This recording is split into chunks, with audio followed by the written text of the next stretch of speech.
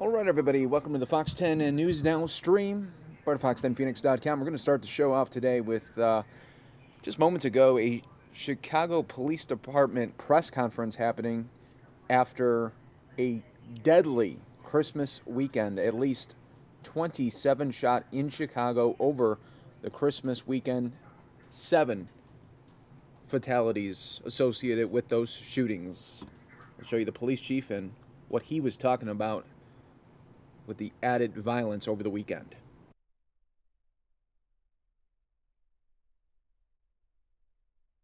But I am hopeful that we'll see some movement this coming January. Perhaps soon we'll be talking about a new gun bill to reinforce and enhance crime strategy and give our new police officers a fighting chance to hold offenders accountable for their actions. As you all know, Christmas Eve and into Christmas Day, we had a reprehensible amount of shootings and murders. Detectives are investigating 27 shooting incidents, 12 of which were fatal.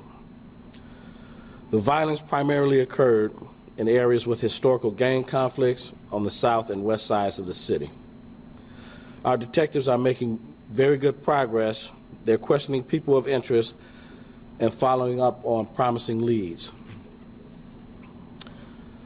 We now know that the majority of these shootings and homicides were targeted attacks by gangs against potential rival gang members and groups who were at holiday gatherings. These were deliberate and planned shootings by one gang against another. They were targeted knowing fully well that individuals would be at the homes of family and friends celebrating the holiday. This was followed by several acts of retaliation. While this is the sickening reality, it shows yet again that our penalties for carrying and using guns here in Chicago are just not an effective deterrent against repeat gun offenders. 90% of those fatally wounded this weekend had gang affiliation, criminal histories, and were pre-identified by the department's strategic subject algorithm as being potential offenders or victims of gun violence. Let me say that again.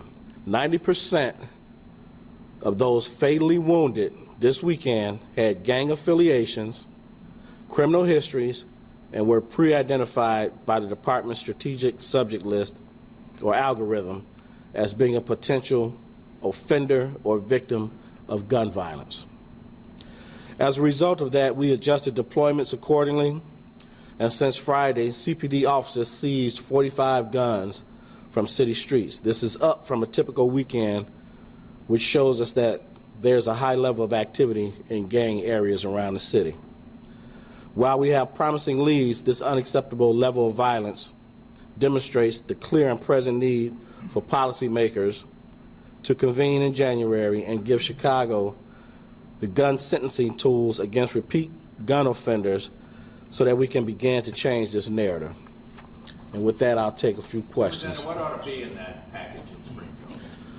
What we're looking to do is give the judges the autonomy to sentence repeat gun offenders somewhere in the middle to high end of the gun sentencing range. And if they don't, give us a written explanation as to why. So the individuals that we're looking at are individuals that would be going to jail anyway. We're just trying to ensure that the penalties for their crimes fit the sentencing part of it. Because these gun offenders have repeatedly shown us that they're just not willing to play by society's rules. Can I follow up just quickly? The gun laws have been what they've been for several years. The gang connections to the killings have also been present for some years. What's happened? Why is this so bad right now compared to 2, 3, even last year? You know, I think there's no simple explanation, but I think to lay it out for you in the most simplistic terms, I think that you know, last year, a lot of the national narrative, and here in Chicago, the anti-police rhetoric that we have nationwide has emboldened and actually empowered these gang members to do what they do. You know, when they feel that the public will speak out for them and not the police officers, that's giving them the power to go out and do what they do. You know, most major cities across the country right now are experiencing the spike in gun violence that Chicago is seeing. So we're not alone. I think everyone, with the exception of New York, is seeing a spike in gun violence. About a month ago, the Department of Justice put out a report that said attacks against the police had risen 300% for the year. That's ridiculous. You know, so that just kind of tells us that the national narrative is helping to perpetuate what we're seeing here in Chicago. But again, I just don't believe that we hold repeat gun offenders accountable for their actions. I just don't. You know, they think that the justice system in Cook County is a joke. You know, and until we change the mental narrative of individuals to make them not want to pick up a gun, we're going to continue to see this cycle. Superintendent, you mentioned the targeted attacks against gang members at holiday parties or holiday gatherings. Was that the scenario in East Chatham, and can you give us any more details about what happened there? Yeah, that was, we think right now is what happened over there. You know, it's still an ongoing investigation, and we're still in the preliminary stages, so we don't want to give out too much because we think we have some pretty good leads on the individuals that carried it out. It has been said that the individuals there knew their attackers. You believe that was the case? Probably, yeah. Superintendent, you say that this was a deliberate attack and that, but can you clarify, do you believe that this one event in Chatham is connected to others that happened throughout the weekend? Because No. I think that was a separate occasion, but I do believe that, we do believe that those individuals targeted them specifically, but it wasn't in retaliation for anything that occurred early in the weekend that we know of right now. Now that narrative could always change, you know, because these events are complex. You know, we need the public's assistance in bringing these individuals, holding them accountable for what they've done. Because here's the thing, the police very rarely witness these incidents. You know, sometimes we do, you know, that we had a couple of weeks around Thanksgiving where we had six incidents where these offenders, we actually witnessed 2 murders, and that's unusual. So we absolutely still need the public's help in helping us bring these crimes to a successful conclusion. Because here's the thing, if we all in Chicago, everybody, the police department, the elected officials, judiciary, business owners, community people, clergy, we all have a vested interest in reducing this gun violence. We do. And if anybody thinks that this is okay or that it's normal, then you're wrong, because it's not okay and it's not normal. You know, when I go home and my neighbors see me, they are constantly asking, what can we do to reduce this gun violence in our city? You know, now, let's not get it twisted. We know that the long-term solutions is to invest in these impoverished areas, provide more jobs, better education. We know that, but for that's the long term. The urgent solution right now is for our state legislators to help us with this gun bill. And again, you know, I am not a fan of mass incarceration or disproportionate arresting of minorities.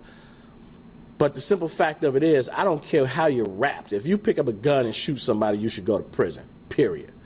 That's the end of that story. You know, the notion that you should get a pass, you don't get a pass from me. You pick up that gun, you still know right from wrong. I talk to gang members all the time. And what's amazing to me is that they will admit, I knew it was wrong when I did it. I just chose to do it. Well, some people want to give them a pass for it. I don't. These officers work too hard out here every day. Do you realize we're over 8,000 guns recovered for the year? 8,000. One illegal handgun or one handgun recovered every hour of the year of 2016. Every time those officers recover that weapon, make an arrest on it, that's an armed encounter where they could be shot at. Superintendent, let me ask you,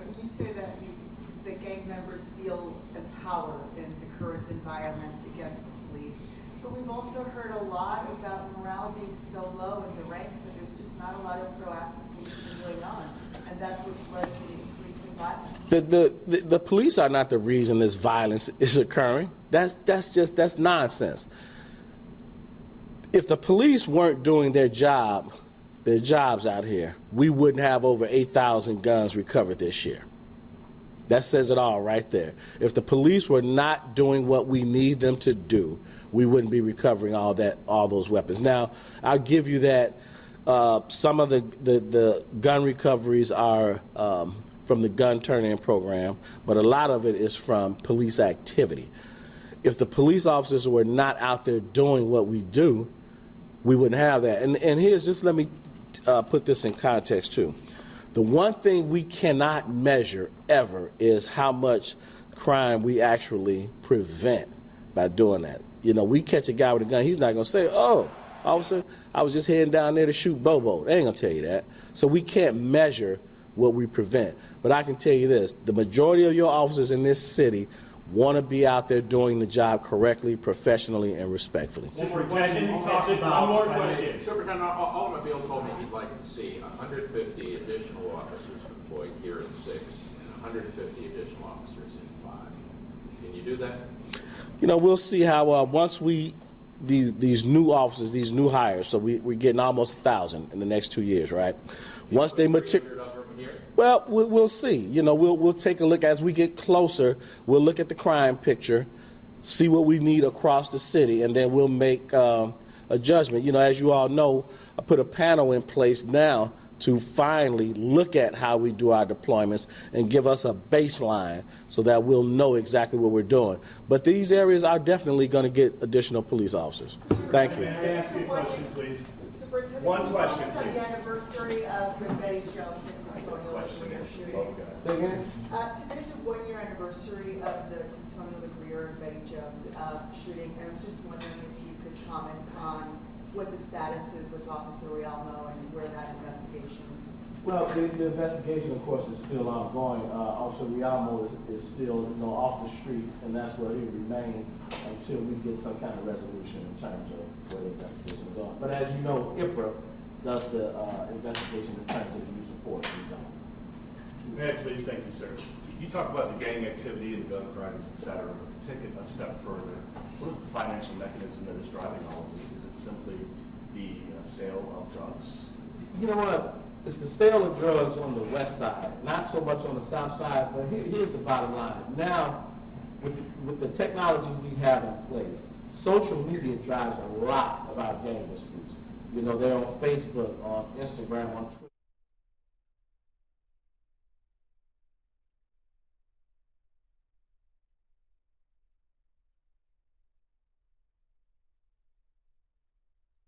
We've got some green beans and potatoes and some mashed potatoes, which are coming out there dehydrated, and some cornbread stuffing. And we have plenty of desserts to go along with these things as well. We have cranapple dessert, which is like a cobbler, as well as some chocolate cake. So we're going to eat very well up here at Christmas. And of course, we're all going to miss our family members and wish we could be with them, but we're going to have a great time up here. And like Tomas said earlier, we're going to reflect on what this whole season means to us and our families. So from the Expedition 50 crew, we want to wish you a Merry Christmas and Happy Holidays.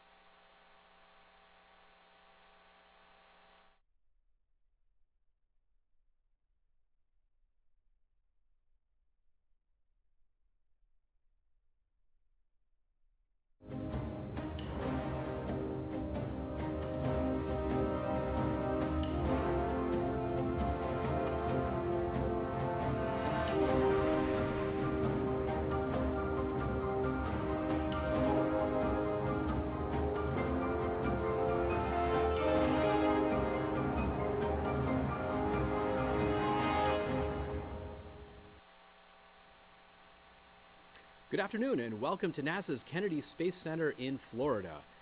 We're here for the mission science briefing as part of NASA's Cyclone Global Navigation Satellite System mission, otherwise known as CYGNSS. I'm Sean Potter from NASA's Office of Communication. I'd like to welcome everybody here today. With me are three scientists who are working on this mission, all from the University of Michigan's Department of Climate and Space Sciences and Engineering at the University of Michigan in Ann Arbor. And I'm going to introduce them to you, and then they've got some opening remarks, and we'll take some questions after that. So immediately to my left is Dr. Chris Ruff. He is the principal investigator of the CYGNSS mission. Next to him is Aaron Ridley. He is the CYGNSS constellation scientist. And immediately to his left, we have Mary Morris, who is a PhD student working with Dr. Ruff on applications from CYGNSS data, and they all have some exciting information to share with you about how this mission will work and some of the incredible science that it promises to bring us and the hurricane forecast community. So we'll start things off with Chris Ruff. Chris. Thanks, Sean. So I wanted to start by giving a little bit of background to sort of set the stage for what CYGNSS is doing and why it's doing it. So CYGNSS is designed to measure the winds over the ocean in hurricanes, and I wanted to first give you examples of how we measure winds from space over the ocean today, and then how we measure winds in hurricanes today. So if I could have the first slide. Yeah, so here's an example of how we measure winds over the ocean from space today. This is the NASA TRIM satellite on the left, and then some of its data products on the right. The top image on the right is the precipitation data product, the rain rate, and the one on the bottom is the wind over the ocean. So TRIM can measure wind over the ocean, as can CYGNSS. There's two important characteristics of these data that point to current limitations that we're planning to overcome with CYGNSS. The first one is if you look at the places in the top image where there's heavy rain, particularly near the equator in the ITCZ, if you look at the same spot in the lower image measuring the wind, you'll see that the winds are black there. And the reason for that is this satellite, as every other satellite up there now, cannot measure wind through heavy rain. That's a fundamental limitation with these types of measurements. And the reason for that is the wavelengths that they operate at. TRIM operates at an 8 millimeter wavelength, and raindrops are typically 1 to 5 millimeters in heavy rain, and if the raindrops are comparable in size to the wavelength of the electromagnetic waves, you get a lot of scattering, a lot of absorption, and you can't penetrate through. So we just can't measure wind under heavy rain from space. That's one limitation. The other one, if you look at the captions to these two images, you'll see these are 3-day data products, and what that means is the satellite orbit takes 3 days to come back around the same place. So it takes 3 days to make a complete measurement of the entire Earth.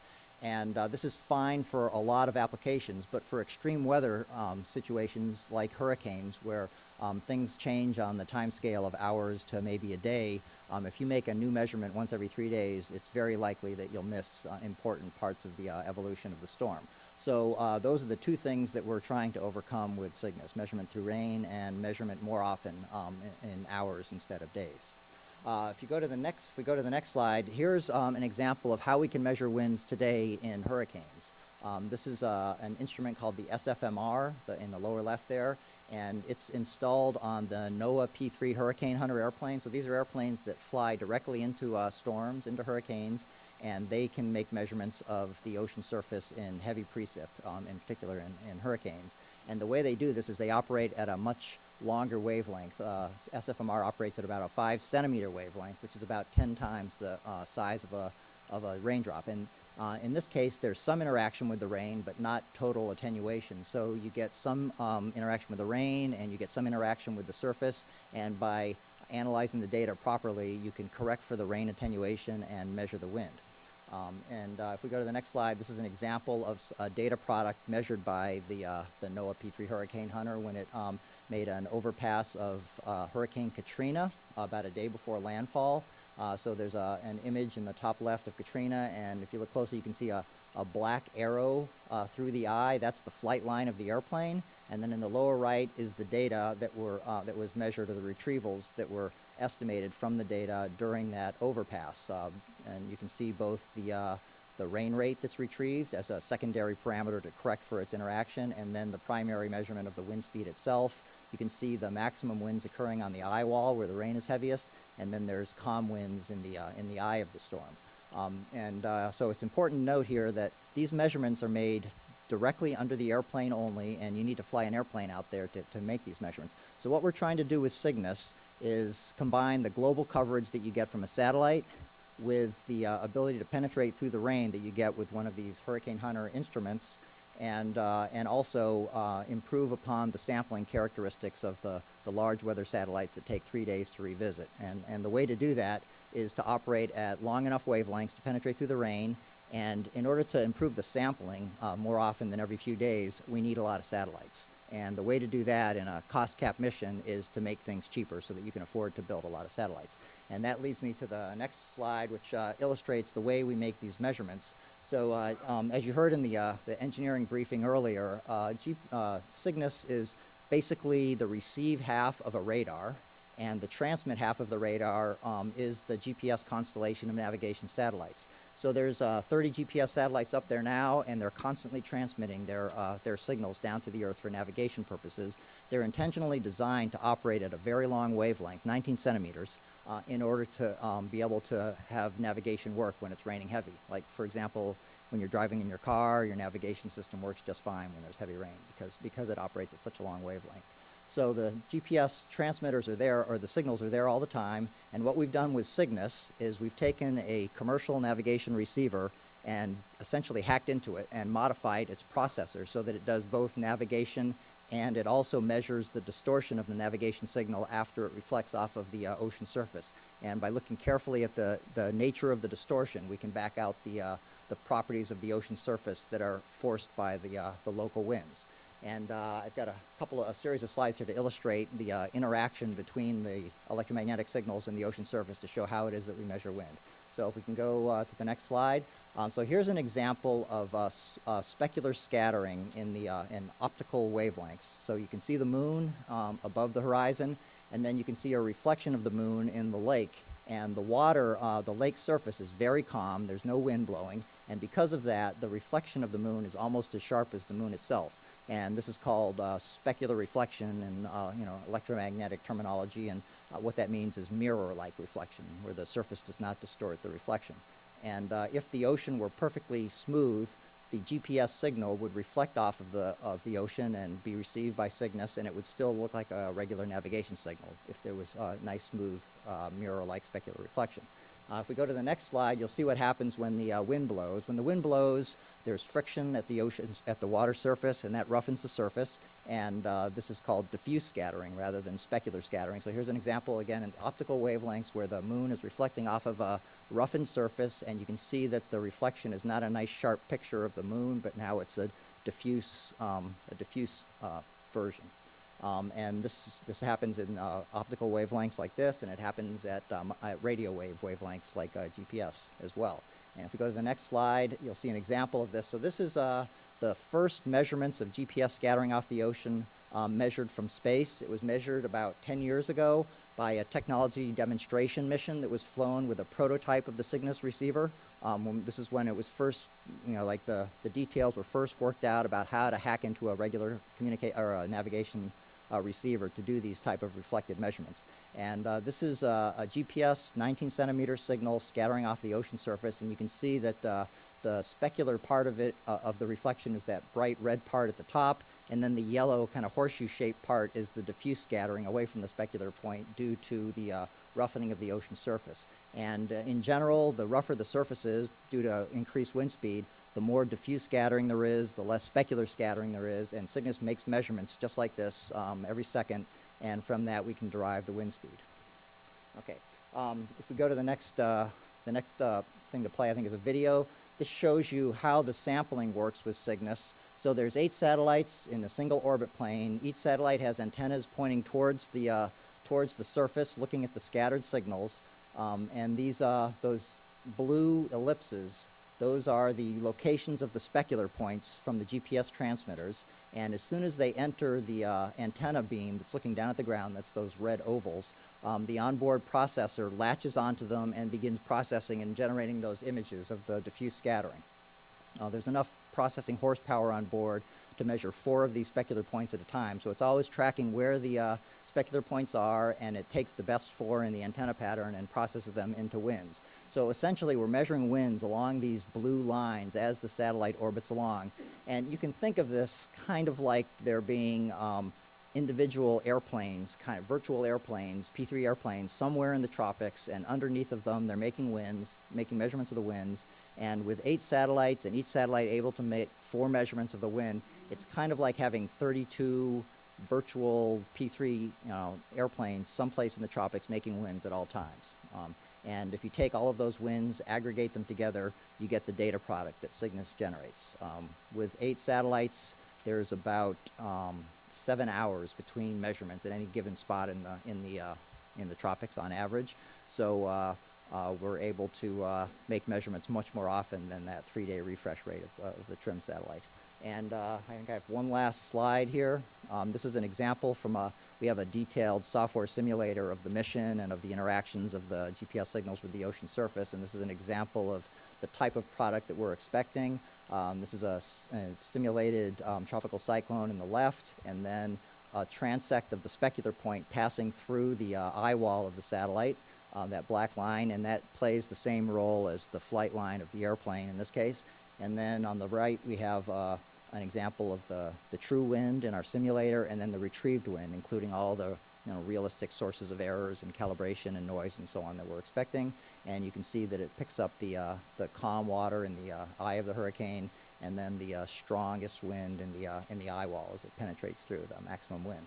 So that's the data product that we're expecting. And I guess I want to say just one other thing about the nature of the satellites and how we're able to do these measurements. It's really critical that we have many of these satellites in order to get the sampling down to every 7 hours. And the way to do that is to make the individual satellites cheap. So the GPS receivers themselves are very low power and very efficient because they've been optimized by commercial industry for commercial navigation, and that makes the satellites be nice and small and cheap. And the other thing that's really critical about this is the actual satellite itself has to be simple in order to keep the price down. And one of the key things that keeps it simple is the fact that it has no propulsion. So once these satellites are launched, they're initially very close together, and then they start spreading apart, and we need some way to get them evenly spaced out around the orbit without propulsion. And the way we do that is this clever trick that Professor Ridley next to me figured out, and I'll let him kind of tell his tale. Great. Thank you very much.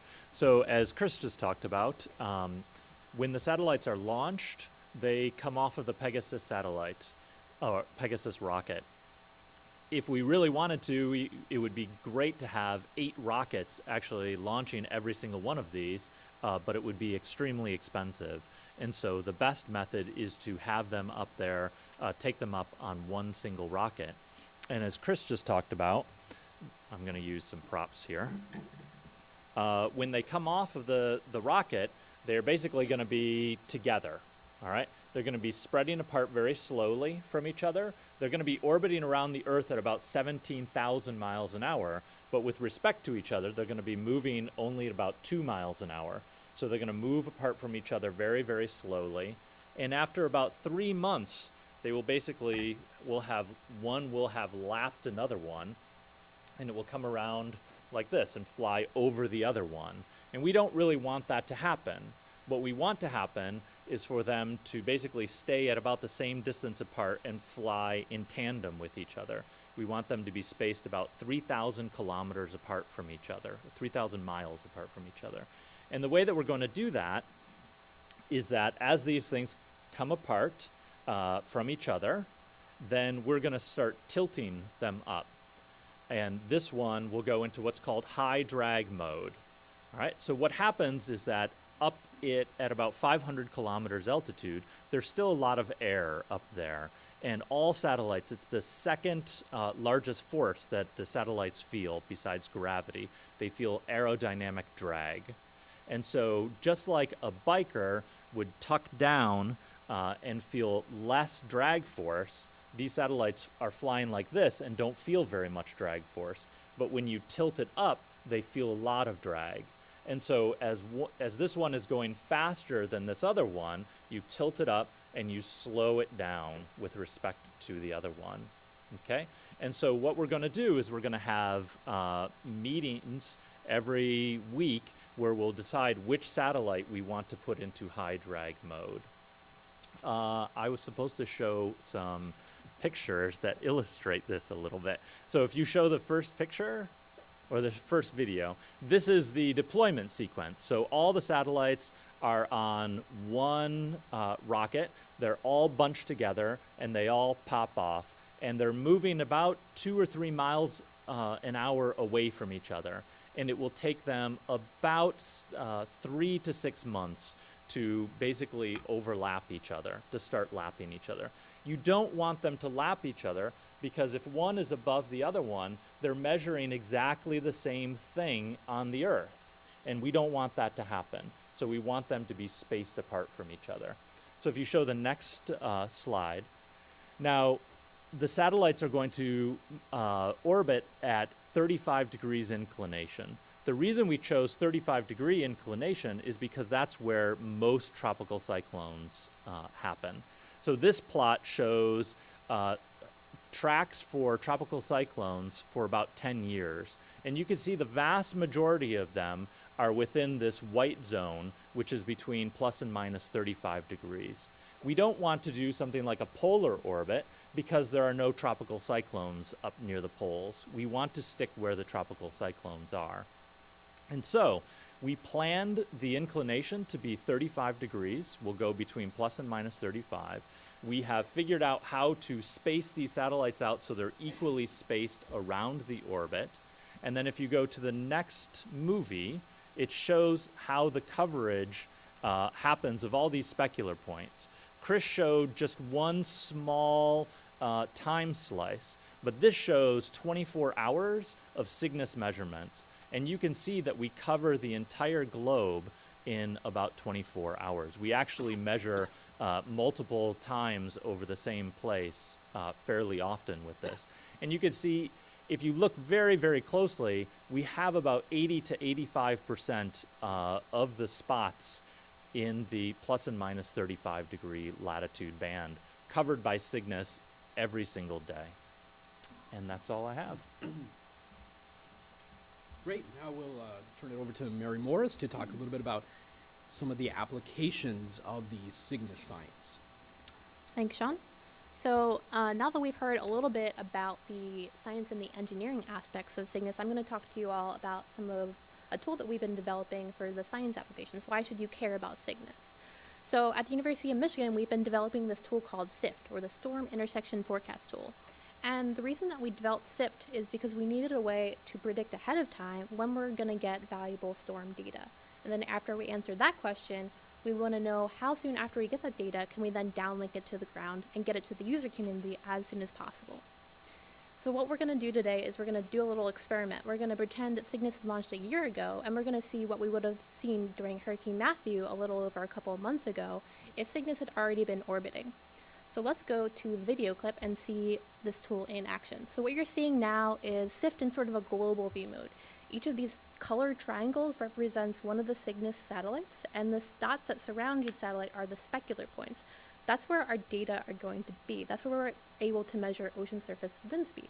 What I just turned on are these circles around our ground stations in Hawaii, Chile, and Australia. So when our orbit propagator predicts that these satellites are going to be moving over these ground contact zones, that's where we're going to be able to downlink our data. What I just turned on is one ground track for one satellite over about an orbit, just to give you guys, and again, additional ideas of what the sampling properties of Cygnus are going to be. The next thing that we're going to ask of this tool to do is to tell us where our data are expected to be over this time period. So I'm about to turn on the specular points for the same time period. So each of these colored lines represents one of the different satellites. And you can imagine that if we added time, all of these satellites in combination give us great coverage over the tropics where we expect most of the tropical cyclones to be. The next aspect of this tool is to determine when Cygnus is going to intersect Hurricane Matthew. So what I just turned on is this red bright circle, and that's the current position and size of Hurricane Matthew according to the National Hurricane Center's forecast. Hurricane Matthew for this time period is forecasted to move to the west and then eventually turn to the north. The future locations are shown by the lighter red colors. So we're using this tool to propagate the orbit forward so that we can see where Cygnus is going and where the hurricane is forecasted to go. Right now we're getting pretty close, but Hurricane Matthew is running away from us a little bit here. But we're starting to get close, and we're going to zoom in really, get a zoomed in view pretty soon, just to see what our data looks like here. So I'm going to turn on all of the specular points for a couple of hours around this time point, now that we know the sort of general gist of the time period that we're looking at. So all those lines are the data.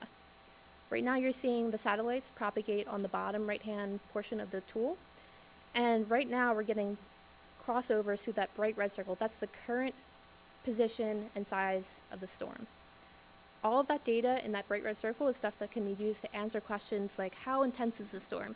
How far out do strong winds extend? What is the destructive potential of the storm at the time? And that's really valuable data. So let's zoom out and let's look at all the data collected over this same time period. In addition to all of the Hurricane Matthew data that we're getting data in the environment of Hurricane Matthew as well as global data. The next thing that we want to ask of this tool is how soon after we get that really valuable data can we then downlink it to the ground as soon as possible. So let's go back to our ground contact zone view and put the satellites back into motion. And you're going to see that right after we go over Hurricane Matthew's area, we go straight towards the Australian ground station where we can get the data down to the ground within an hour. And that's a really great data latency for all of our science applications. So that's all I have for today. I just wanted to end by saying this is just one of the many amazing projects that I've been able to work on as a student on the Cygnus team, and I'm really excited to see what Cygnus does in the future, and I hope you guys all stay tuned. Thanks.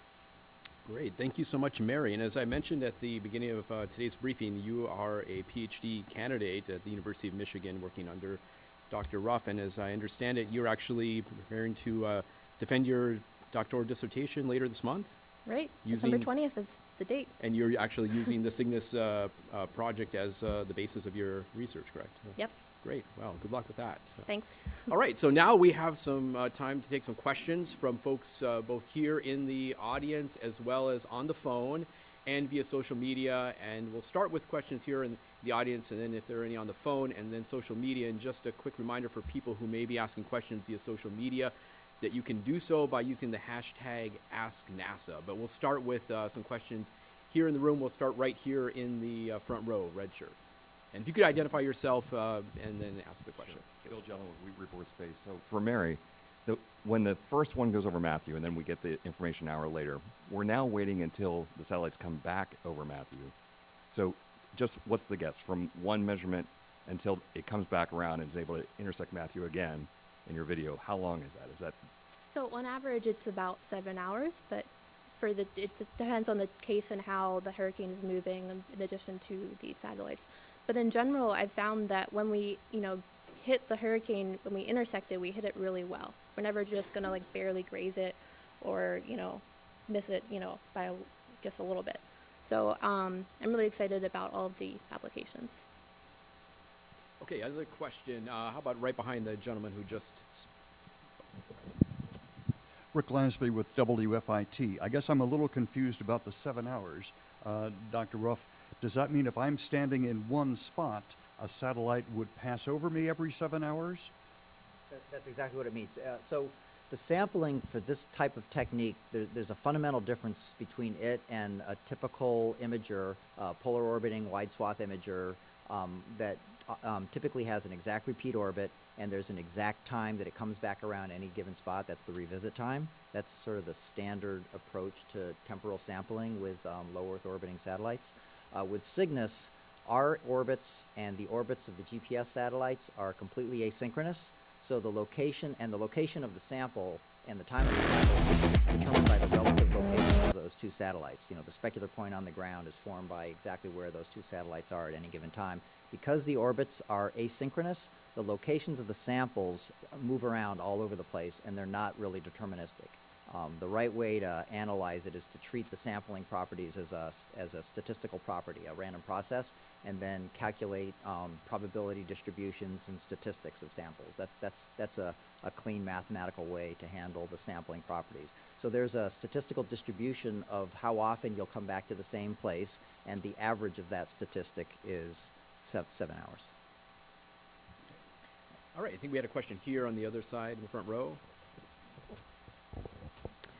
Jim Siegel, I'm with Celebration News and Spaceflight Insider. Also, I'm a graduate of the University of Michigan, so go blue. Nice hat. I'm interested in how I can explain to my readers what the advantage or the outcome of having this in space is for them in non-technical terms. Say somebody from Michigan State. How would I describe that? How would I describe what does this do that they're not going to get today from the weather forecasters? You're much better, but I could try. Yeah. If you look at the general characteristics of hurricane forecasts today and over the last couple of decades, hurricane forecasts of the location of the storm, the storm track forecast, have been steadily improving over the decades. And the forecast of the intensity, which is the maximum sustained wind, have not improved anywhere near as much as the forecast of the location. So being able to predict where a storm is going to make landfall has gotten steadily better, and being able to predict how strong it's going to be when it does make landfall has not improved anywhere near as much. And the general consensus on why that is, which has been backed up by a lot of computer simulation studies, is because of our inability to measure what's going on in the middle of the storm. And that's what the focus of the types of differences between Cygnus and previous satellites. That was what we really focused on, was trying to address that need. So what we're hoping in the end will happen with this data, and we've done a lot of simulations that tell us that this should happen, is that our ability to forecast how strong the hurricane is going to be when it makes landfall will get much better. Yeah. I think we had another question next to that gentleman. Jason Ryan, also at spaceflightinsider.com. I'm not sure who to field this to, but I hope you can help me out. Now, you mentioned the lack of a thrusters or propulsion system on the spacecraft that help reduce costs. Can you give us a couple other examples of ways that costs were cut for this particular mission? Thank you. Well, one of the things is the number of spacecraft. So in theory, we could have flown more spacecraft. The Pegasus rocket would have allowed us to fly maybe 1 or 2 more spacecraft. But as you have more mass, you come closer and closer to the limits of the rocket. You also come closer and closer to the limits of your budget. And so we made some hard decisions when we were doing the mission planning to figure out exactly how many spacecraft would be the optimal number of spacecraft for the cost, for the mass, and for the science return. You would like to have as many satellites as physically possible up there, but you have to live within the realism of the mass constraints and the dollar constraints. And so that was a big trade-off that we made. I can give you one other example of a trade-off. When you design satellite architectures, there's often a desire to make them as reliable as possible, and the way you do that is by having redundant systems. You have the same thing in the satellite more than once, so that if one of them breaks, you can switch to the other one. And if you don't do that, then you have things called single string failures, where if that fails, you're dead. Okay? And with the Cygnus satellite, there's very, very few parts that are redundant, just a couple. And most of it is single string. And the reason for that is we have 8 satellites. We need 6 to meet our science requirements. And so we have redundancy at the constellation level, but the individual satellites are not redundant hardly at all. And it made them much easier to build. And because of that, we could afford more of them. So we've moved the redundancy to the constellation, and that had a big impact. Yeah. Okay, I think we've got one more on this side, and then we'll see. We've got some more on the other side of the room. Hi, Ken Kramer, Universe Today, Northeast Astronomy Forum. Kind of to follow up on this, if you had the budget and you could launch, let's say, a second series of 8 satellites, could you maneuver them to get the data back like every 3 hours or so? And would that be useful? Go ahead. So with the orbit plane that we have right now, you have just one orbit around the Earth. If you actually had two satellites or two planes, then you could have an orbit plane here and an orbit plane there. And so it would cut our revisit time, like Chris was saying, from 7 hours down to, say, 3 hours. And so you could basically have data every 3 hours of the hurricane. And so it would give you much more value in that. All right, how about over on this side of the room? Any questions? One right there, second row. Bill Harvard, CBS. I want to visualize. I know they're all in the same plane, but how spread out is it when everything's all lined up where you want it? I mean, you're controlling altitude, right, with drag, but how far apart are they crossways or normal to the orbit plane, if you will? That's a good question. So they're basically in exactly the same orbit plane. So when the All right, everyone, here's a beautiful look downtown Phoenix right now, and we're gonna have a very special move right now as Samia is gonna come up next on the Fox 10 News Now stream.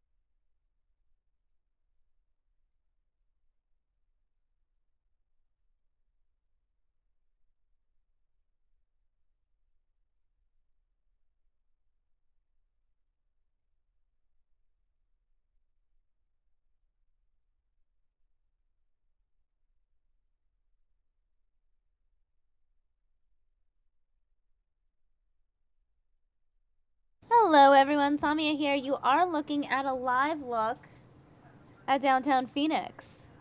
Isn't it lovely outside? A high of 56 degrees right now. We are streaming live here on Fox 10 News Now and preparing for the next segment that we're going to share with you.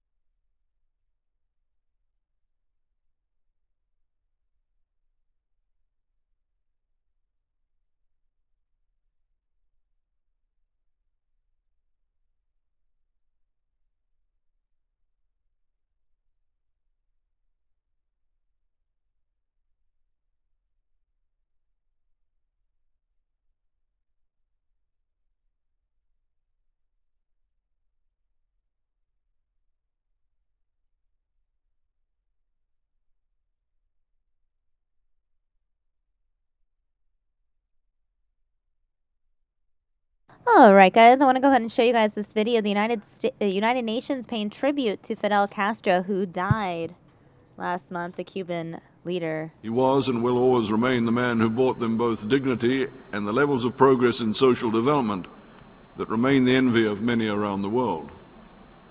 With free public education and health care guaranteed under the Cuban Constitution, Fidel Castro's greatest achievement was arguably to bring Cuba's illiteracy and infant mortality rates to amongst the lowest in the world. Even today, Cuba's public health care system has been recognized by the World Health Organization as a model for others, proving that even with scarce resources, it is possible to provide care for the most vulnerable. Bearing in mind the major restrictions on the development of the Cuban economy and the lives of its people, Cuba's accomplishments throughout this period become even more impressive. They demonstrate the unbreakable Cuban spirit that Fidel Castro himself came to symbolize perhaps better than any other. Excellencies, ladies and gentlemen, with the modifications to the Cuban embargo and the implementation of domestic reforms, Cuba is currently experiencing a period of renewal and readjustment, and I know that I speak for all member states when I wish the Cuban government and its people the very best in this endeavor. In doing so, I'd like to turn the focus back onto us, the members of the United Nations. An internationalist to the core, in his last intervention at the United Nations on the occasion of the Millennium Summit, President Castro laid out the challenges that humanity would seek to address 15 years later with the Sustainable Development Goals. And he stated, "Anyone can comprehend that the fundamental objective of the United Nations in this century, which is upon us, is that of saving the world not only from warfare, but from underdevelopment, hunger, disease, poverty, and the destruction of natural resources indispensable for human existence." As we honor the life and mourn the passing of this uniquely influential figure, we take solace in the fact that his core ideals, solidarity, development, peace, justice, and mutual respect, will continue to endure. Our hearts and thoughts are with the family of Mr. Castro, as well as the Cuban government and people. May he rest in peace. I now request those present to rise and observe a minute of silence in memory of the late Fidel Castro.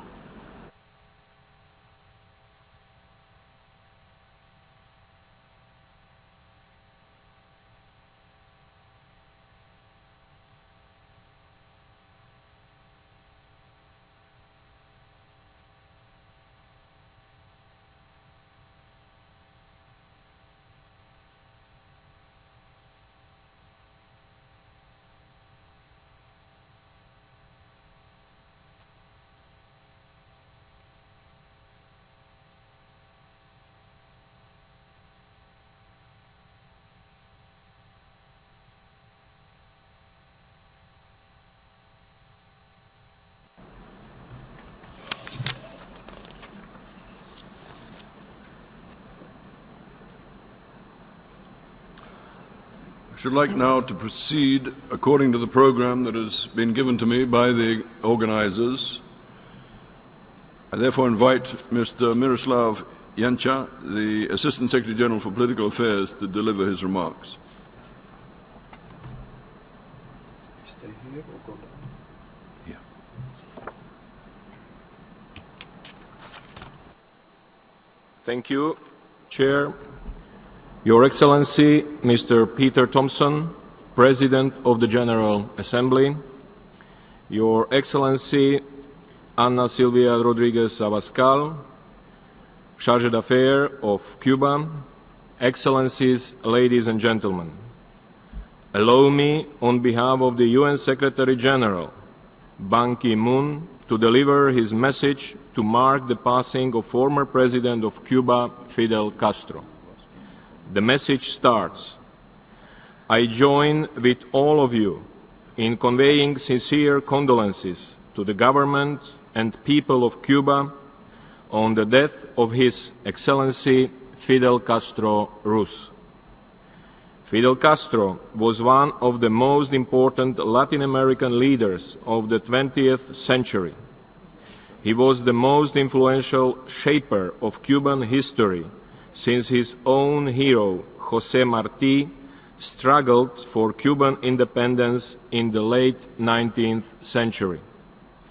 As Prime Minister, President, Commander of the Cuban Armed Forces, and First Secretary of the Cuban Communist Party, his role at the helm of Cuba spanned nearly 50 years, during which he left a major imprint on his country and on global politics. As President, Fidel Castro turned Cuba into a regional model of access to education and public health. He went on to make on Cuba's expertise in these areas the center of the country's regional and international cooperation. This commitment is still evident today in Cuba's invaluable support to the Colombian peace process and its rapid medical response to the recent Ebola crisis in Africa. I have vivid memories of my visit to Cuba in January 2014, during which I had the opportunity to hold discussions with President Fidel Castro. Until his last days, he was deeply concerned about the future of humanity and the challenges of our times. I once again express condolences to the government and the people of Cuba. End of message. And I thank Mr. Yenta for his remarks. We'll now continue with the programs, with the statements on behalf of the groups, and I invite speakers to use the rostrum. Firstly, I invite the distinguished representative of the non-aligned movement, Ambassador Moncara of the Bolivian Republic of Venezuela, to address us.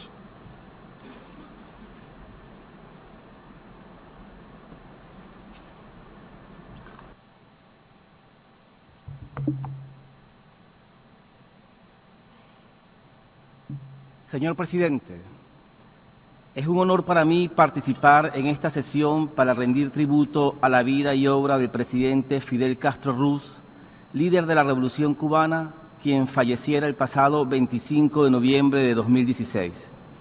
Permítame primeramente transmitir nuestros respetos, solidaridad y sinceros sentimientos de simpatía y condolencias al pueblo y al gobierno de la República de Cuba, así como a la familia del líder cubano, particularmente a su hermano, el presidente Raúl Castro Ruz, en estos difíciles momentos. Señor Presidente, el presidente Fidel Castro fue miembro fundador de nuestro movimiento de países no alineados. Decimos que nuestro movimiento ha perdido aún más estas razones que hoy el movimiento in the hearts and minds of all of his people, Cuban, who was extraordinary. Chairman of the Group of 77 and China.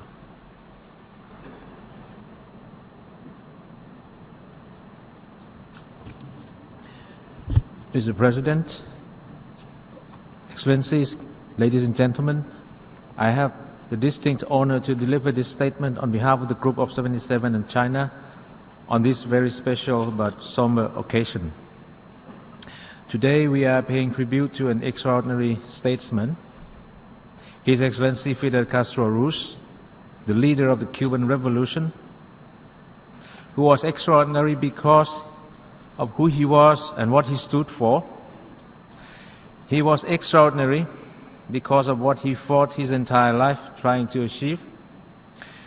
He was extraordinary because of what he symbolized, not only for his people, but for the entire international community, and especially for countries of the global South. Finally, he is extraordinary because of what he has left behind, literally and also figuratively, in the hearts and minds of all of his people, Cuban and non-Cuban alike. Excellencies, what His Excellency Fidel Castro has left behind in Cuba is nothing short of astounding. Under his leadership, Massive investments in social projects were made to improve Cuba's standard of living. Under his leadership, major emphasis was placed on education, healthcare was nationalized and expanded. Under his leadership, universal vaccination against childhood diseases was implemented. Infant mortality rates reduced dramatically. Under his leadership, infrastructure was improved. Houses, nurseries, and daycare centers were constructed. Centers for the disabled and elderly were opened. Today, Cuba boasts one of the highest literacy rates in the world. In 2015, Cuba was validated as the first country in the world to have eliminated mother-to-child transmission of HIV and syphilis. Today, Cuba trains some of the finest doctors in the world. Today, at the site of almost every humanitarian emergency, Cuban doctors and medical staff are on the scene to deliver life-saving medical treatment and emergency services. His Excellency Fidel Castro laid a strong and solid foundation of health and education in Cuba, which has served Cubans and non-Cubans the world over. He shall be remembered with great respect for his dedication to the development of Cuba. He shall be remembered for the fruits of his labor of love for his people. Excellencies, 16 years ago, and not coincidentally, the first G77 South Summit Conference was held in Havana, Cuba. In his opening statement, His Excellency Fidel Castro declared that, and I quote, "Never before did mankind have such formidable scientific and technological potential, such extraordinary capacity to produce riches and well-being, but never before are disparity and iniquity so profound in the world." End of quotation. Castro could have delivered those statements today and would have continued to resonate with so many in the global South. Sadly, the concerns we had then persist today. But gladly, our fighting spirit has also persisted as we pay tribute today to a man who embodied that same fighting spirit in his words and in his life. Excellencies, His Excellency Fidel Castro will always be remembered for how he dedicated his life for what he believed in, to bring justice, equality, and prosperity to his people and to all peoples of the global South. He will always be remembered for wanting to create a fair world order based on an equal distribution of wealth and power. Some have criticized him for this, but none can take away the conviction with which he pressed for these ideals and the fact that this struggle persists for too many people in the world today. His Excellency Fidel Castro, former President of the Council of State and of Ministers and of the Republic of Cuba, in more ways than one personified the essence of the Group of 77. And by no coincidence, Cuba's leading role in the non-alliance movement, through its stewardship of a number of non-resolutions under the human rights agenda, further underlines Cuba's voice for the global South. Excellencies, ladies and gentlemen, allow me to conclude by expressing our deepest condolences to the bereaved family and to the people and government of Cuba on the passing of an extraordinary statesman. The Group of 77 China salutes his work and his legacy. May he rest in peace. I thank you. And I thank the distinguished permanent representative of Thailand speaking on behalf of the global figure of revolution. He was and will always remain the man who brought them, speaking on behalf of the Group of 77 in China. And I now give the floor to Ambassador, the permanent representative of Dominican Republic, Ambassador Corto Real, who will speak on behalf of CELAC.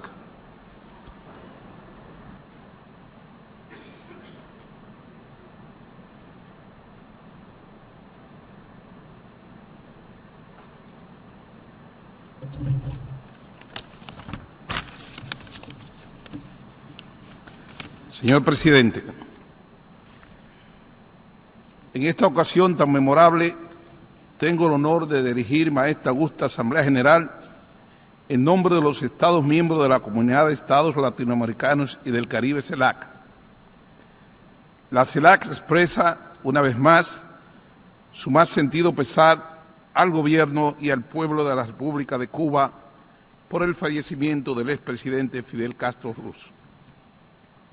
Hacemos homenaje a la figura histórica del líder de la Revolución cubana, quien sirvió a su pueblo durante casi medio siglo.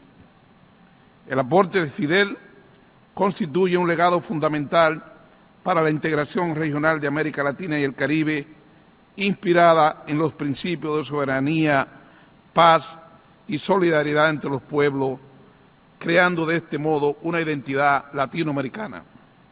El CELAC destaca el liderazgo y trascendental trayectoria política que representó para Cuba y para el mundo Fidel Castro Ruz. Las muestras de aprecio y sinceras condolencias por el fallecimiento del expresidente, expresadas por los pueblos y el gobiernos latinoamericanos, caribeños y de otras partes del mundo, son testimonio de su importancia como referente universal de dignidad y lucha por la justicia social. La CELAC está convencida de que la indudable proyección internacional política de Cuba hoy en día refleja fielmente el legado histórico de Fidel, propulsor incansable de una política regional de convivencia entre nuestros pueblos, quien se esforzó siempre por fortalecer los lazos con los países en vías de desarrollo y quien ejerció la solidaridad con los pueblos que sufren grandes calamidades. Los ideales y el legado histórico de Fidel trascenderá el tiempo y vivirá con nosotros para siempre. Muchas gracias, señor presidente. And I thank the distinguished permanent representative for his statement on behalf of CELAC. And I now give the floor to the distinguished permanent representative of Burkina Faso, who will speak on behalf of the African group.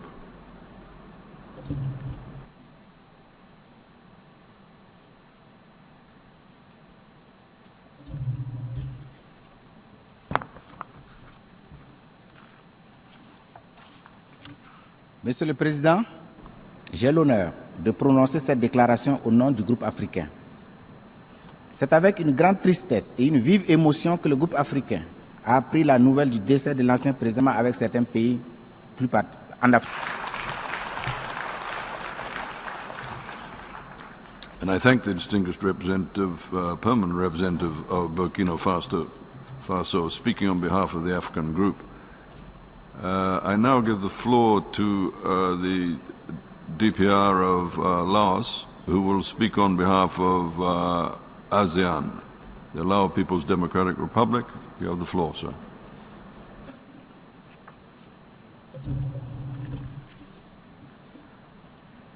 Mr. President, I have the great honor to speak on behalf of the member states of ASEAN, namely Brunei Darussalam, Cambodia, Indonesia, Malaysia, Laos PDR, Myanmar, Philippines, Singapore, Thailand, and Vietnam, to pay tribute to and honor the memory of His Excellency Mr. Fidel Castro Ruz, former President of the Republic of Cuba, on this special gathering.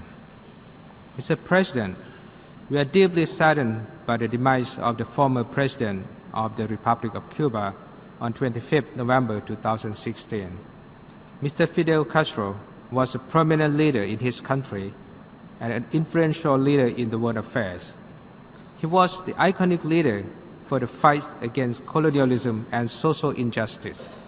He led the Cuban Revolution and held many significant posts in the leadership of the Cuban government. He was Prime Minister, Commander of the Cuban Armed Forces, and First Secretary of the Cuban Communist Party.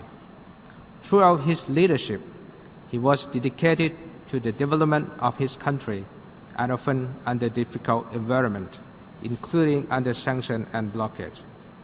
He left behind a legacy to his country in the significant improvement of education, literacy, and healthcare. He was the strong voice for social justice in the international fora, in particular at the general debate at the United Nations General Assembly and the non-aligned movement. He should be remembered as one of the most influential leaders, not only in the Cuban history, but the world at large. On this solemn occasion, once again, on behalf of ASEAN, I offer my sincerest sympathy to his family, the government, and the people of Cuba for the loss of their great leader. Mr. President, let me take this opportunity to deliver a brief statement in my national capacity to pay tribute to His Excellency Fidel Castro Ruz, former President of the Republic of Cuba. On behalf of the Lao People's Democratic Republic, I would like to express our deepest condolences to the Communist Party of Cuba and the fraternal state and people of Cuba on the passings of the former commander-in-chief of the Cuban Revolution, Comrade Fidel Castro Ruz, former First Secretary of the Communist Party of Cuba Central Committee, former Chairman of the State Council, and former Chairman of the Council of Ministers of the Republic of Cuba. The passings of Comrade Fidel Castro Ruz is a great loss of the heroic revolutionary leader of the fraternal Cuban Party, state, and people, as well as the loss of close friend and comrade who share the same ideology with the party, state, and people of the Lao PDR. Comrade Fidel Castro is a brave revolutionary practitioner who actively led the Cuban Revolution until it achieved a complete victory in 1959, as well as steadily safeguarded the fruits of its revolution and led to the present development of Cuba. Comrade Fidel Castro, who was the founder and preserver of the Lao-Cuban fraternal relation, has supported and stood side by side with the Lao people during its past struggle for national independence, as well as current task of national safeguarding and development of the Lao PDR. Once again, I would like to extend our heartfelt condolences and sympathy to the government and people of Cuba and to the family of President Raúl Castro for the loss of their great leader and brother. May his soul rest in peace. Thank you, Mr. President.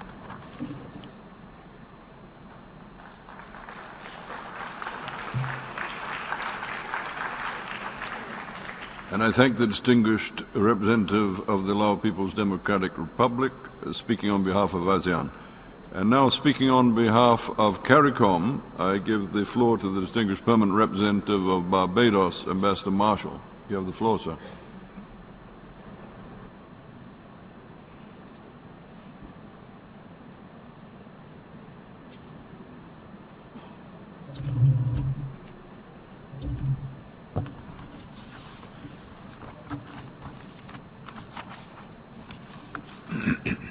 Mr. President, the Caribbean community, CARICOM, shares with the government and people of Cuba the loss of their late great leader, President Fidel Castro Ruz. His was no ordinary life.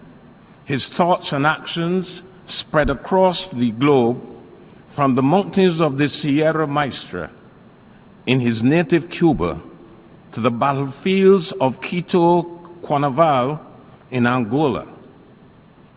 His championing of social justice and anti-imperialism ensured him a place among modern visionaries such as Ernesto Che Guevara, Nelson Mandela, and Ahmed Ben Bella, who challenged the established order. Undoubtedly, President Castro deeply appreciated the diplomatic démarche made by the four independent countries of CARICOM in 1972. For more than 40 years, and in the face of crippling economic and trade embargo, President Castro guided his nation to become a global leader in health, science, education, and sport. His internationalist perspective motivated him to share Cuba's human resources with developing countries in the development of our region. For these and many other reasons, CARICOM bestowed its highest award, an honorary order of the Caribbean Community, to President Castro in 2008. Indeed, the Caribbean community recognizes the tremendous contribution of Fidel Castro Ruz to his country, the region, the hemisphere, and the world. Today, CARICOM stands in solidarity with the government and people of Cuba in this sad moment of their history. Long may his memory live on.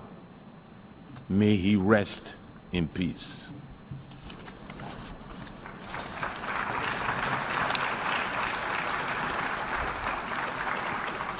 And I thank the distinguished permanent representative of Barbados, speaking on behalf of CARICOM. And I give the floor to the permanent representative of Ecuador, His Excellency Horacio Sevilla, who will speak on behalf of ALBA.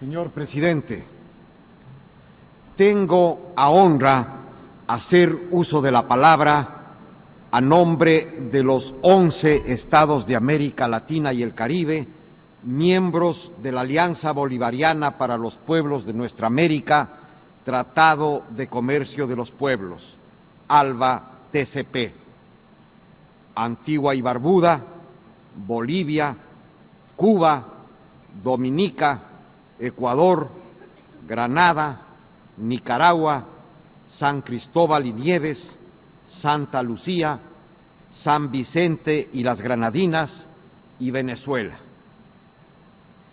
Este organismo intergubernamental de integración tiene la característica original de basarse en los principios de solidaridad, complementariedad, justicia, cooperación, de promover un sistema político multicéntrico y pluriplural que tiene como objetivo central preservar la soberanía de sus miembros y luchar para superar la pobreza, la inequidad y la exclusión social.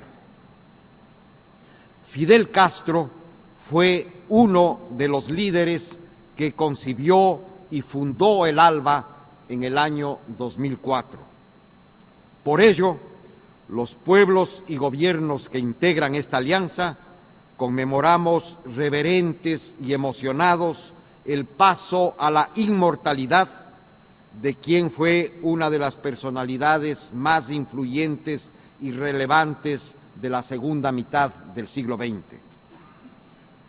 Con su acción revolucionaria y pensamiento progresista, Fidel recuperó la dignidad y protagonismo no solo de su Cuba natal, sino de la región de América Latina y el Caribe, además de la de todos los pueblos y países en desarrollo que bregan por un orden internacional más justo y menos desigual. Fidel Castro, con sus acciones y sus ideas, trascendió la época histórica que le correspondió vivir. Traspasó las fronteras nacionales y regionales. Fidel está ya inscrito con caracteres indelebles en las páginas en las que la historia registra a sus más preclaros estadistas.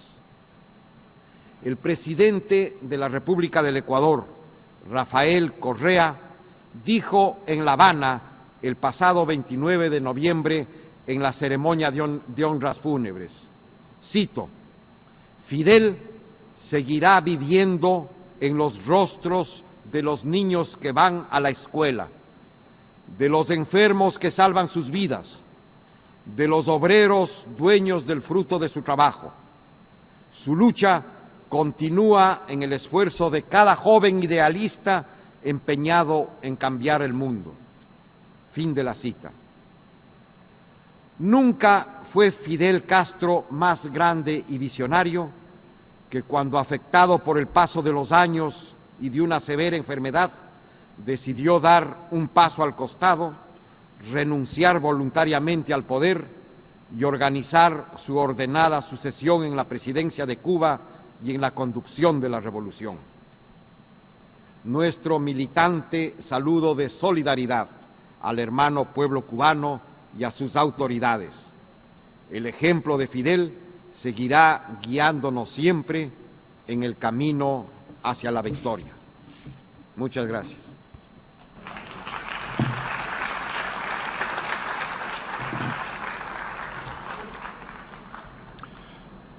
Excellencies, distinguished delegates, before I give the floor to the next speaker, I'm confident you all join with me as diplomats in standing in complete solidarity with the government and people and the diplomatic service of the Russian Federation in the wake of yesterday's shocking event in Ankara. I know that all of us are in total solidarity in that regard. And I now introduce the distinguished permanent representative of the Russian Federation, Ambassador Churkin, to address us.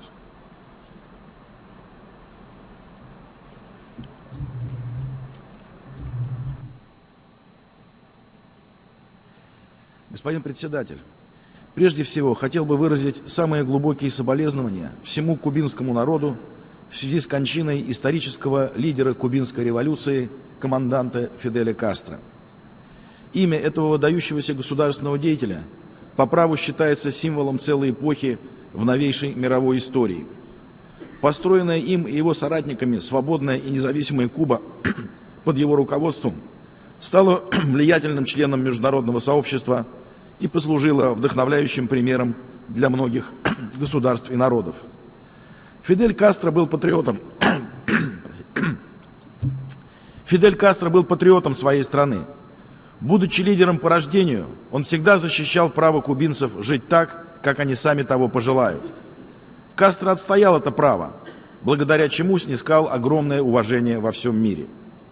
Фидель Кастро представляет собой наглядный пример преданности делу, стойкости и мужества в борьбе за свободу и реализацию права на выбор собственного пути развития.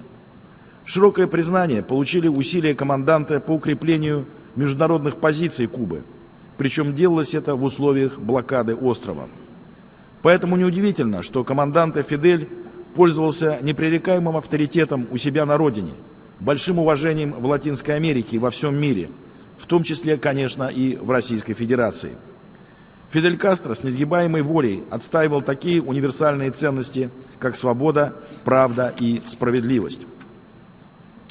Фидель Кастро стоял у истоков отношений Кубы с СССР и современной Россией, в основе которых принципы солидарности, дружбы, доверия и уважения. Он всегда был искренним и надежным другом нашей страны.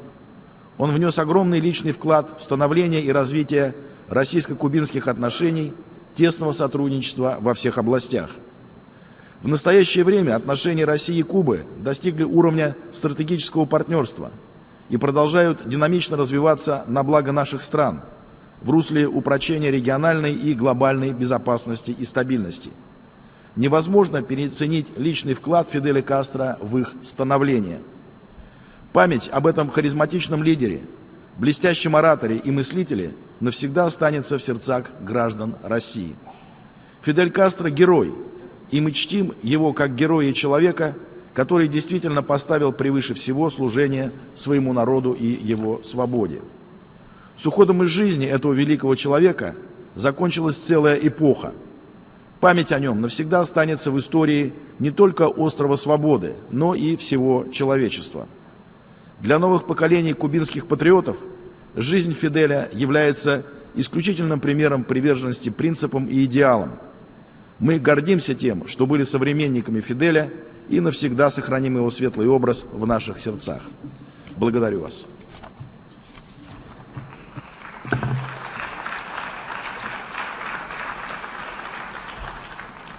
And I thank the distinguished permanent representative of the Russian Federation, and I now give the floor to the distinguished permanent representative of Venezuela, who is Ambassador Rafael Ramirez. You have the floor, sir.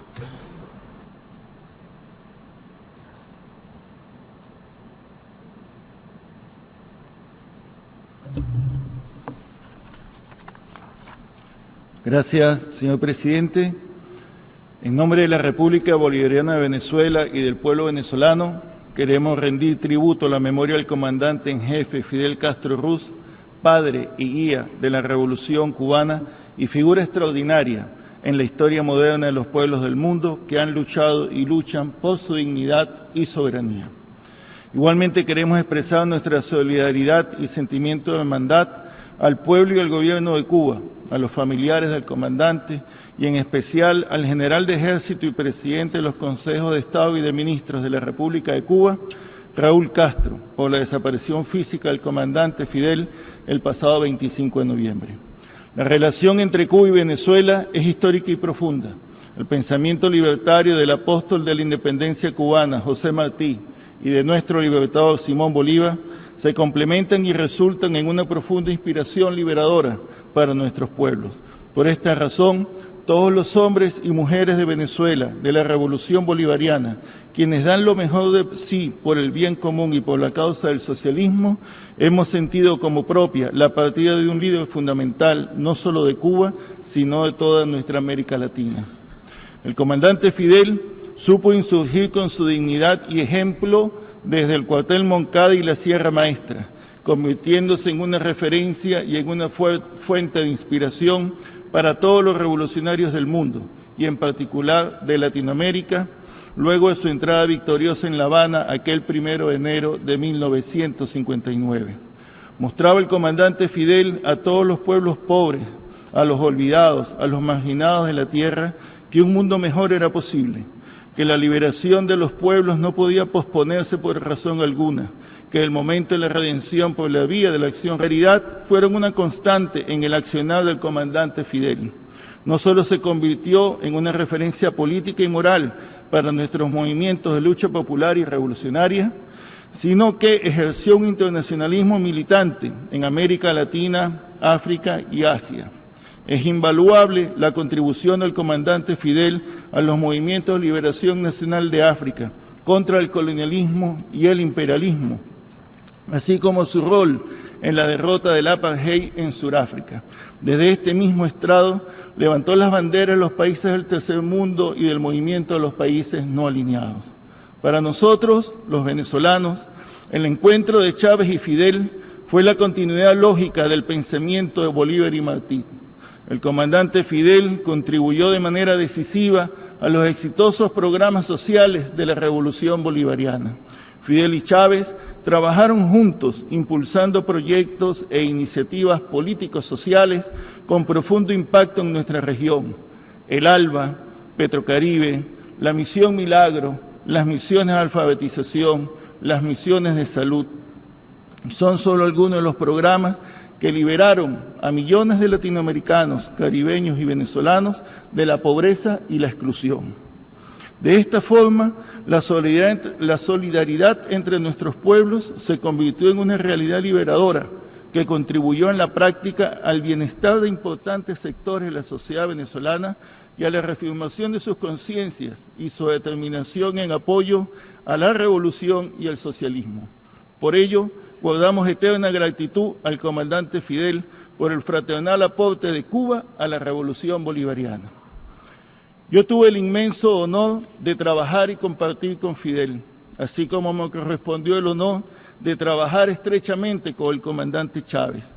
Tuve el privilegio de escuchar sus orientaciones y reflexiones, de conocer y trabajar de cerca con quien sin duda es el político de mayor protección e impacto del siglo XX.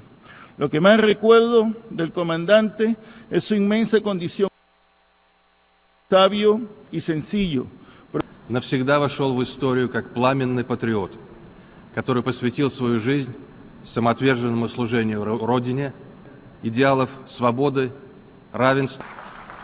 Agradezco al distinguido embajador de Belarus y doy ahora la palabra a have been privileged to gain from the century about the sad al distinguido embajador de Belarus y doy ahora la palabra al representante de Surinam.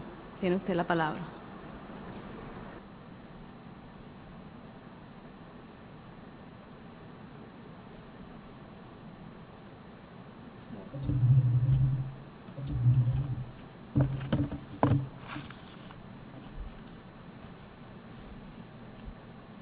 Madam Chairperson, on November 25th, the government of the Republic of Suriname took note with deep dismay about the sad news that His Excellency Fidel Castro Ruz, leader and former president of the Republic of Cuba, has passed away at 29 minutes past 10 in the evening, the same day of the 41st independence commemoration of the Republic of Suriname. The government of Suriname pays tribute to Fidel Castro as one of the most prominent world leaders of the last century, who selflessly devoted his life to the plight of oppressed people and for third world countries in their struggle for liberation, national independence, the recognition of national sovereignty of states, equality, and sustainable development of developing countries. Particularly countries in Latin America, the Caribbean, Africa have been privileged to gain from the inspiring leadership, justice, and liberation from colonialism and oppression of El Comandante, as lovingly and respectfully referred to by the Cuban people. His commitment to the non-aligned movement and South-South cooperation, as well as the creation of a cohesive inter-American solidarity movement, will immortalize our continent in the history books. Fidel Castro has been of great meaning for Suriname as well. We would like to mention the huge number of Cuban doctors who have been personally offered by him to Suriname since the 80s. We also refer to the hundreds of students that have had an opportunity to study with scholarships since the 80s at several Cuban universities.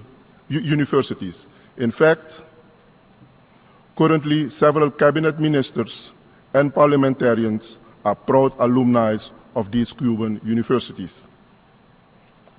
Athletes active in several sports such like boxing, track and field, tennis, and volleyball are gaining from the all-embracing Cuban knowledge and experience as we speak. The government of Suriname would like to put on record and express its appreciativeness to Fidel Castro, the Cuban government, and its people for the unwavering and consistent support and solidarity to the Surinamese people. On behalf of President His Excellency Desiree Delano Bouterse, the government and people of the Republic of Suriname, I take this opportunity to once again convey our heartfelt condolences and compassion to the Cuban people. We wish our brothers and sisters in Cuba and elsewhere strength and wisdom while processing such enormous loss. May the heroic soul of El Comandante rest in abundant peace. I thank you kindly for your attention.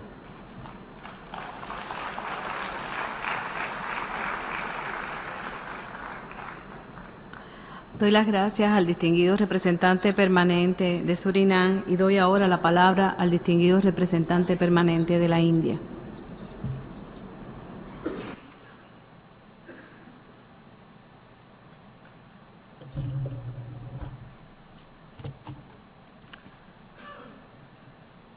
Madam Chairperson, it was with a sense of loss that Indians learned about the demise of the legendary Cuban leader Fidel Castro. His passing away marks the end of a remarkable chapter in contemporary world history.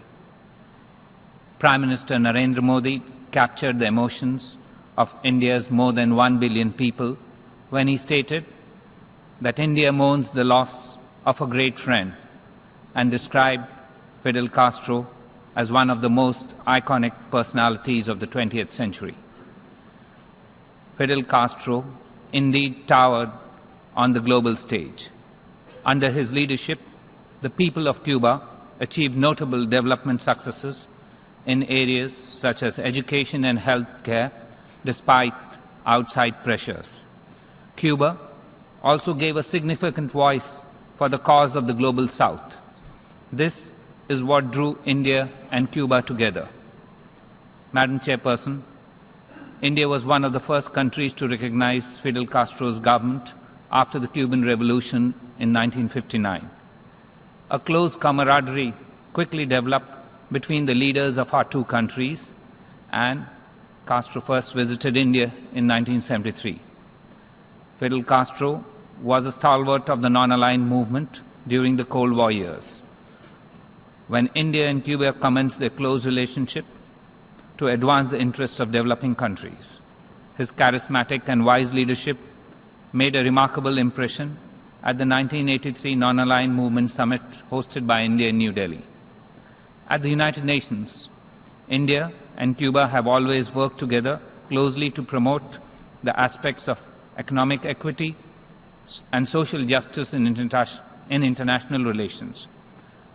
Despite the enormous physical distance between India and Cuba, our peoples and leaders have cherished a close bond between them. This is symbolized in the great respect, admiration, and affection that India has had for the great revolutionary leader of Cuba. Madam Chairperson, as a mark of respect to the legendary leader, members of both houses of India's Parliament paid glowing tributes to him. The chairperson of the upper house of the Indian Parliament, India's Vice President, called Fidel Castro a champion of anti-imperialism and anti-colonialism. The Speaker of the lower house, Madam Sumitra Mahajan, spoke of his sheer charisma and iron will. She said that his contribution to the non-aligned movement and his unflinching support will remain deeply etched in the minds and hearts of the Indian people. An all-party Indian parliamentary delegation represented India in Havana to pay respect to the departed Cuban leader. India will always remember and cherish our friendship with the strong leader of a resilient nation. We are confident that the Cuban people will carry forward the lasting legacy of Fidel Castro Ruz. Thank you, Madam Chairperson. Doy las gracias al distinguido representante de la India y doy ahora la palabra al distinguido representante permanente de Sudáfrica.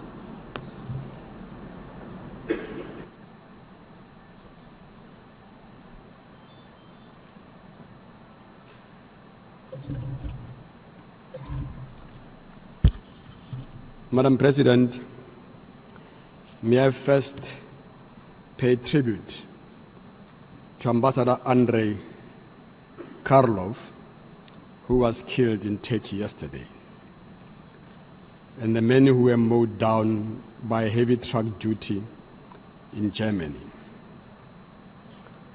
Madam Chairperson, we are honored to represent the government and the people of South Africa as we join Cuban people in paying tribute to President of the Republic of Cuba and the leader of the Cuban Revolution, Fidel Castro Ruz.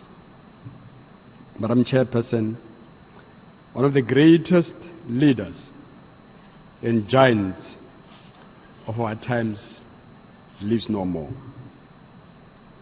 For over a half century, the lives of freedom fighters in Africa, Asia, and Americas were enriched by the intellectual astuteness of Fidel Castro that helps them to sharpen their strategies and tactics. We oftentimes use the ones who are ahead of us or have gone before us in this journey of life as a compass to guide our steps and a mirror to measure our width to the course we have embarked on.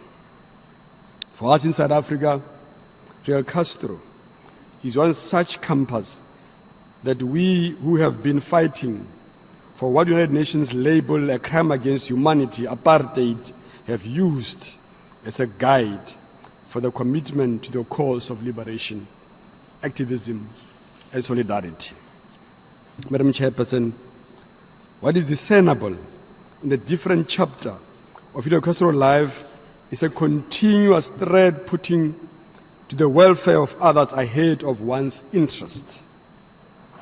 It is a picture of thoughts, beliefs, and actions that are informed by that old African adage, I am because we are.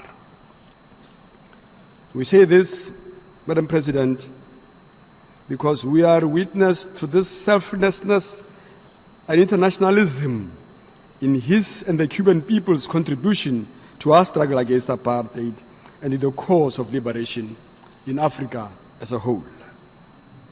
We say Fidel Castro and the people of Cuba are the embodiment of internationalism because we witnesses their commitment to the liberation of Africa and were then at the battles of Quito Cuernavaca in 1987-1988 as they lost their life fighting for the freedom of people of Angola, Namibia, and South Africa. As they stopped the then huge apartheid fighting machine from moving deep into Angola and throwing them back into apartheid South Africa to make sure that the train of freedom that was going southwards should not stop. And that is why we are standing here today, Madam Chairperson. And as President Jacob Zuma aptly pointed out at the funeral of President Castro a couple of weeks ago, Cuba was not looking for gold, diamonds, and oil in Africa. The Cubans only wanted to see freedom and end to the treatment of Africa as a playground of powerful nations while people suffered. That is the Fidel Castro we in South Africa bear testimony to and use as our compass. That selfless character and a true revolutionary. Madam Chairperson, it should be borne in mind that Fidel Castro's commitment towards the upliftment of others was undertaken while an unjust unilateral commercial, economic, and financial embargo was imposed on Cuba by the United States. This makes the commitment of the Cuban people to the plight and welfare of the others a brand of internationalism that is much more invaluable. It is indicative of the caliber of the person Fidel Castro was, in particular, and the Cuban people in general, that they gave of themselves despite the negative effects of economic embargo. Madam Chairperson, further testimony of Fidel Castro and the Cuban people upliftment of the African adage, I am because we are, can be seen through the medical training program between Cuba and various African countries, including South Africa. It has benefited hundreds of doctors from the poor families and background and with that training in Cuba. Since the program of inception, over 2,000 otherwise poor black children from South Africa have received medical benefits in Cuba. Madam Chairperson, for us in South Africa, the most poignant lesson from Fidel Castro's life in particular, from Cuban people in general, is the value of solidarity. They have always exuded, which bolsters our resolve to remain true to African adage, I am because we are, and never to stop making a difference to the lives of others, especially those in conditions far worse than ours. On the 27th of March 2009, the Cuban government awarded its highest award, called the Supreme Companion of Oliver Tambo, to Fidel Castro, for his contribution to the eradication of racism, colonialism, apartheid, and inequalities in human society. South Africa will never forget Fidel Castro and his unshaken anti-colonial and anti-apartheid beliefs and works. He was a great friend and ally to the liberation movement and the people of South Africa. May his soul rest in peace. I thank you.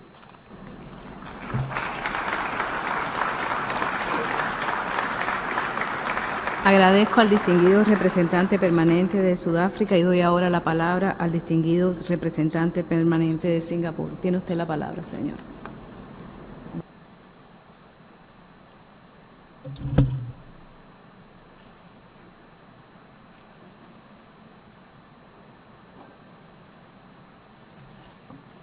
Thank you very much, Madam Chair. Singapore welcomes the convening of this special session of the General Assembly to pay tribute to the former President of Cuba and the leader of the Cuban Revolution, His Excellency Fidel Castro Ruz, who passed away on the 25th of November. Today, we in Singapore stand in solidarity with the government and people of Cuba in honoring the achievements and legacy of President Fidel Castro. On behalf of the government of Singapore, I extend to the Cuban people our heartfelt condolences at this time of profound loss. Madam Chair, President Fidel Castro led Cuba for 5 decades with unwavering dedication and commitment. Despite facing significant challenges, his patriotism and single-minded dedication to Cuba never faltered. President Fidel Castro's contributions to Cuba and to the Cuban people are immeasurable. Through education and health programs, President Fidel Castro completely transformed Cuba and uplifted the lives of the Cuban people. Today, Cuba has achieved high standards of education and medical services. Today, Cuba has become renowned for its advancements in biotechnology, education, and scientific research. I think there are lessons to be learned from Cuba. President Fidel Castro will not only be remembered in his own country, he successfully entrenched Cuba's place on the world map. He was one of the founding fathers of the non-aligned movement and played a crucial role in shaping the direction of the movement. He generously dispatched Cuban doctors throughout the world to offer much-needed medical assistance.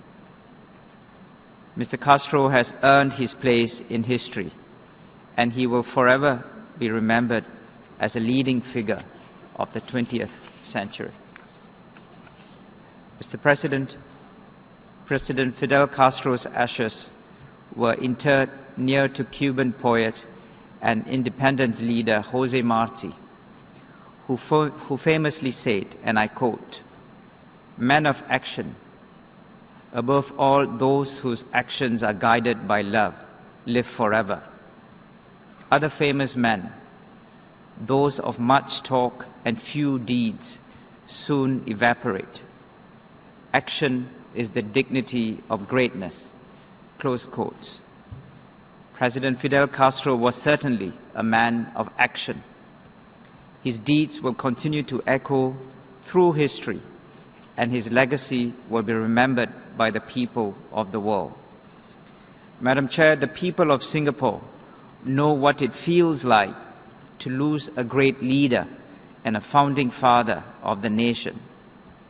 At this moment of national mourning in Cuba, we, the people of Singapore, stand in solidarity and friendship with the government and people of Cuba on the passing away of their great leader, Fidel Castro Ruz. May his soul rest in peace. Thank you. Agradezco al distinguido representante permanente de Singapur y doy ahora la palabra al distinguido representante permanente de la República Islámica del Irán. Tiene usted la palabra, señor.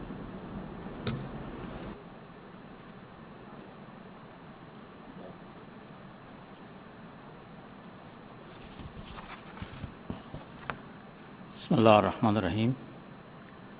Madam President, at the outset, I would like to extend the heartfelt condolences of the people and government of the Islamic Republic of Iran to the people and government of the Republic of Cuba on the sad occasion of the demise of the late Commandant Fidel Castro Ruz.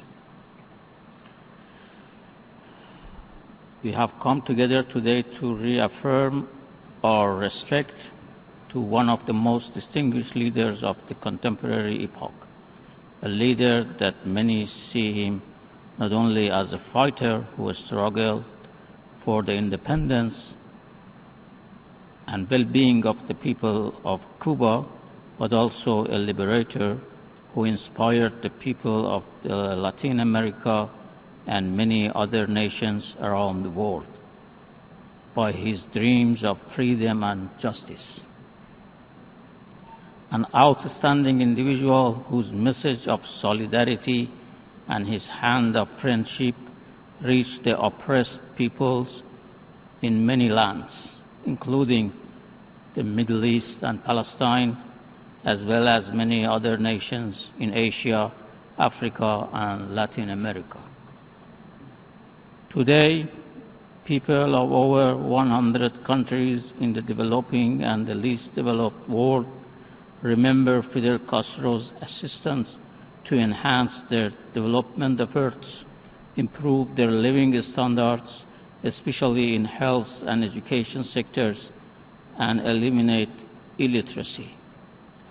The global community, on many occasions, have also commended Cuba for dispatching its experienced and professional relief and humanitarian assistance team to the disaster and disease-stricken areas.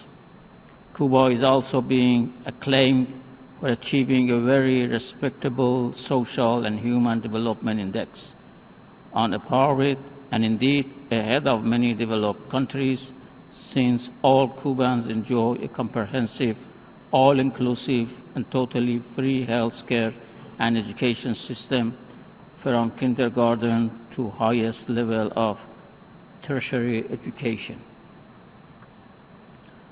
All these have been achieved in spite of over 5 decades of illegal, unjust, unilateral sanctions imposed on the people of Cuba, a grave injustice that everybody hopes to see their termination sooner rather than later. Madam President, as we stated in the condolence message of Dr. Rouhani, President of the Islamic Republic of Iran, on the occasion of the passing away of Commandant Fidel Castro, and I quote, "In today's world where freedom-loving people are deprived of their most essential rights like peace, justice, and freedom, it is fortunate that liberators and fighters like Fidel Castro existed who did not abandon struggle for their principles to the last days of their lives." End of quote. Let me conclude by expressing our sadness and sympathy on behalf of the people and government of the Islamic Republic of Iran and on many and my own behalf. To the people and the government of Cuba, as well as to the esteemed permanent representative of Cuba and his colleagues on the sad demise of Commandant Fidel Castro. I thank you, Madam President. Agradezco al distinguido representante de la República Islámica del Irán y doy ahora la palabra a la representante permanente de Vietnam. Tiene usted la palabra, señora.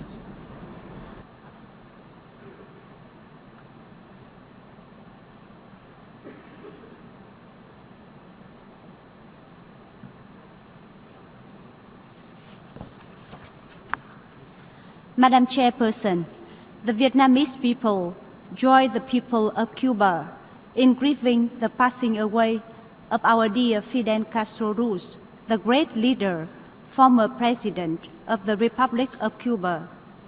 We extend our deepest sympathy and condolences to the state and people of Cuba and the bereaved family of the late President Fidel Castro. Madam Chairperson, the demise of Fidel Castro is a great loss for not only the people of Cuba, but also peace-loving people throughout the world. History will remember Fidel Castro as a legendary leader with great vision and determination. He devoted his entire life to Cuba's revolutionary cause and the well-being of the people, bringing the Cuban people to the era of independence, freedom, and happiness. Under his leadership, Cuba made significant achievements, becoming an example of the developing countries, especially in the fields of education, culture, science, health, and sport, as well as the generous international solidarity. Fidel Castro is a symbol of freedom and dignity, a dedicated, brave revolutionary fighter against colonization, oppression, and social injustice. He made great contributions to the struggle of people all over the world for peace, national independence, justice. And that is the end of the feed that we have. It has started looping. So I'm going to go ahead and cut out of this UN tribute to Fidel Castro. Here's a quick look at our 10-day forecast. You can see things are warming up later this week. It was quite chilly today and over the weekend, but tomorrow we do expect a high of 71.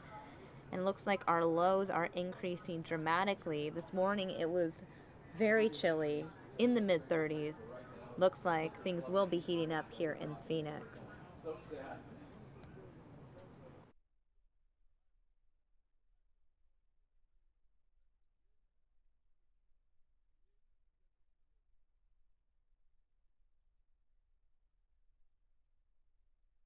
Now, from one UN video to another, this video is the 2016 year in review.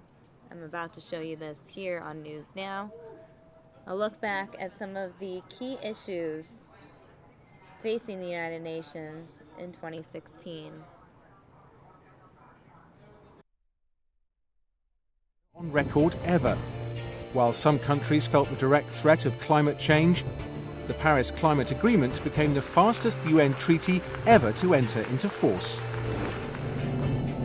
2016, yet another year of challenges for the UN, with the Syria conflict in its 6th year, a polarized Security Council and other protracted conflicts.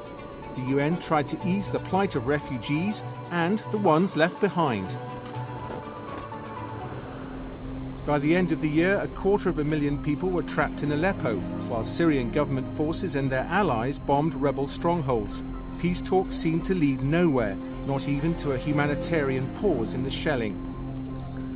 The World Food Programme and its partners sent supplies to more than 4 million people inside Syria, even to hard-to-reach areas.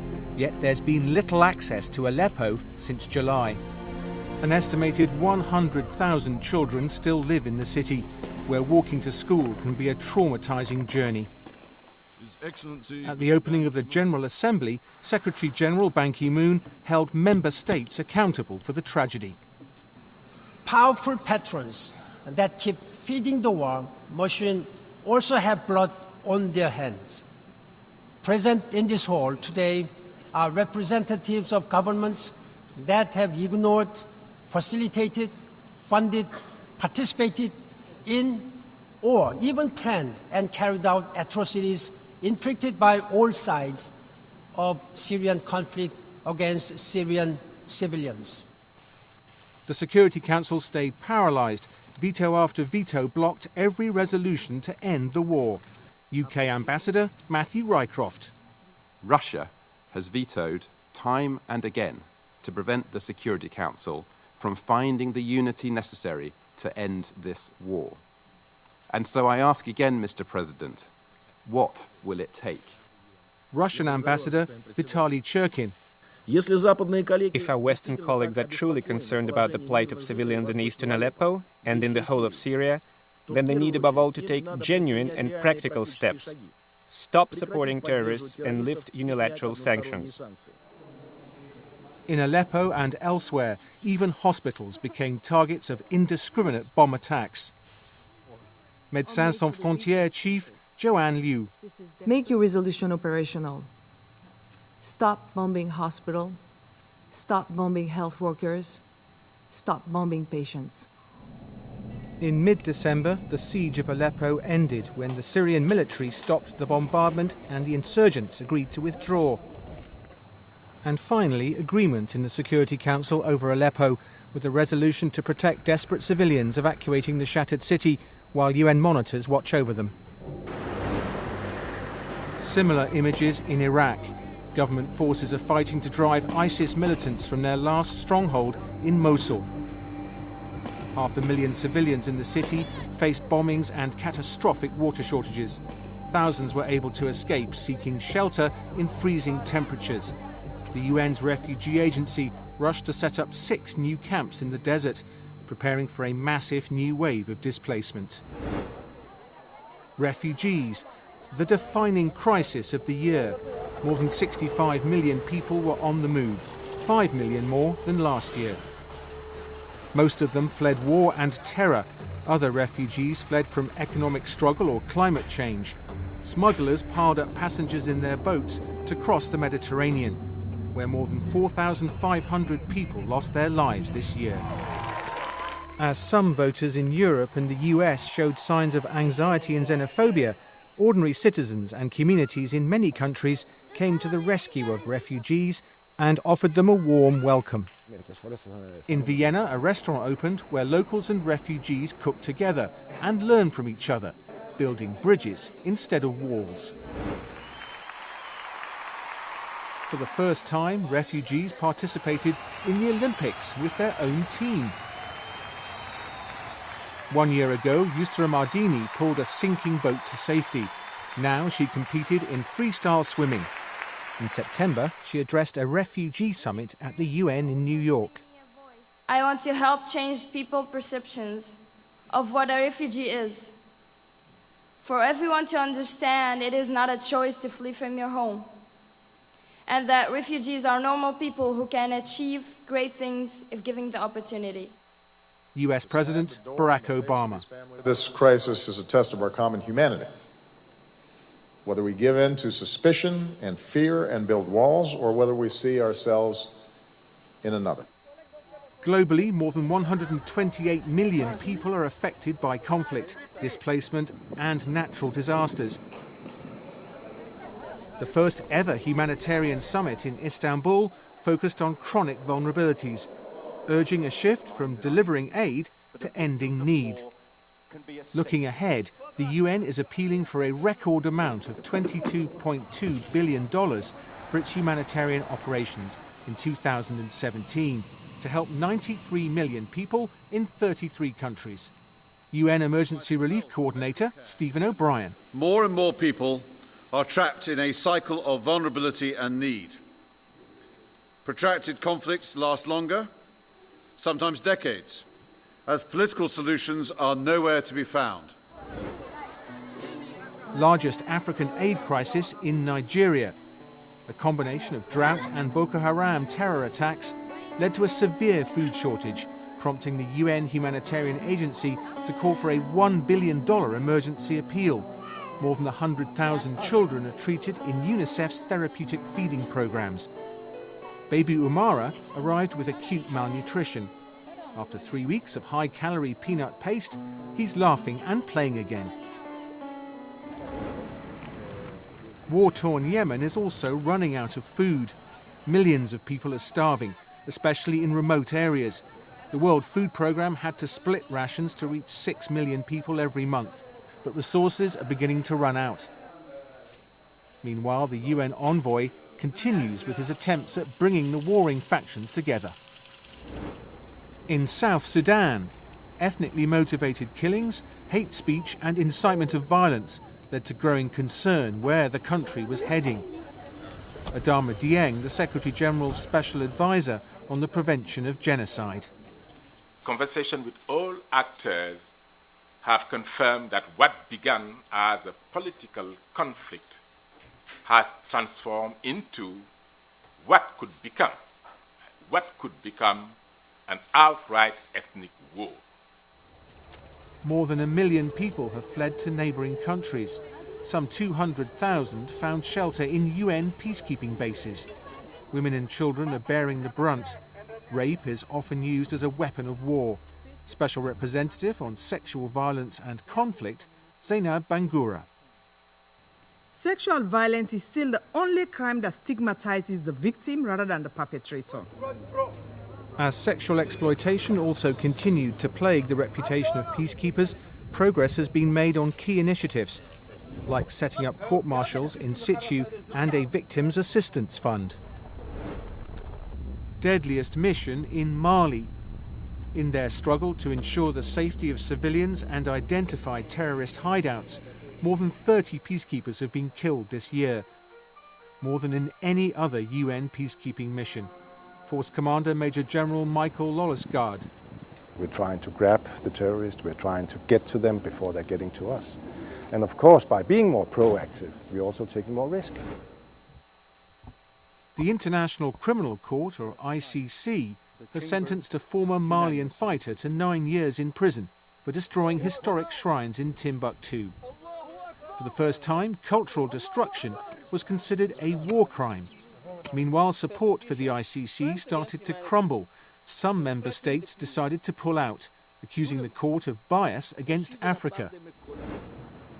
Seismic proof for 2 more nuclear tests conducted by the Democratic People's Republic of Korea this year. In New York, the UN Security Council unanimously voted to impose tougher sanctions on North Korea. US Ambassador Samantha Power.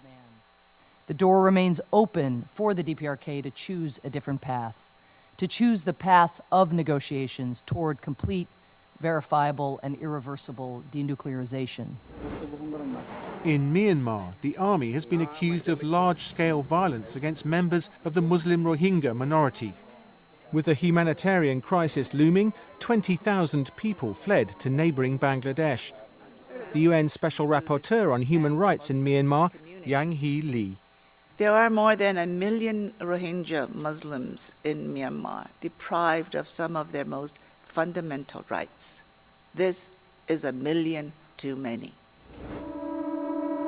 Chance for peace in Colombia.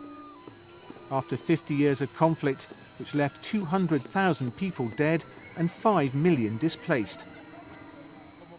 Juan Manuel Santos Calderón, President of Colombia. The war in Colombia is over. Es la primera vez que se It's the first time that the victims have been placed at the center of the solution to the conflict. Their rights, their right to truth, to justice, to reparation, and to non-repetition. A peace agreement between government and Revolutionary Armed Forces, or FARC, was handed over to the Security Council and signed amidst celebration and tears of joy in Cartagena. Viva la paz! Viva la Colombia! In a shocking development days later, Colombians rejected the peace deal in a referendum by the tiniest margin, sending all parties back to the drawing board. Finally, a new agreement was ratified and the hard work of implementation has begun. A UN mission is in place to verify the ceasefire and cessation of hostilities, and the laying down of arms, and the rebels can finally leave their hideouts and prepare for a life without guns. New devastation in Haiti. Hurricane Matthew killed 600 people and left parts of the country in ruins once again.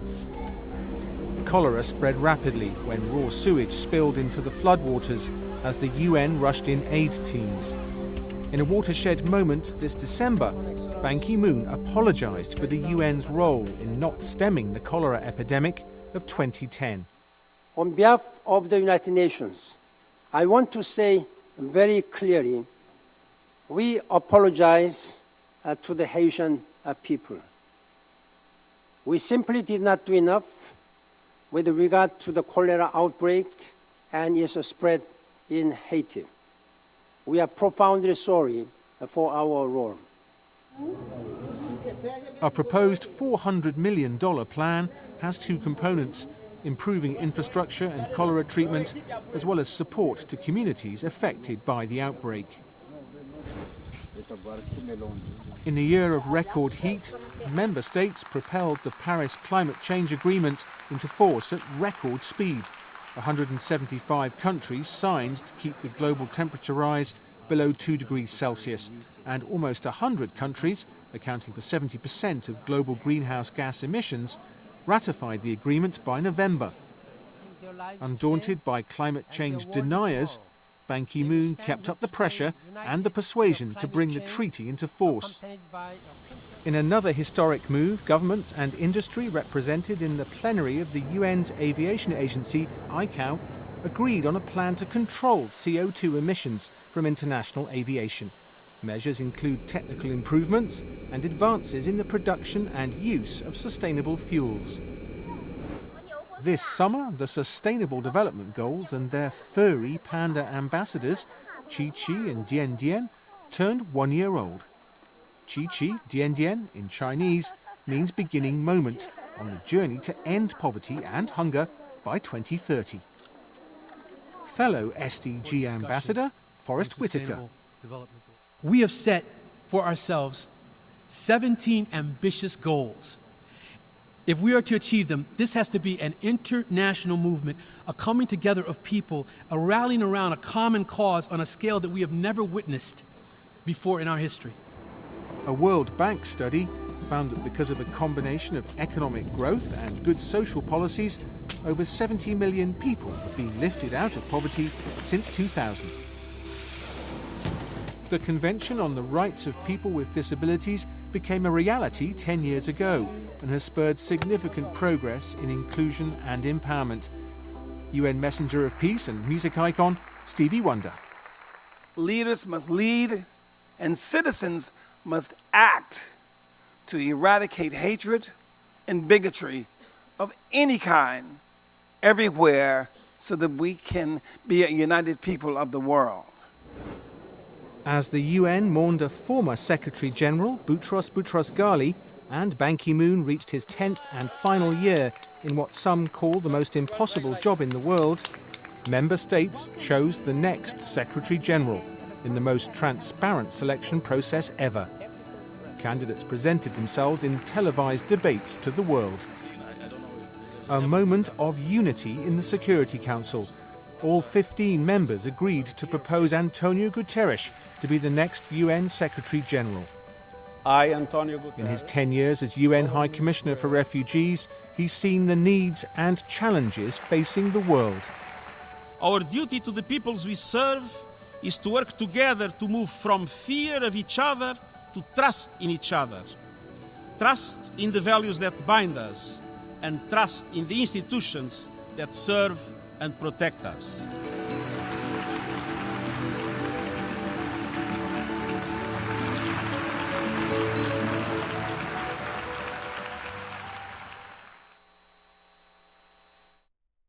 And that was the UN 2016 year in review. Thought I'd share that with you. Since they talked climate change, I figure why not give you guys a look at our 10-day forecast.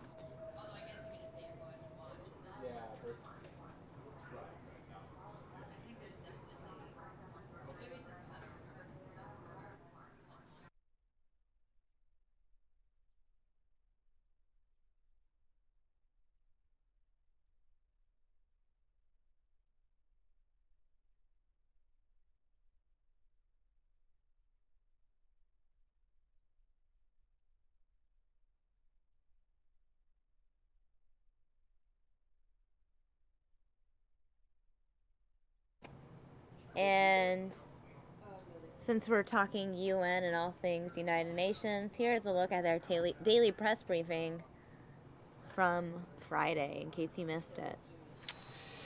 Just a couple of in-house things to mention. This is the last briefing we're doing this year, and seeing the attendance, I think it will quit while we're ahead.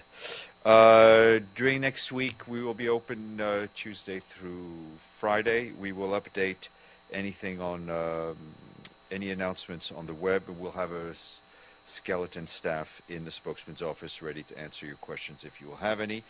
And we will also probably on Thursday or Friday next week put out an advisory on what will happen on January 3rd, which will be Antonio Guterres' first day in the office as Secretary General.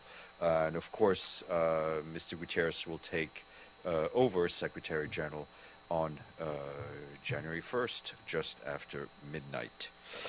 And I have been asked to read out an appointment and a statement by the Secretary General designate on the appointment of Assistant Secretary General for Strategic Coordination, and this is in the voice of Mr. Guterres. I'm pleased to announce that I will be appointing Mr. Fabricio Hochschild of Chile as my new Assistant Secretary General for Strategic Coordination in the Executive Office. Reporting to the Chef de Cabinet, Mr. Hochschild will work closely with other members of my team to support me in ensuring coherence across the political, peacekeeping, development, humanitarian, human rights, and rule of law portfolios. Mr. Hochschild, as you know, is currently serving as Deputy Special Representative for the United Nations Multidimensional Integrated Stabilization Mission in the Central African Republic, otherwise known as MINUSCA, to which he was appointed on July 2016. He previously served as Deputy to the Secretary General Special Advisor for the Summit on Addressing Large Movements of Refugees and Migrants. From 2013 to 16, he was the UN Resident Coordinator and Humanitarian Coordinator and Resident Representative for UNDP in Colombia. From 2010 to 2012, he was Director of the Field Personnel Division in the Department of Field Support here in New York. And from 2005 to 2009, as Chief of Field Operations and Technical Cooperation in the Office of the High Commissioner for Human Rights in Geneva. He began his UN career in 1988 in UNHCR in Sudan and served in subsequent postings with UNHCR, UNRWA, and the Office for the Coordination of Humanitarian Affairs and UN Peacekeeping. He was in Jerusalem in 1990-91, Bosnia-Herzegovina in 91-92, Geneva 93-96, and New York 98-99, Timor-Leste in 2000, and Serbia 2001-2003, and Tanzania 2003 to 2005. Born in 1963, he's married and has 3 children, and a graduate of the University of Oxford in the United Kingdom. Now you know everything. Back here, the Security Council met this morning on South Sudan. A draft resolution to impose an arms embargo failed to pass. The Council then passed a resolution on the UN mission in Liberia, extending its mandate to March 2018. The Council is now meeting in close consultations on the humanitarian situation in Syria. In the open meeting, it was briefed by John Ging, the Operations Director at OCHA. He told the Council that the operation to evacuate people from eastern Aleppo ended last night, with more than 35,000 people evacuated, including 20,000 people since Resolution 2238 was passed earlier this week. Mr. Ging added that the UN's role in support of the evacuation had 4 main elements: observation of the evacuation itself, support to evacuees once they've left, and seeking access to those remaining in the areas in eastern Aleppo, and ongoing humanitarian support to those in need across western Aleppo. Mr. Ging noted the evacuation operation was extremely complex undertaking. It was punctuated by frustrating stops and starts due to negotiations between relevant parties who were setting the terms and conditions for the evacuations. Mr. Ging is set to speak to you at the stakeout after the closed consultations. Following the consultations, we've been advised that the Council will meet on the situation in the Middle East, including the Palestinian question. And regarding the situation in the Democratic Republic of the Congo, the High Commissioner for Human Rights, Zeid Ra'ad al-Hussein, said today the high casualty figures during recent protests suggest a serious disregard of the various police, defense, and security forces of the need to exercise restraint in policing demonstrations. He also warned that violent repression of dissenting voices and a heavy-handed and irresponsible response to demonstrations risks provoking violence in return by demonstrators and possibly even tipping the constitutional crisis over the president's future into further conflict across the country. Over the previous week, the UN Joint Human Rights Office in the DRC has documented at least 40 killings of civilians in Kinshasa, Lubumbashi, Boma, and Matadi. Further details on the violations documented by the Human Rights Office can be found on the Commissioner's website. And also, our colleagues in the UN Human Rights Office today expressed their serious concern over the ongoing prosecution of Nabil Rajab, the co-founder of the Bahrain Center for Human Rights. Mr. Rajab, who's been detained since June this year for exercising his right to freedom of expression, faces charges relating to his critiques of the Saudi-led coalition's airstrikes in Yemen, among others. The Human Rights Office stressed that criticizing the government should not be grounds for detention or prosecution. It has called for the Bahraini authorities to immediately and unconditionally release him. And UNHCR says that 100 people are feared to have drowned in the Mediterranean Sea yesterday, bringing the number of casualties in the Mediterranean Sea to more than 5,000 this year. UNHCR says this is the worst annual death toll ever seen. An average of 14 people have died every day in the Mediterranean Sea this year. Last year, when over 1 million people crossed the Mediterranean, 3,771 casualties were recorded. The agency stressed the need for states to increase pathways for admissions of refugees, such as resettlement and student scholarship schemes, so they don't have to resort to dangerous journeys and use smugglers. And WHO has published today the results of a major trial of an experimental Ebola vaccine in Guinea, showing that this vaccine to be highly protective against a deadly virus. It's the first vaccine to prevent infections from one of the most lethal known pathogens, and the findings add weight to early trial results published this year. And I do want to congratulate your colleague, Sherwin Price-Pease, on his election as president of the UN Correspondents Association. We understand that he could be the youngest and the first UNCA president to come from Africa. And we look forward to working with him and say goodbye and congratulations to his predecessor, John Paolo. And today, pleased to announce 2 more full payments to the regular budget for 2016, with just a few days to go. We want to thank our friends in Croatia and Jordan for their payments that bring the numbers up to 143. Halas. Mr. Abadi. Thank you, Stefan, and happy holidays. Thank you. When you resume your duty as spokesman for the Secretary General, it will be for Secretary General Antonio Guterres. Do you expect to announce other major changes? We are, up until the 31st, we are provided as they come any announcements from the Secretary General Designate's office. As for changes after January 1st, I think we have to wait for the 3rd to come and hear from the Secretary General himself. Errol, and then Matthew. Thanks, Steph. Very nice tie, spring-like. It's actually it's candy cane, so I think it's more Very Christmas, nice. but it's spring somewhere, yes. Indeed. I just wanted to follow up, actually, on Mr. Abadi question. My sources are telling me, actually, that Mr. Secretary General, outgoing Secretary General Ban Ki-moon, is leaving office on Friday, 30th of December. And what does it mean that Mr. Incoming Secretary General, Mr. Guterres, will come that day or next day? I think we have to make a difference between the physical office and the virtual office. The 8th Secretary General, Mr. Ban Ki-moon, will expects to leave the office, his physical office, on the 30th, on Friday around noon, and we'll share the details with you in due time. He will remain in office until his mandate ends, which is December 31st at midnight or 11:59. From January 1st onwards,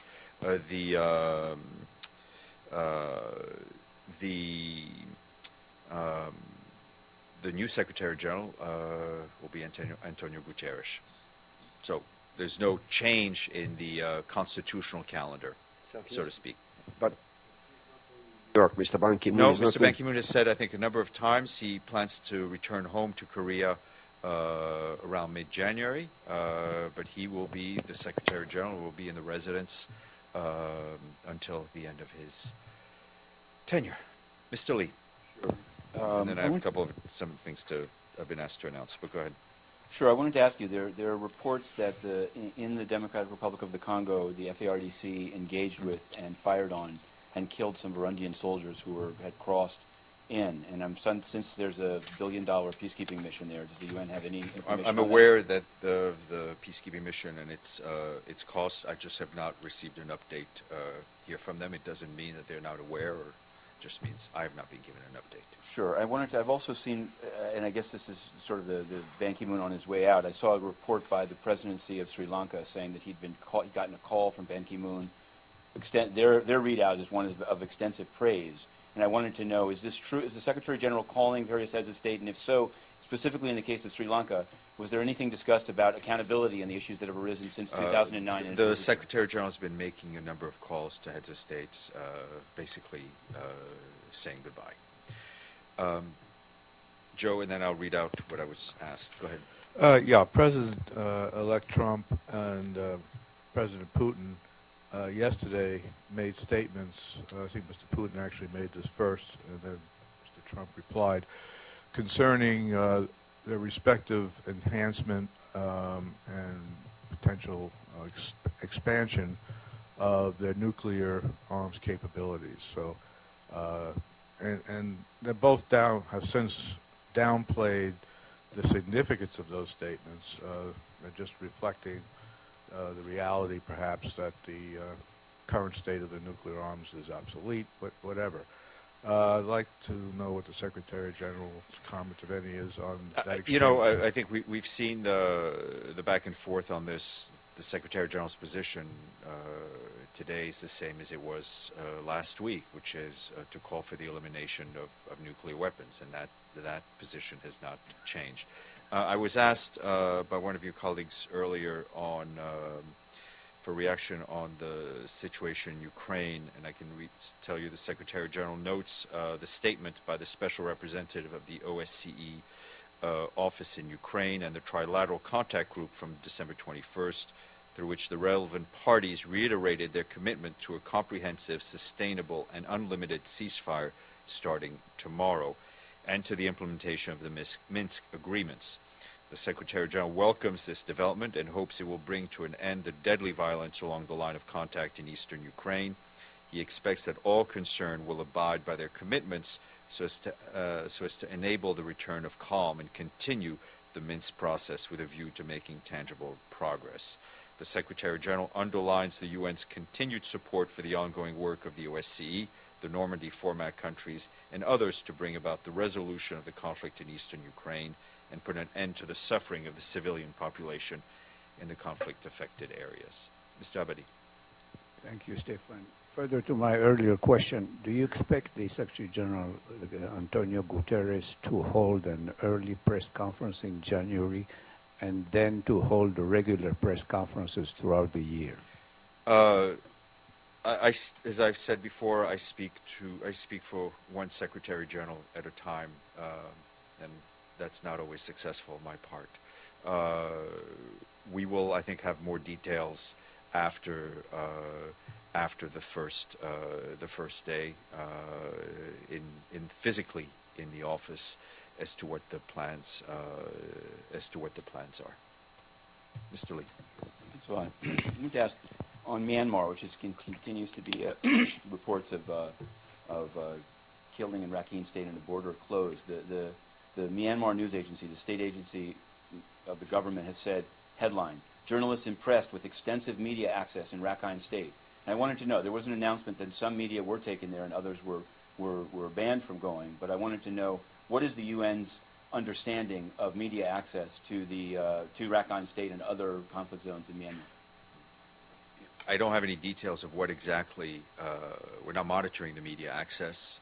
Obviously, we remain very concerned by the situation in Rakhine State.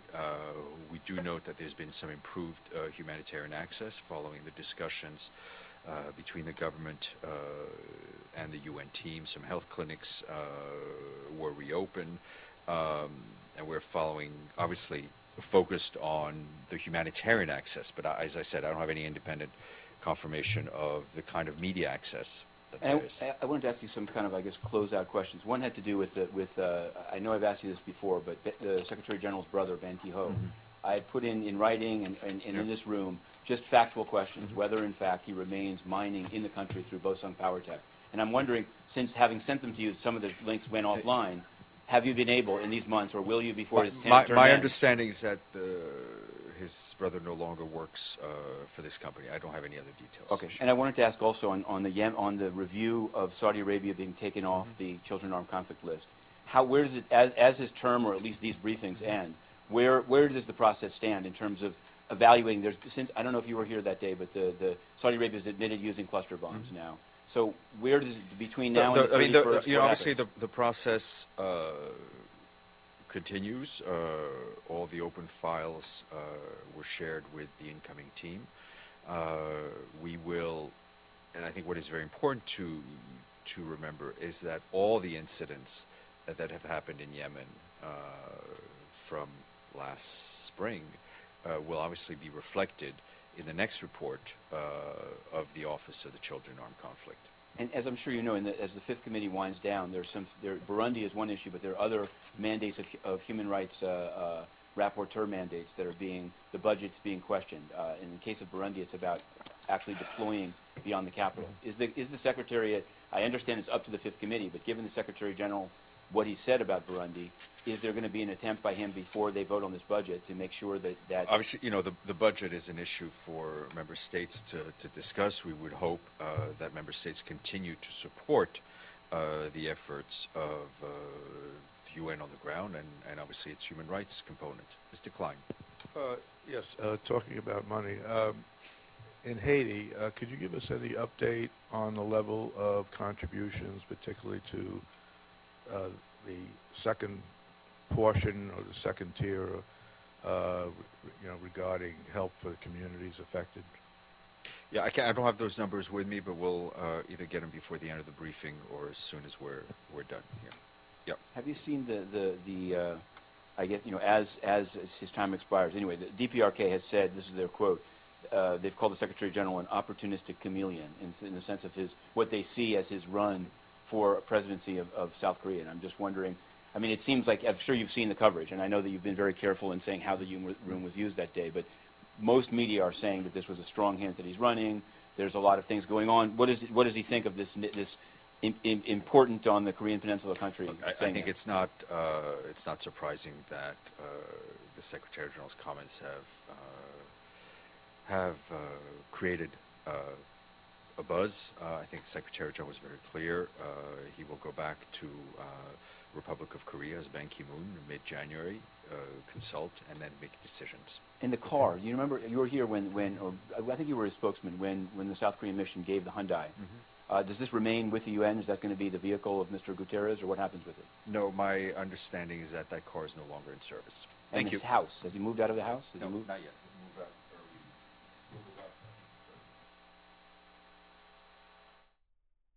And that's the end of the daily UN press briefing, the final press briefing for all of 2016. This is a live look at Phoenix. You can see a plane in the air. It is a busy travel time here in Arizona.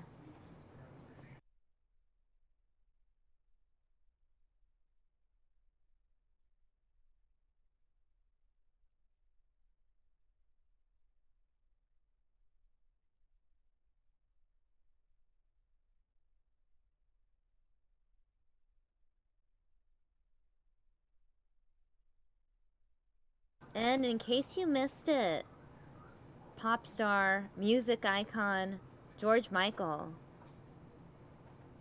dead at the age of 53. He died yesterday at his home in in England.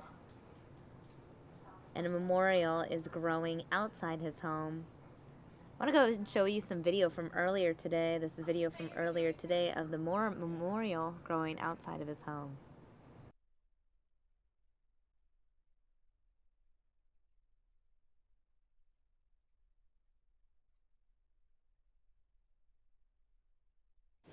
Tu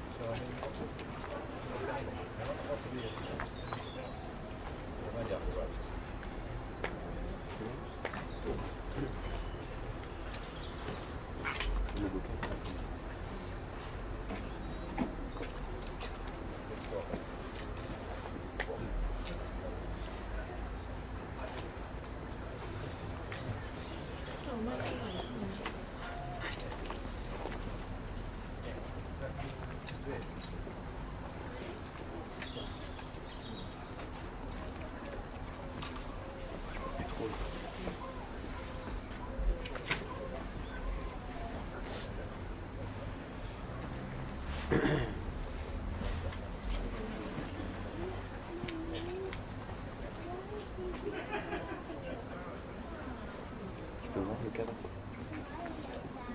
Ok. Si tu veux montrer les fleurs. Ok, puis tu reviens vers moi. Moi je me pousse un peu de ton côté. Ok. Ok. Je te fais la totalité.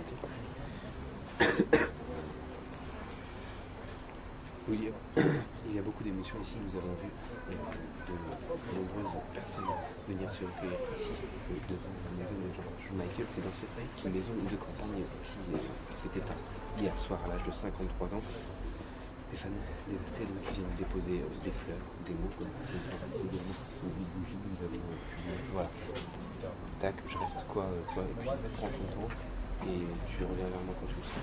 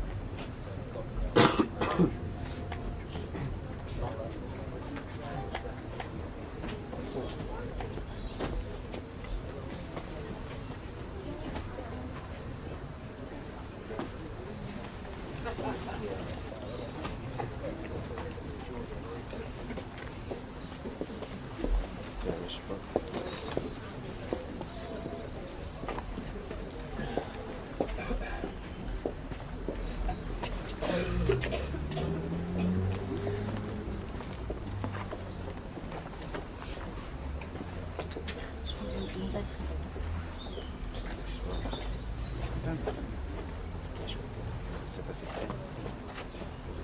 Tu la rappelles?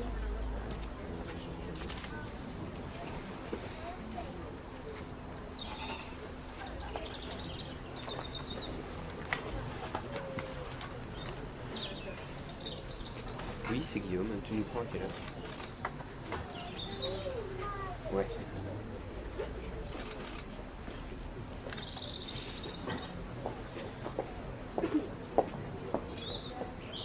Ok, ça marche. Très bien. Oui, il y a bien une relance, on est d'accord. Oui, tout à fait. Ouais, tout à fait. Pas de souci. Merci, c'est bon. C'est ça, très bien. 16. 16h et on va faire ça à 16h30.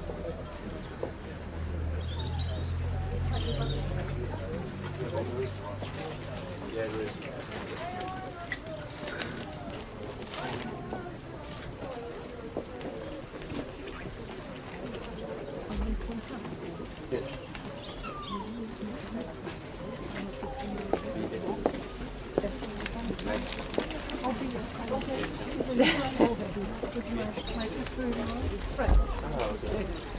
You're lucky.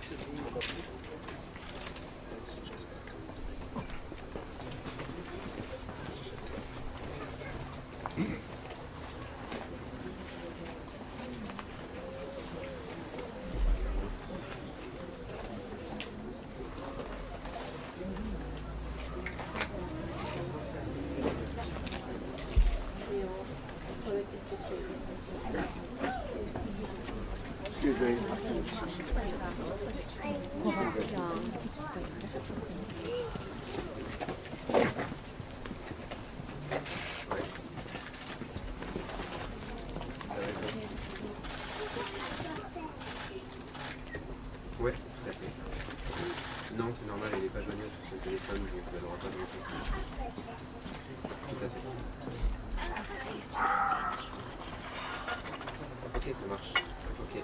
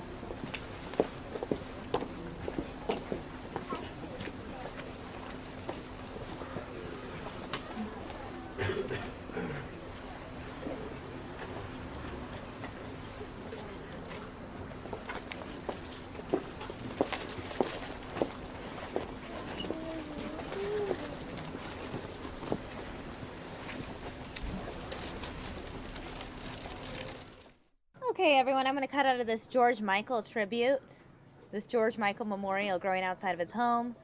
Give you guys a quick look at downtown Phoenix. Mike Page will be joining you with more news now for the rest of the evening. Enjoy.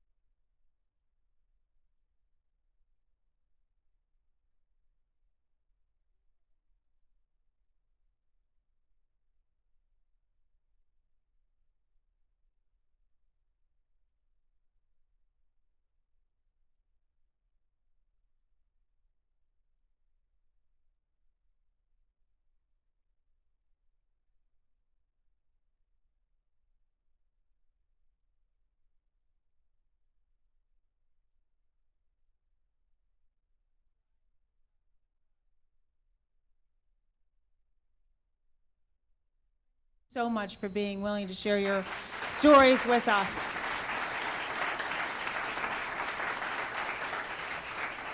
So as I mentioned earlier, we are honored to have our country's Attorney General here with us today. I love saying that, Attorney General Lynch, yes. Or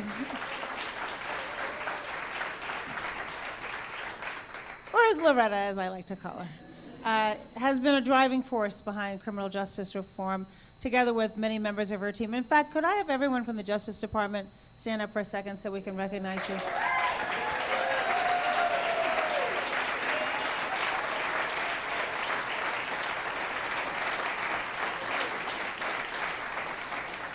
She came with her peeps. And this is a big day for the Justice Department. They have new announcements that they made today. And so to keep all of you current, I thought I'd start by asking the Attorney General to give us a description of what came out today. Thank you so much, Valerie. Thank you so much, everyone, for being here, for working on these issues, for caring about these issues, and for answering in advance the ask to keep working on these issues, because so much of what we've done over the last 8 years has been inspired by your work, by work done in the states, by work done by community groups to raise attention to issues. And so I'm just tremendously proud to work with all of you and to have been able to move this important issue a little bit further down the field. We do have some exciting things happening, and they're exciting to me because we've been working on reentry issues for some time now. It's really been a focal point of our criminal justice reform work. So I'm excited because of the actual announcements, but I'm really excited because these are changes that we're making within how we handle reentry within the Bureau of Prisons that will live on past this administration, that are going to become part of the DNA of the Bureau of Prisons, so that as we deal with federal inmates in this country, we have some major changes going on. So there's 3 main things we're doing within BOP, and then a 4th one that I think is hopefully going to help another important issue, which is our women who are incarcerated. First and foremost, as we've talked about, education is the key to successfully coming back home for so many people. The ability to get a job depends very often on things as simple as the ability to read, and things as simple as the ability to actually get a license or a certificate, and as things as simple as getting a GED. So while we have always worked within the Bureau of Prisons to put forth educational opportunities and to have programs, we are taking a comprehensive entire system look at the Bureau of Prisons, and with the help of outside experts and a number of people at the Department of Justice who have worked very hard on this, essentially we will be setting up what will in essence be a school district within the Bureau of Prisons, so that every inmate entering federal custody will receive an educational assessment of their needs and of their issues, particularly of learning disabilities, and an educational program to help them achieve their goals.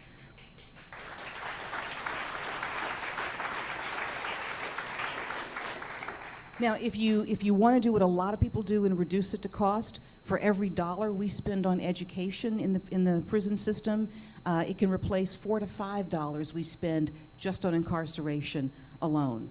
That's been enough to get a lot of support for issues like this one and other things we're working on. The thing that we're really focusing on, not just the financial cost, the hard dollars and cents, but the human cost of incarceration, the collateral cost, the cost to individuals, the cost to families, the cost to communities, the cost to our culture of removing people from being able to participate in this country's economy for a number of years and sending them back home still not able to participate. So the educational opportunities that we're going to be providing, whether it's a GED that's needed, whether it's further education, whether it's the basics of learning how to read and manage things, which again sends people on this upward trajectory that will, and we've seen it work, that will not only empower them, but allows them to be better parents, better siblings, better family members, and have a real chance when they come home.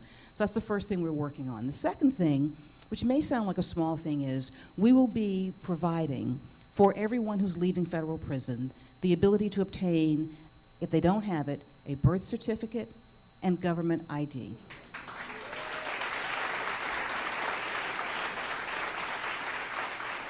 We started talking about this actually back in the spring when we were doing Reentry Week. We were trying to highlight all the things we were doing.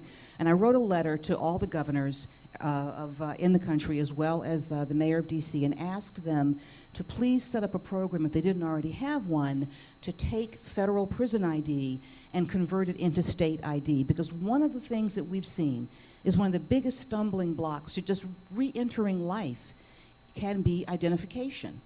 Who are you? Who are you? And who gets to say who you are?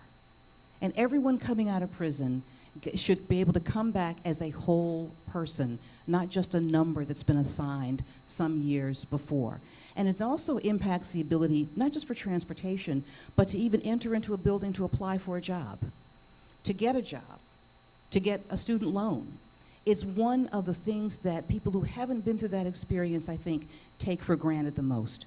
And if you don't have that, if you've been stripped of your identification, literally, as an inmate, and then don't have a chance to regain it when you come out, it can be a huge stumbling block. So we will be covering those costs. Some states already do accept our ID, and we commend those that do. Many others responded to our letter, and they're working on programs also. But this particular program will make sure that every federal inmate does come out with ID.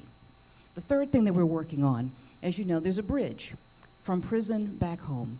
Typically, they're called halfway houses. The official name is residential reentry centers. And a lot of people don't know these are run by private companies. We've done a study of the ones that are affiliated with the Bureau of Prisons to see how are they carrying out the mandate to be the bridge from the institution itself back into the community. And while some of them are working very hard and are in fact doing a good job, it has not been up to what we want. And so we've taken the time, we've engaged consultants, and we are now, as of today, setting forth new standards that all of the halfway houses have to meet. Not just standards for the buildings, but standards for the services that they provide, the reentry services, the quality of people who are going to be providing important services to people who are dependent on them for that time being. So those are three very important things that we're focusing on. The Deputy AG, Sally Yates, will be here later. She and her team have worked really hard on this, and she's going to be talking about that. The other thing that I want to announce is something that has been in the works for about 3 years. And you may ask, why am I excited to announce that FCI Danbury is reopening, that we're reopening a federal prison? I'm excited because it's one of the few women's correctional facilities that we have, and it had to close for renovations several years ago. And for federal prisoners, for women who were incarcerated in the Northeast, it meant that they could no longer stay in that area, and they had to be incarcerated outside of the Northeast area, either in West Virginia or points west. And as we know, when you incarcerate a woman, you actually really incarcerate a family. And as we've heard talk about, and thank you, Kimba, for sharing that story, you know, you have to think about what does it mean to be a mother when you can't see your child or when you can't hold your child. So we are reopening FCI Danbury, and at the same time making sure that Danbury is equipped with some of the things that we are rolling out throughout the entire Bureau of Prisons, which is intensive mental health treatment for inmates who require that. Because again, it is true, our prisons, not at the federal level, not just federally, but the state and local level, are the largest housing facilities of people with mental illness in this country. And I will tell you, when I travel the country and talk to law enforcement, sheriffs in particular will say this to me, and they'll say, we know that's who we're housing and we could use help with that. So at the federal level, particularly for women who have not had access to that treatment, Danbury will offer that. It will also offer a residential drug treatment program known as RDAP to deal with one of the main reasons why so many women fall into the system in the first place, which is through addiction issues. So we're tremendously excited to be able to roll these out. This will continue long after I'm out of this chair and someone else is there, as will the commitment to people like you who've been in the field, who've inspired us and given us examples of what works and what's been effective, and not only reducing the numbers of people who are incarcerated in the first place, but also making sure that there really is a bridge back home. So thank you for letting me make these announcements today, Valerie. Good news.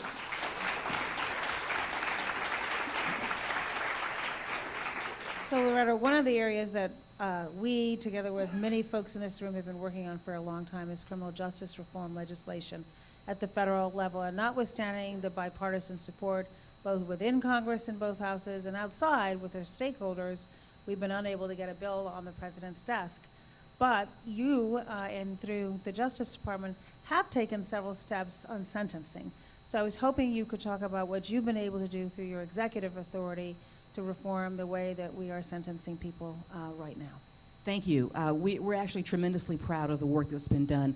Under my predecessor, AG Eric Holder, back in 2013, we unrolled the Smart on Crime reform. And it was a different way of looking at how we charge and sentence federal prisoners, particularly the low-level nonviolent drug offenders. AG Holder, like myself, had been a prosecutor a long time, had been involved in working in this field in the 1990s, when we began to see the prison population swell because of the war on drugs.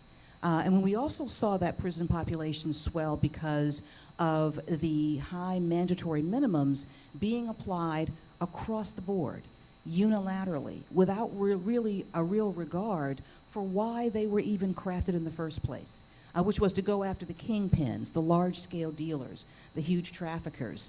It turned out that they're not the easiest people to catch.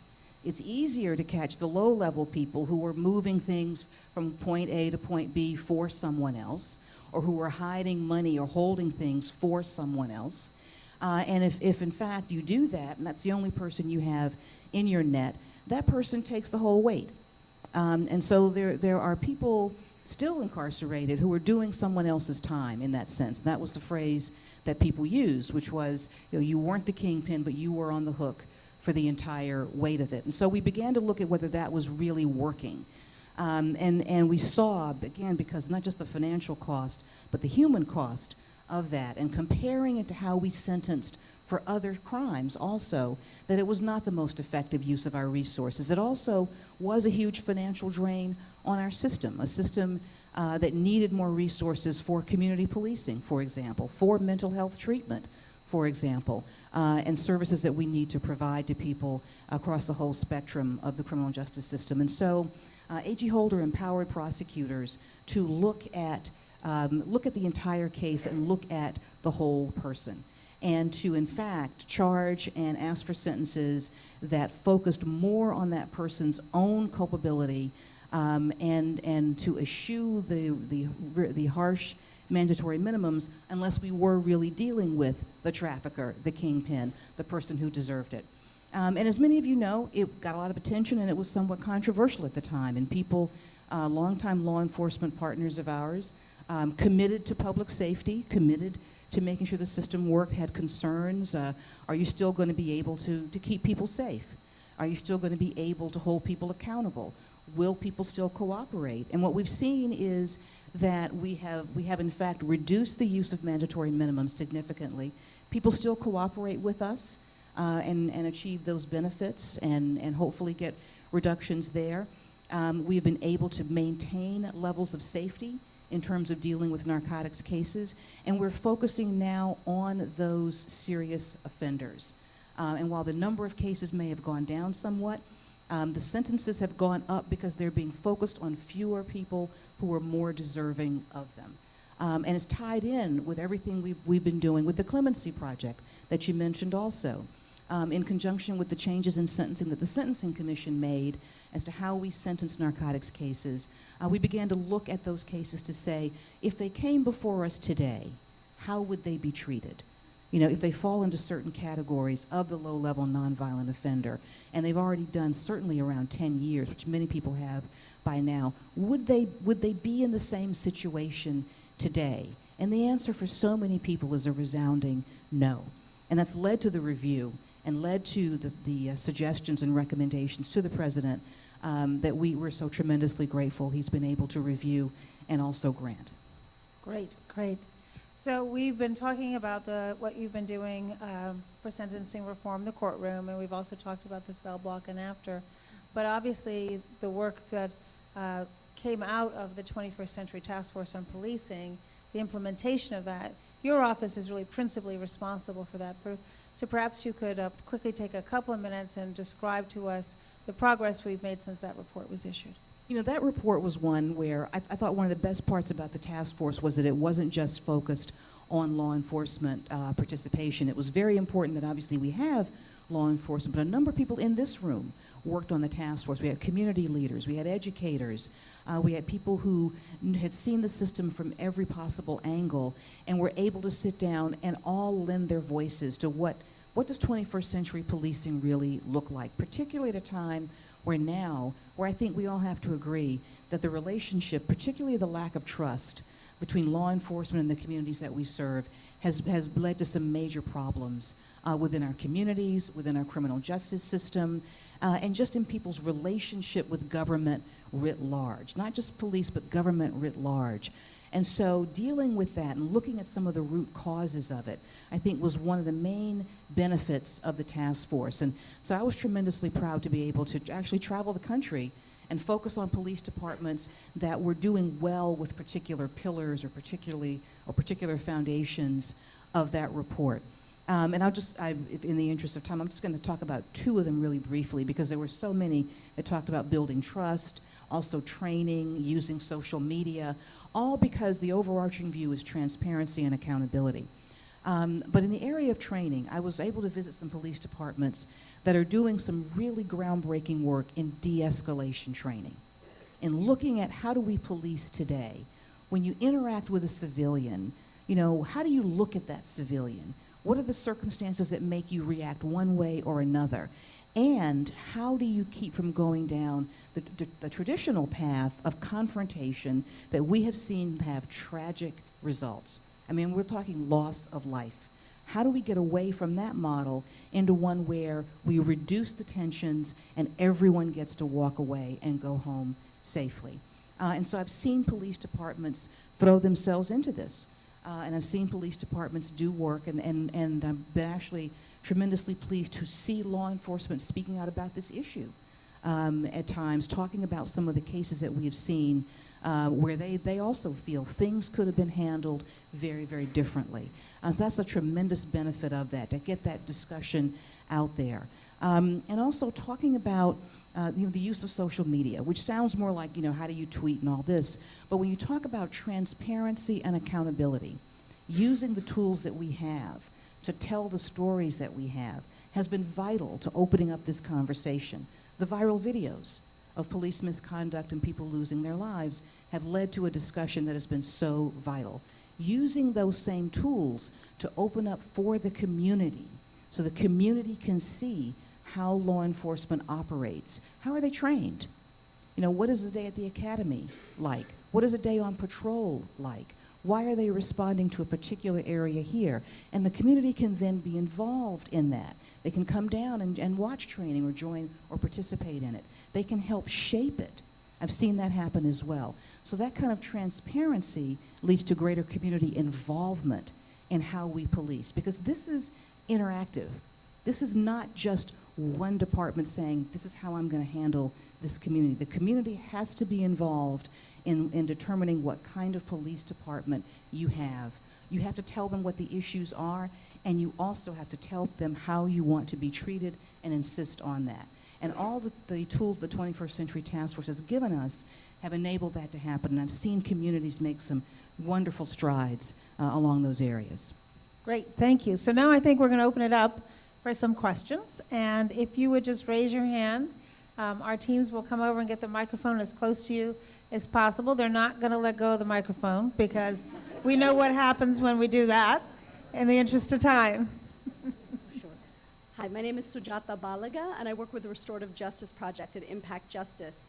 And in my restorative justice work, we're really moving towards more pre-booking and pre-charge diversion and trying to help local police departments and prosecutors work in that context.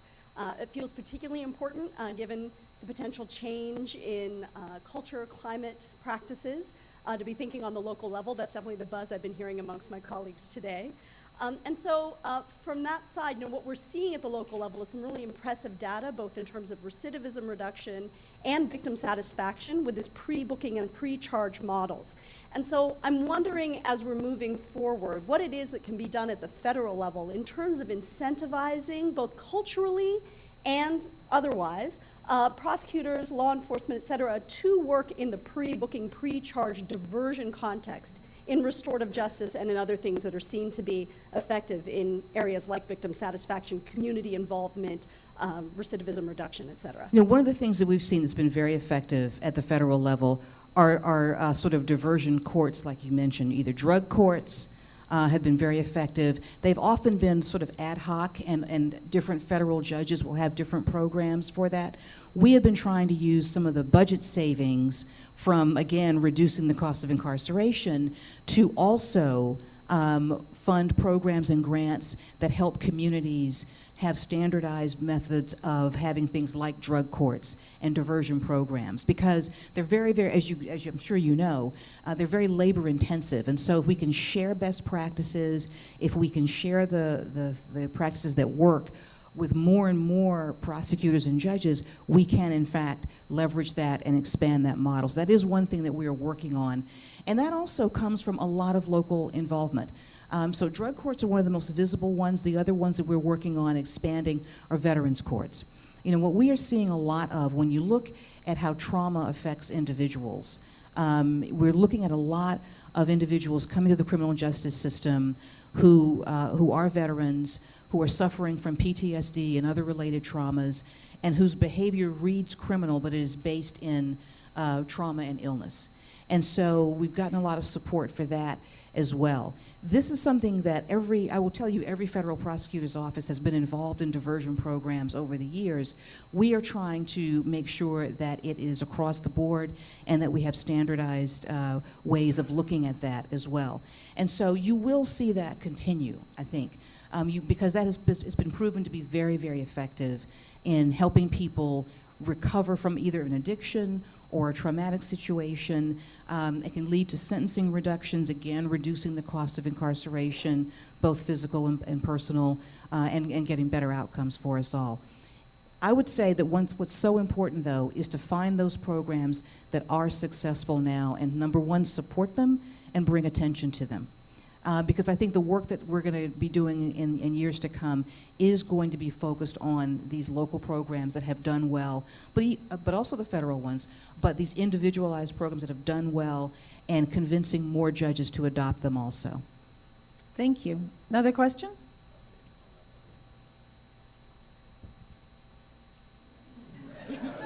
She did that very politely. I really tried. She said she wasn't going to give you the You can't let go. Juan Cartagena, Latino Justice, Peralta in New York City. Attorney General Lynch, we applauded seriously the move by the Attorney General and Bureau of Prisons to cut off the contract with private entities that run prisons in the country. Could you please tell us the status of that now? What can we do to help make sure that's a reality? And also, what can we do to get DHS to actually take it on seriously? So, well, thank you for that question. We were looking at the private prison issue for quite some time. Certainly, we had been concerned about conditions in the prisons that were being run for profit and by private companies, and we were able to have some reviews done that provided us with hard information that they were not living up to the standards of safety and efficacy that we had in our other Bureau of Prisons facilities, and that we should demand in every facility. And this is the safety of inmates and officers alike. We tend to forget, but everyone's living in that prison all together. So for us, we were able to set up a policy that called for a review of them all. And because contracts come due at different times, as you know, in the whole procurement process, we will phase them out, beginning with those that are ending sooner rather than later. I know that there is concern as to whether or not that policy will be reversed, but that policy was also motivated and made possible by the fact that we have been able to reduce the federal prison population. Now, we're still overcrowded.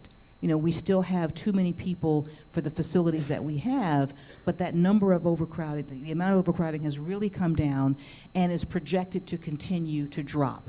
even as we continue to live up to our important public safety obligations. So we feel that the financial issues will be a huge incentive to continuing to phase out the private prisons, particularly those that did not have adequate safety records, where they had safety records that were well below our standards. It's very hard to justify spending money on an institution that was not living up to those standards, particularly when you no longer need those beds.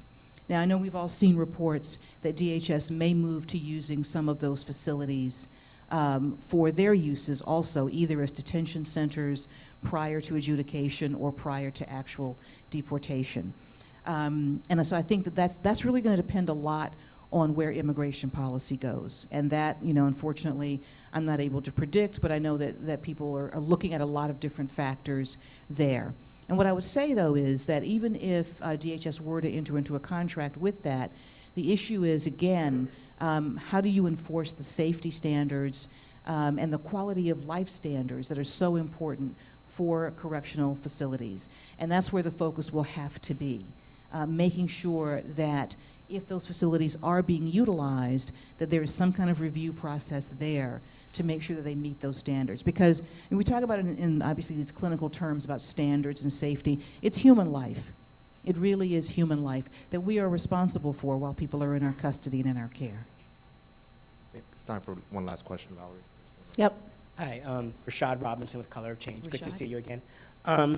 So I appreciate the opening for sort of points, and in particularly on the first three, I'd be interested if you could say more to the room about sort of the confidence in knowing that they will move forward beyond the life of this administration, both in terms of funding and enforcement. And I say that because we're in a room full of advocates and funders who have moved us to this place because of vigilance, organizing, and activism, and the road ahead is going to need all of that. And so if you could say more about not just those three sort of announcements, but sort of the vigilance, the organizing, the activism, the work that's going to be required of this room and for the folks that we're connected with in order to keep in place the things that have been achieved. Well, with respect to, I thank you for that, Rashad, and I think you really touched upon the key issue for this convening and conversations like it. We're, as I said, we're very proud of these initiatives because they will live on after us, because the structure has already been set in place. And in many instances, we've begun that work. And so the Bureau of Prisons is on that path. And so we're confident that the Bureau of Prisons leadership will continue these initiatives because they're effective initiatives. Educational programs also improve safety in correctional institutions for the inmates and for the correctional officers. That's in everyone's interest. They do reduce recidivism. That's in everyone's interest. The ID issue is one also that has been proven to be such an effective issue for people. So we don't see any strong policy desire to change them, but we do think people have to be vigilant and make sure that, in fact, they do continue. But the Bureau of Prisons leadership has worked very hard on this also, and so they've set these programs up. But there's so many other things as well that we talk about by way of policy, and someone could have a different view on things that are important or not. I tend to think that we're on, frankly, the right course in so many of these important areas. But as I said before, a lot of the impetus for the changes that we've made, the ones that I've mentioned and so many others, have come from outside of this city. Look, Washington is a great city. It's a beautiful place. A lot gets done here. But it is not the incubator of every great idea. It just isn't. I mean, we have been so tremendously fortunate to have an administration, to have staff, and to have a president who has picked up these issues and made them his own. But we didn't always have that, and everyone in this room works for people and works with people who know what it's like not to have that kind of presence and support in this, the greatest house in this country, but they also know how to make their voices heard when that's not the case, because that's what they used to do. That's how we got things done before. And now I think people have seen how we implement policy, how we make change, and I urge all of you to hold on to those lessons. Hold on to those lessons and use them. Hold on to the accountability that you've seen. Federal agencies have to give reports on certain types of activities. People now know how to look at those things and see what's being done. You know how to raise things to the attention of people who make decisions here. And don't discount that your voice, won't be heard either on some of the important issues of the day. As Valerie noted, the issue of sentencing reform and the issue of people noticing not just the fundamental unfairness in so many aspects of our criminal justice system, but the toll it's taking, both financial and human, was one that captured bipartisan support. People that were unlikely allies came to the table and said, we have to do something about this. And I guess I'm still optimistic enough to think that they did that because they saw the issue, not just because of who was here in the White House. And so go to those same people again. Keep that debate going. Keep those issues on the table because people have noticed this. And once people see something and notice it, it does not have to go away. I think Loretta makes a very good point. And I feel your level of anxiety, and I know that that anxiety is kind of the elephant in the room here today. But I think that momentum, we've been fortunate to have a president who started as a community organizer, so he appreciates the fact that it's important to bring everyone in and work on these issues together. And I often joke that when people are protesting out in front of the White House, that I want to say, just push the door. It's actually open. You can come on in and talk to us. And we know that's not always going to be the case, but I think that our government will only be as strong as we make it. And that applies not just at the federal level, but at the state and local. And keep in mind, the vast majority of people who are incarcerated today are at the state and local level. And it is on the ground where so much important work is happening right now, state by state. And that work enjoys, as Loretta said, bipartisan support, not just among elected officials, but among the business community, the faith community, people who are fiscally prudent, people who understand the importance of our society being one that is humane. And so you all have huge power and agency to use your expertise, your voices, your passion to continue this work forward. And you do right by the work that we have all collectively done together to continue with that same level of dedication. And as Loretta again said, it should not depend on one person who occupies this office. It should depend on all of you. Thank you very much. Please thank Loretta Lynch for being with us today. All right, everybody, here is a look. Some of the Arizona snow that we've been having up north here. Take a look at the snow totals up in northern Arizona. As you can see, Flagstaff hitting 16 inches.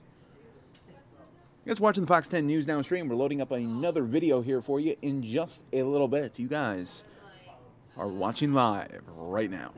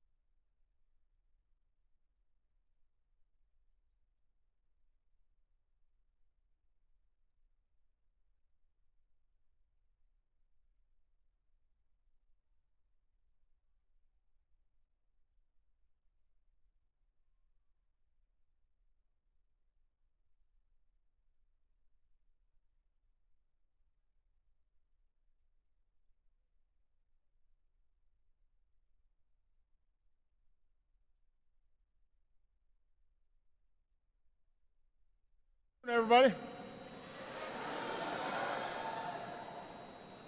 I was just told that was going to be the last hail to the chief on the road, and it got me kind of sentimental. I want to first and foremost say thanks to all of you. You know, just before I came here, I was able to visit with some of the men and women from MacDill Air Force Base, Central Command, our Special Operations Command, to thank them for their extraordinary service. And so to you and your families and to the extended family of American service members, let me say that our nation owes you an unbelievable debt of gratitude. We are grateful for you, and we will be praying for you over the holidays. So,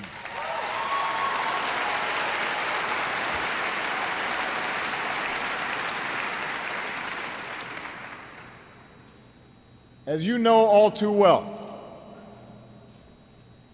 your mission and the course of history was changed after the 9/11 attacks. By the time I took office, the United States had been at war for 7 years. For 8 years that I've been in office, there has not been a day when a terrorist organization or some radicalized individual was not plotting to kill Americans. And on January 20th, I will become the first president of the United States to serve 2 full terms during a time of war.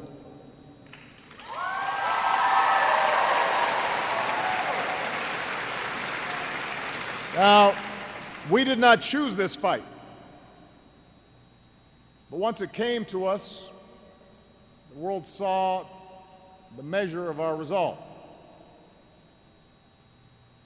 The most solemn responsibility for any president is keeping the American people safe. In carrying out that duty, I have sent men and women into harm's way. I've visited troops around the globe. I have met our wounded warriors, and I've grieved with Gold Star families. I know better than most that it is because of your service and your sacrifice that we have been able, during these 8 years, to protect our homeland, to strike crippling blows against terrorist networks, and fortify our friends and our allies. And so today I'd like to reflect on that work and talk about the foundation that we will leave for the next administration. I came to this office with a set of core convictions that have guided me as Commander-in-Chief. I believe that the United States military can achieve any mission, that we are and must remain the strongest fighting force the world has ever known.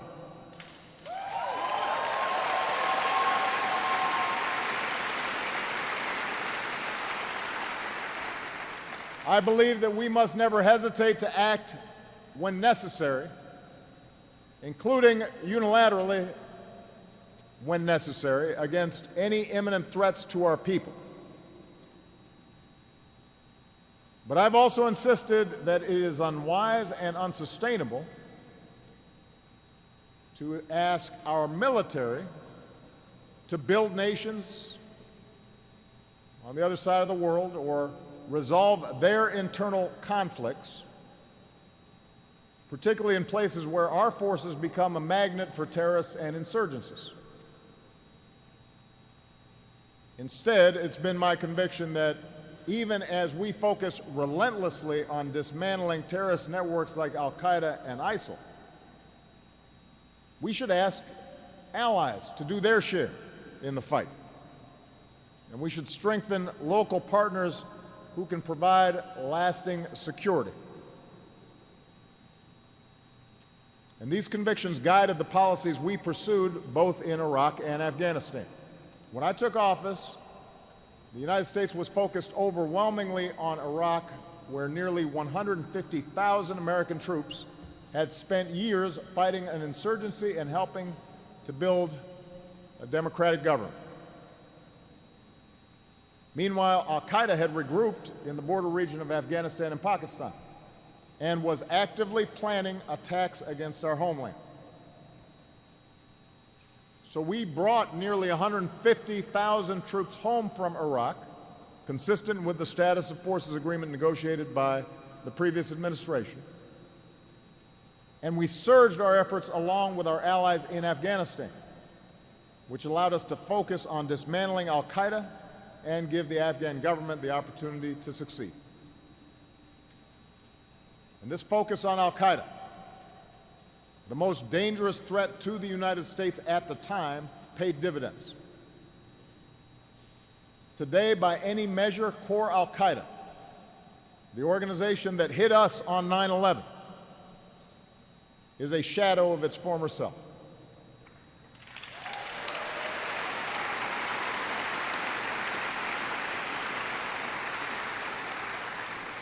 Plots directed from within Afghanistan and Pakistan have been consistently disrupted.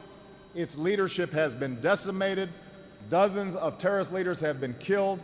Osama bin Laden is dead.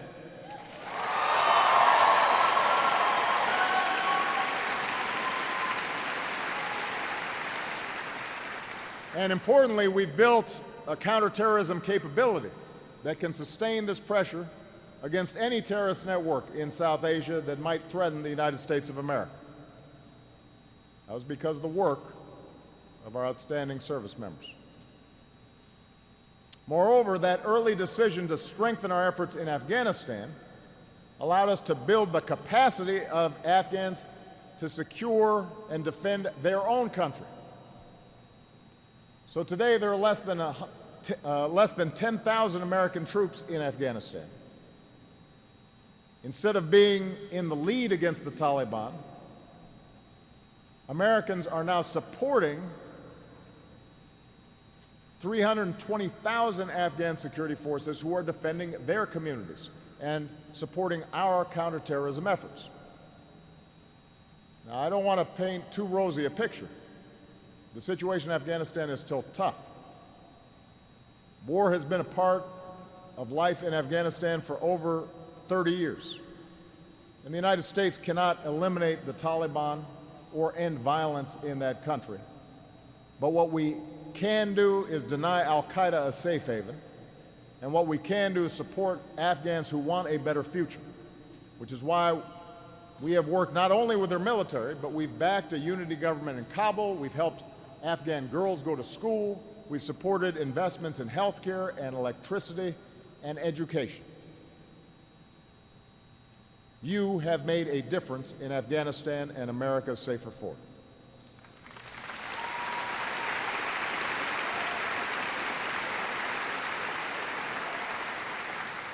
Of course, the terrorist threat was never restricted to South Asia or to Afghanistan or Pakistan. Even as al-Qaeda has been decimated in Afghanistan and Pakistan, the threat from terrorists metastasized in other parts of the Middle East and North Africa. And most dangerously, we saw the emergence of ISIL, the successor to al-Qaeda in Iraq, which fights as both a terrorist network and an insurgency. There's been a debate about ISIL that's focused on whether a continued U.S. troop presence in Iraq back in 2011 could have stopped the threat of ISIL from growing. And as a practical matter, this was not an option.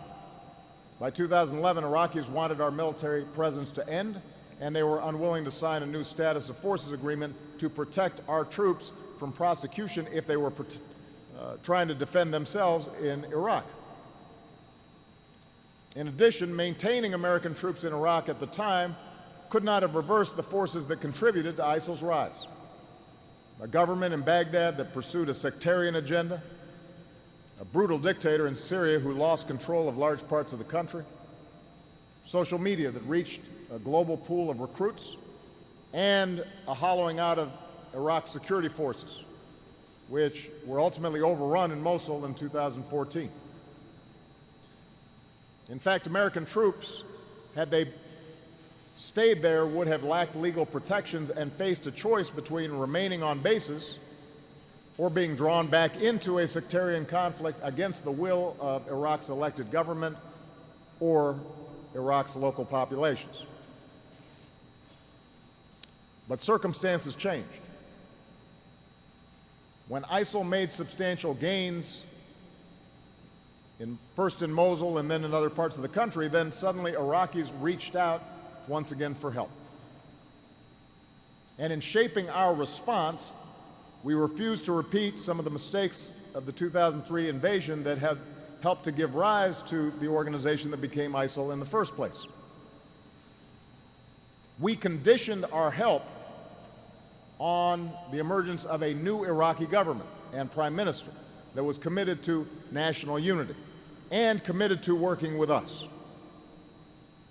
We built an international coalition of nearly 70 nations, including some of Iraq's neighbors. We surged our intelligence resources so that we could better understand the enemy. And then we took the fight to ISIL in both Iraq and Syria, not with American battalions, but with local forces backed by our equipment and our advisors and, importantly, our special forces. In that campaign, we have now hit ISIL with over 16,000 airstrikes. We have equipped and trained tens of thousands of partners on the ground, and today the results are clear. ISIL has lost more than half its territory. ISIL has lost control of major population centers. Its morale is plummeting. Its recruitment is drying up. Its commanders and external plotters are being taken out, and local populations are turning against it.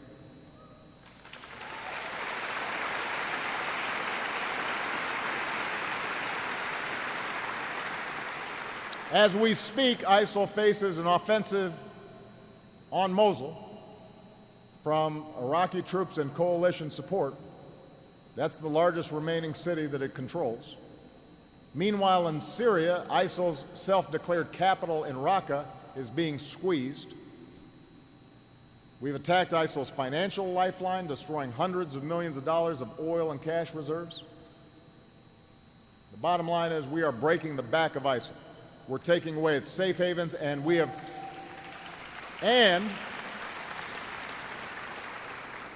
accomplished all this at a cost of $10 billion over 2 years, which is the same amount that we used to spend in 1 month at the height of the Iraq War. So the campaign against ISIL has been relentless, it has been sustainable, it has been multilateral. And it demonstrates a shift in how we've taken the fight to terrorists everywhere, from South Asia to the Sahel. Instead of pushing all of the burden onto American ground troops, instead of trying to mount invasions wherever terrorists appear, we've built a network of partners. In Libya, where U.S. air power has helped local militias dislodge a dangerous ISIL cell. In Mali, where U.S. logistics and intelligence support helped our French allies roll back al-Qaeda branches there. In Somalia, where U.S. operations support an African Union-led force and international peacekeepers. And in Yemen, where years of targeted strikes have degraded al-Qaeda in the peninsula.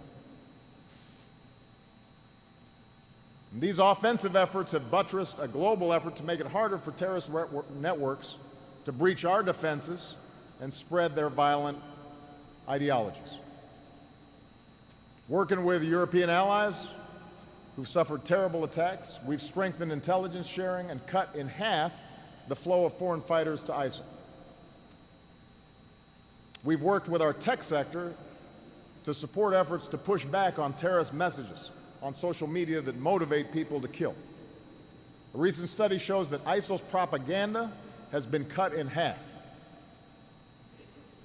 We've launched a global engagement center to empower voices that are countering ISIL's perversion of Islam. And we're working closely with Muslim-majority partners from the Gulf to Southeast Asia. This is your work. We should take great pride in the progress that we've made over the last 8 years. That's the bottom line. No foreign terrorist organization has successfully planned and executed an attack on our homeland.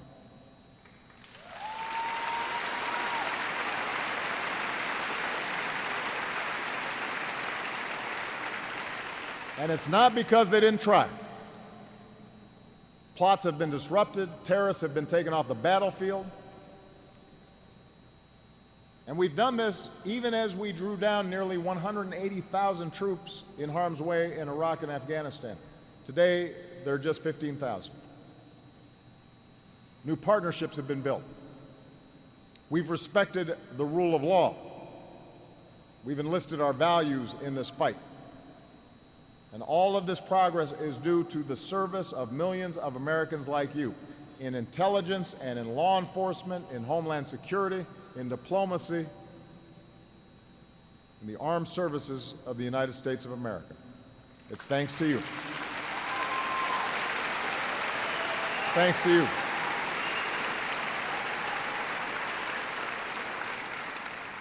Now, to say that we've made progress is not to say that the job is done. We know that a deadly threat persists. We know that in some form, this violent extremism will be with us for years to come. In too many parts of the world, especially in the Middle East, there's been a breakdown of order that's been building for decades. And it's unleashed forces that are going to take a generation to resolve. Long-term corruption has rotted too many nation-states from within. Governance is collapsing. Sectarian conflicts rage. A changing climate is increasing competition for food and water. And false prophets are peddling a vision of Islam that is irreconcilable with tolerance and modernity and basic science. And in fact, every one of these trends is at play inside of Syria today. And what complicates the challenge even more is the fact that for all of our necessary focus on fighting terrorists overseas, the most deadly attacks on the homeland over the last 8 years have not been carried out by operatives with sophisticated networks or equipment directed from abroad. They've been carried out by homegrown and largely isolated individuals who were radicalized online. These deranged killers can't inflict the sort of mass casualties that we saw on 9/11. But the pain of those who lost loved ones in Boston, in San Bernardino, in Fort Hood and Orlando, that pain continues to this day. And in some cases, it has stirred fear in our populations and threatens to change how we think about ourselves and our lives. So while we've made it much more difficult, you have made it much more difficult to carry out an attack approaching the scale of 9/11, the threat will endure. We will not achieve the kind of clearly defined victory comparable to those that we won in previous wars against nations. We won't have a scene of the Emperor of Japan and Douglas MacArthur and a surrender. And the reason we won't have that is because technology makes it impossible to completely shield impressionable minds from violent ideologies. And somebody who's trying to kill and willing to be killed is dangerous, particularly when we live in a country where it's very easy for that person to buy a very powerful weapon.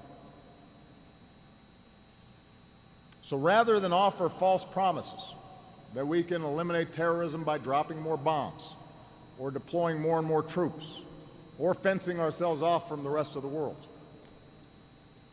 we have to take a long view of the terrorist threat. And we have to pursue a smart strategy that can be sustained. In the time remaining, let me just suggest what I think should guide this approach. First of all, a sustainable counterterrorism strategy depends on keeping the threat in perspective. The terrorist threat is real and it is dangerous. But these terrorists want to cast themselves as the vanguard of a new world order. They are not. They are thugs and they are murderers, and they should be treated that way.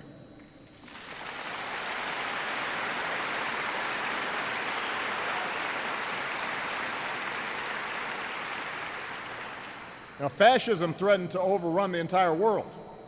and we had to wage total war in response. Communism threatened not only to overturn a world order, but threatened nuclear holocaust. So we had to build armaments and alliances to contain it. Today's terrorists can kill innocent people, but they don't pose an existential threat to our nation, and we must not make the mistake of elevating them as if they do.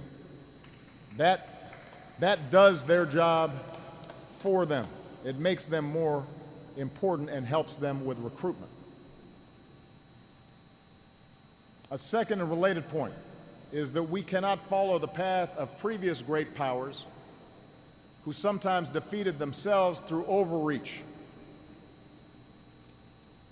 By protecting our homeland while drawing down the number of troops serving in harm's way overseas, we helped save resources, but more importantly, we saved lives.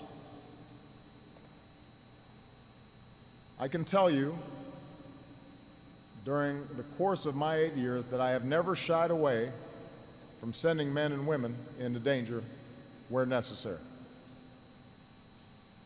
It's always the hardest decision I make, but it's one that I have made where the security of the American people is at stake. And I've seen the cost. I have held the hands of our wounded warriors at Walter Reed. I've met the caskets of the fallen at Dover. And that's why I make no apologies for only sending our troops into harm's way when there is a clear mission that is achievable and when it is absolutely necessary. Number three, we need the wisdom to see that upholding our values and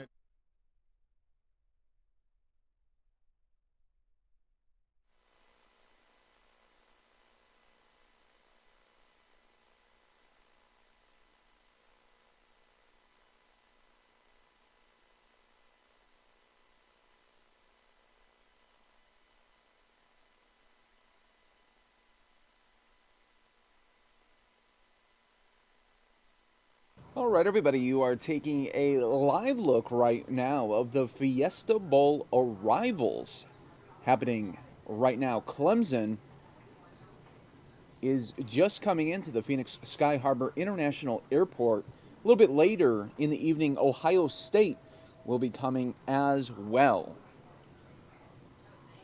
These two teams will face off on New Year's Eve. So they are coming into the Valley to prep for their big game. Fiesta Bowl, just days away.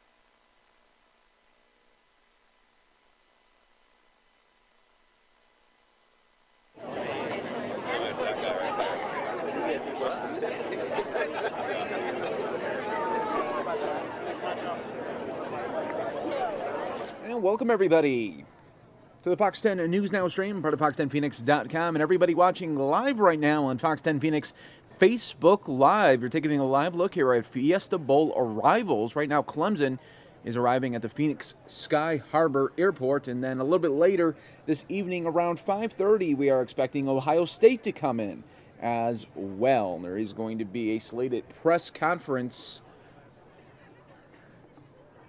directly after this team arrives here. So you're taking a look at fans and getting ready for the big game coming right here in the Valley on New Year's Eve.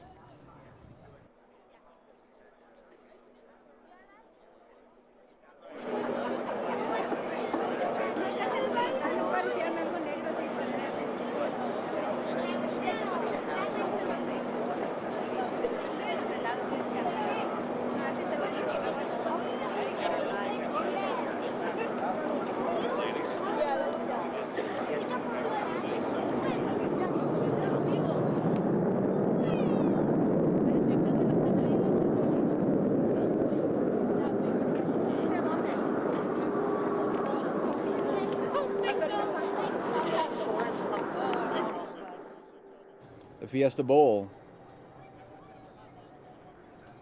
will be between Ohio State Buckeyes versus the Clemson Tigers, happening December 31st.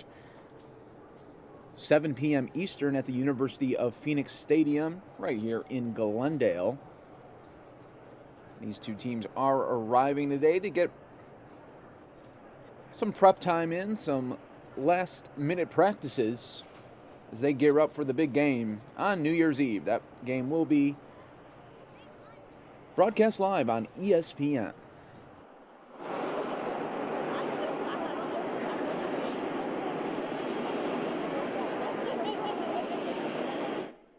And let us know in the comment section who you think will win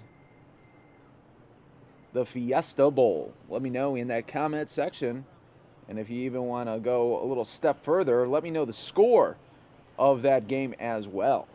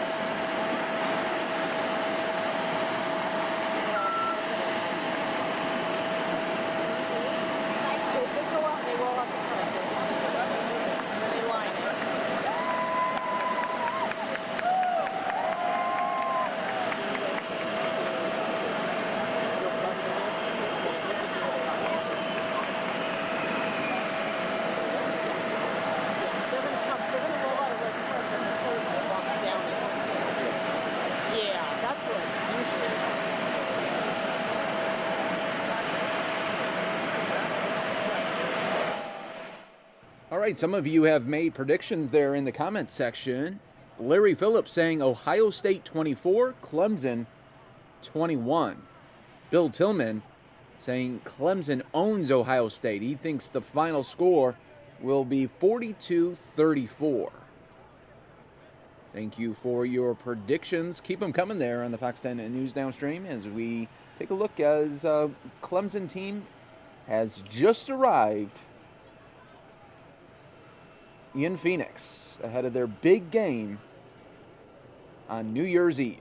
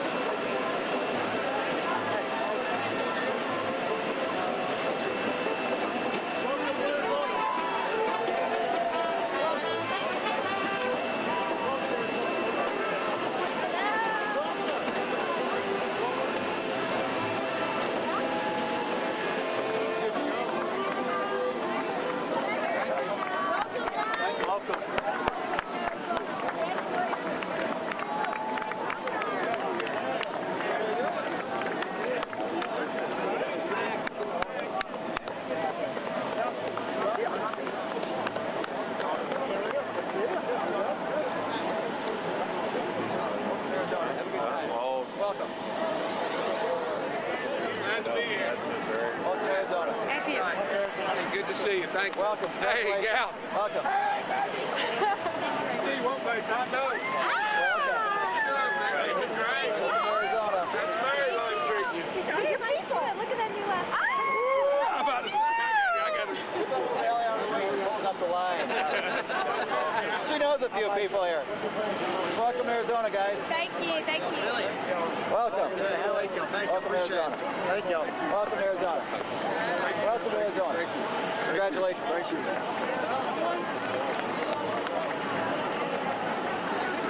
There we go. Welcome to Arizona. Welcome. Welcome to Arizona, guys. Appreciate it so much. Welcome. Thank you. Thank you. Thank you. Thank you. Welcome. Welcome to Arizona. Sorry. Hey, thank you. Welcome to Arizona. Thank you. Welcome, buddy. Hi, thank you. There we go. Welcome to Arizona. Thank you very much. Thank you very much. Welcome. Welcome to Arizona. Arizona, guys.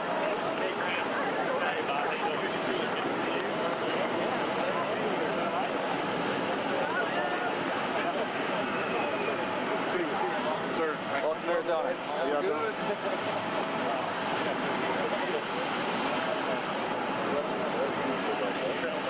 Yeah, I'll be at the hotel at some point today. So, all right, we'll talk to you later. There he is. What's up, Kirk? How you doing, Good trip? Yeah, really good. All right. No bumps. Everybody's happy? It was easy. We got Weather's going to be good? Delta 2 trailing behind me. Oh, do you? Oh, good. Yeah, another one coming. So, all right. How safe delayed a little bit? Yeah, I think a couple hours. Yeah, a couple hours. Good. A couple more would be fun. That's it. All right, we'll see you. See y'all.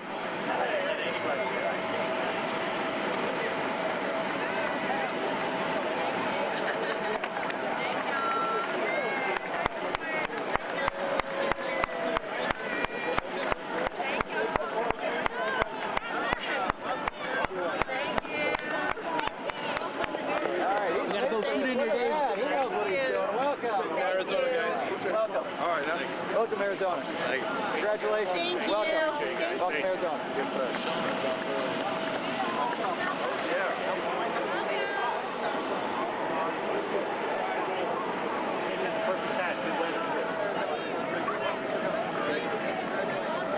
Welcome, guys. Good luck in the game.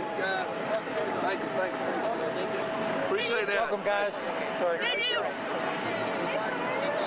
Hey. Welcome, guys. Good luck in the game. Thank you.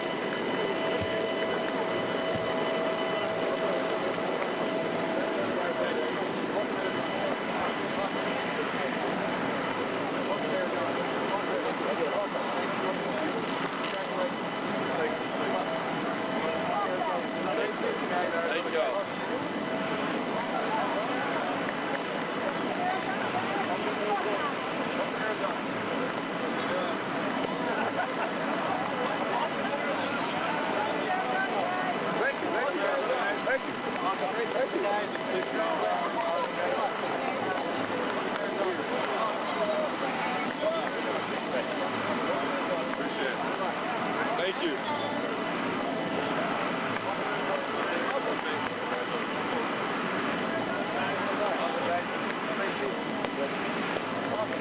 Congratulations.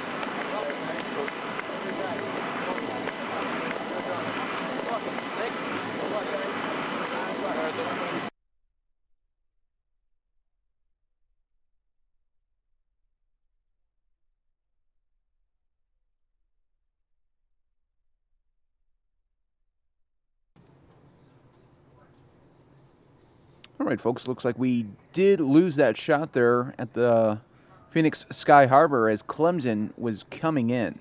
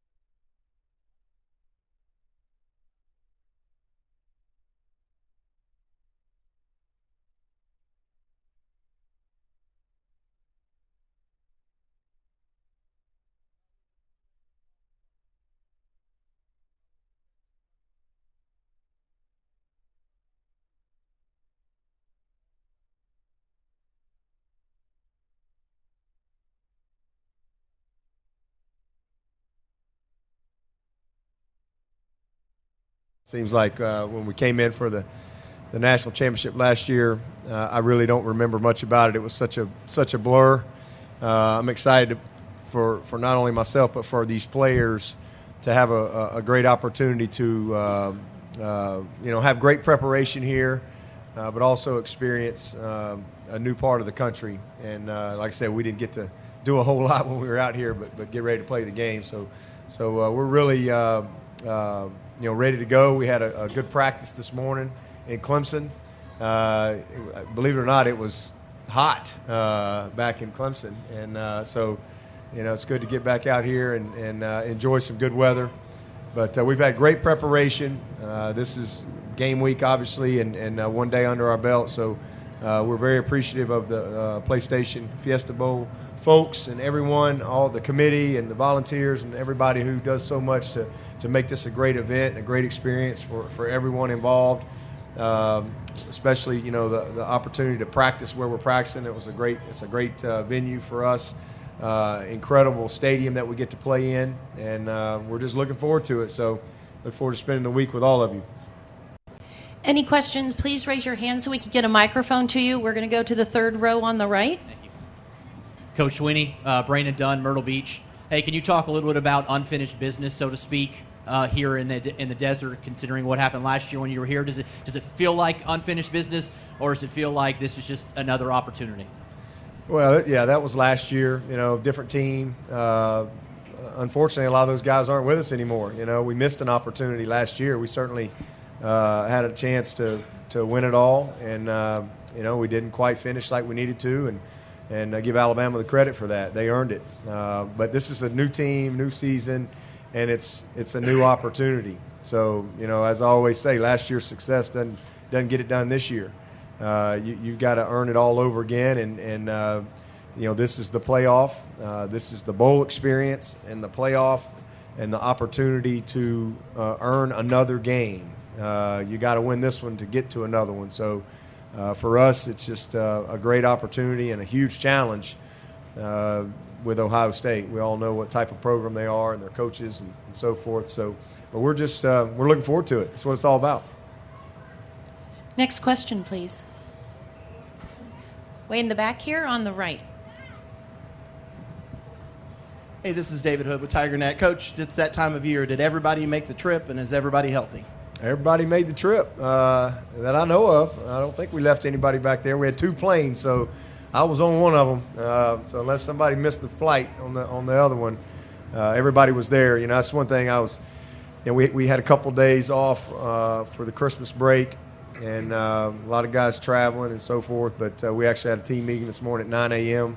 Everybody was there early and ready to go, and again had a good meetings and an excellent Monday type practice for us. So off to a good start. Second row center. Coach Craig Fouie, ABC here in Phoenix. Can you talk about taking on Ohio State in this semifinal matchup? Well, great program. This is Ohio State. I think that their brand speaks for themselves. I mean, they've earned that. I think percentage-wise, they're the winningest team in the country since like 1950. So program-wise, they're right there at the top, and then their coaching staff is tremendous. I know several of those guys, and got a lot of respect for Coach Meyer. I mean, he rarely ever loses. We were joking back in Clemson. It's like Newt Rockne and Urban Meyer are the two winningest coaches ever. So this is they're where everybody wants to be, from a brand standpoint, and some of the achievements that they've had. We're a program that is very proud of what we've been able to do and the consistency, especially the last 6+ years. But we want to get to the top of the mountain, and you don't. Nobody gives you that. You got to go and earn it, and you got to beat the best, and they certainly represent that. Third row back on the right. This is for both the players. How's it feel to be back here in Arizona? Go ahead. It feels really good, man. This is just an opportunity that we got to take care of. Last year, what happened, and we're just really blessed to have the opportunity to be back here. So it's just a blessing. Yeah, I'm definitely looking forward to being back here. It's nice to come back, a long trip and everything. Just happy to, play another game, just have this other opportunity here in the Final Four. I'm really blessed and fortunate to be back.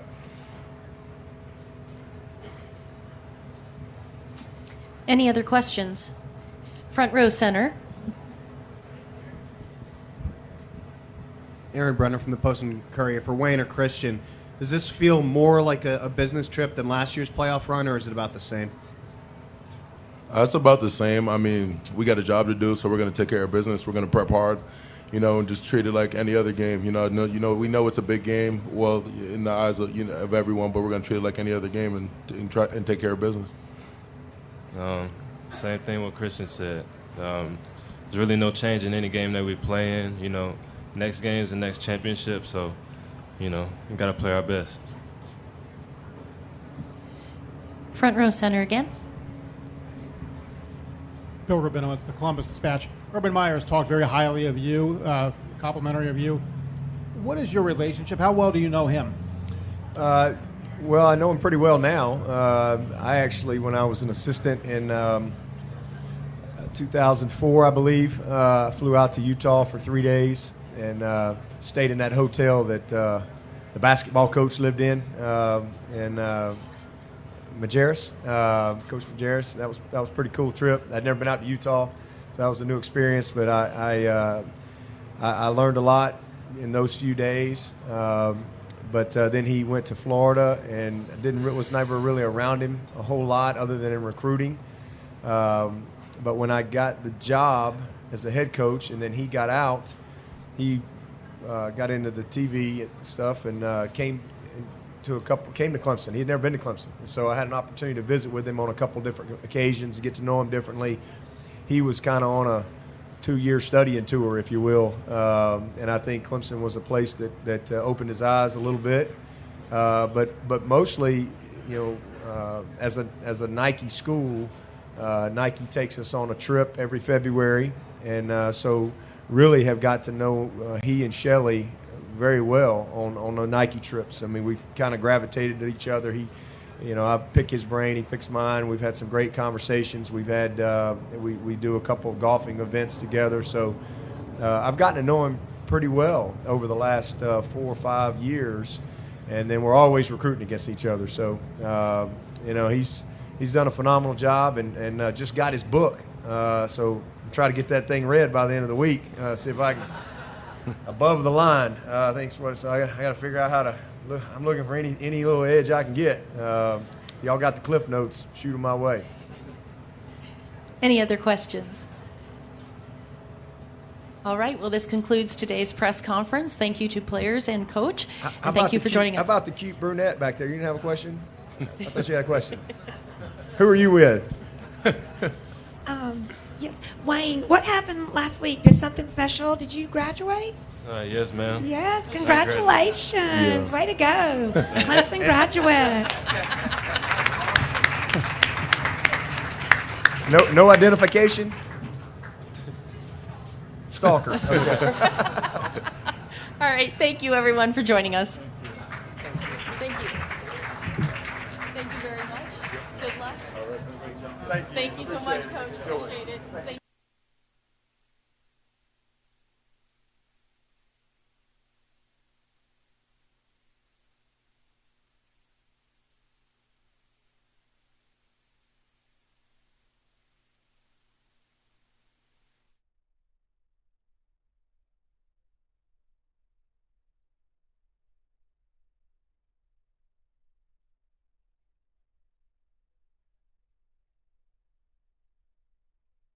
interfering in the U.S. election, and that a response that nobody knows about or a look-back review just don't cut it. Are you prepared to call out President Putin by name for ordering this hacking?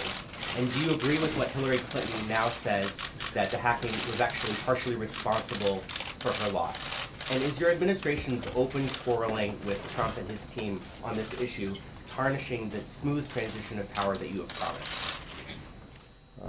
Well, first of all, with respect to the transition, I think they would be the first to acknowledge that we have done everything we can to make sure that they are successful, as I promised, and that will continue. And it's just been a few days since I last talked to the President-elect about a whole range of transition issues. That cooperation is going to continue. There hasn't been a lot of squabbling. What we've simply said is the facts, which are that based on uniform intelligence assessments, the Russians were responsible for hacking the DNC, and that as a consequence, it is important for us to review all elements of that and make sure that we are preventing that kind of interference through cyber attacks in the future. That should be a bipartisan issue. That shouldn't be a partisan issue. And my hope is that the President-elect is going to similarly be concerned with making sure that we don't have potential foreign influence in our election process. I don't think any American wants that. And that shouldn't be a source of an argument. I think that part of the challenge is that it gets caught up in the carryover from election season.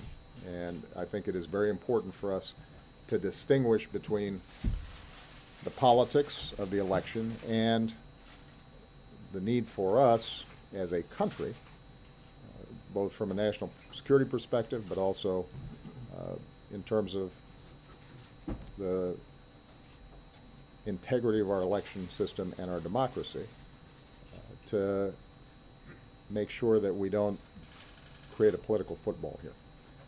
Now, with respect to how this thing unfolded last year, let's just go through the facts pretty quickly. At the beginning of the summer, we're alerted to the possibility that the DNC has been hacked.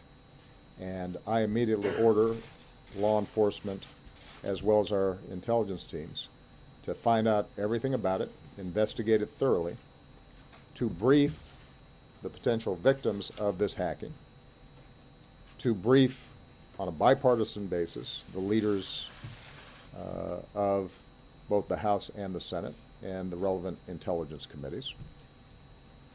And once we had clarity and certainty around what in fact had happened, we publicly announced that, in fact, Russia had hacked into the DNC. And at that time, we did not attribute motives or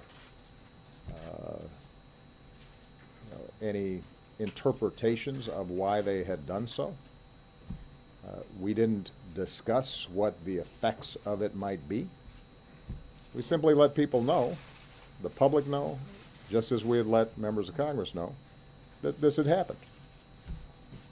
And as a consequence, all of you wrote a lot of stories about both what had happened and then you interpreted why that might have happened and what effect it was going to have on the election outcomes. We did not.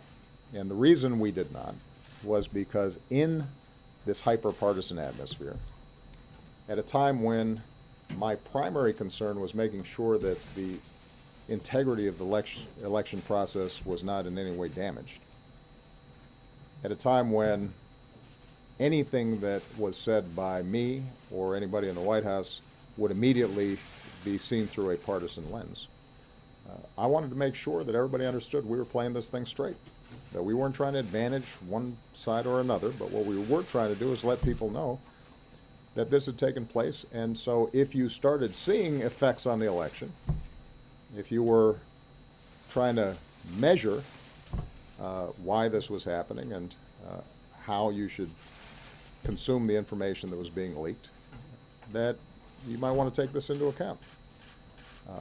And that's exactly how we should have handled it. Imagine if we had done the opposite. It would have become immediately just one more political scrum.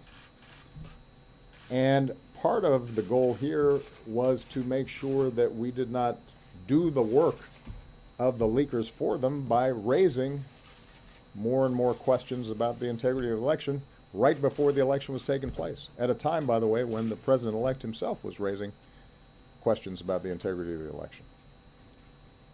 And finally, I think it's worth pointing out that the information was already out. It was in the hands of WikiLeaks, so that was going to come out no matter what.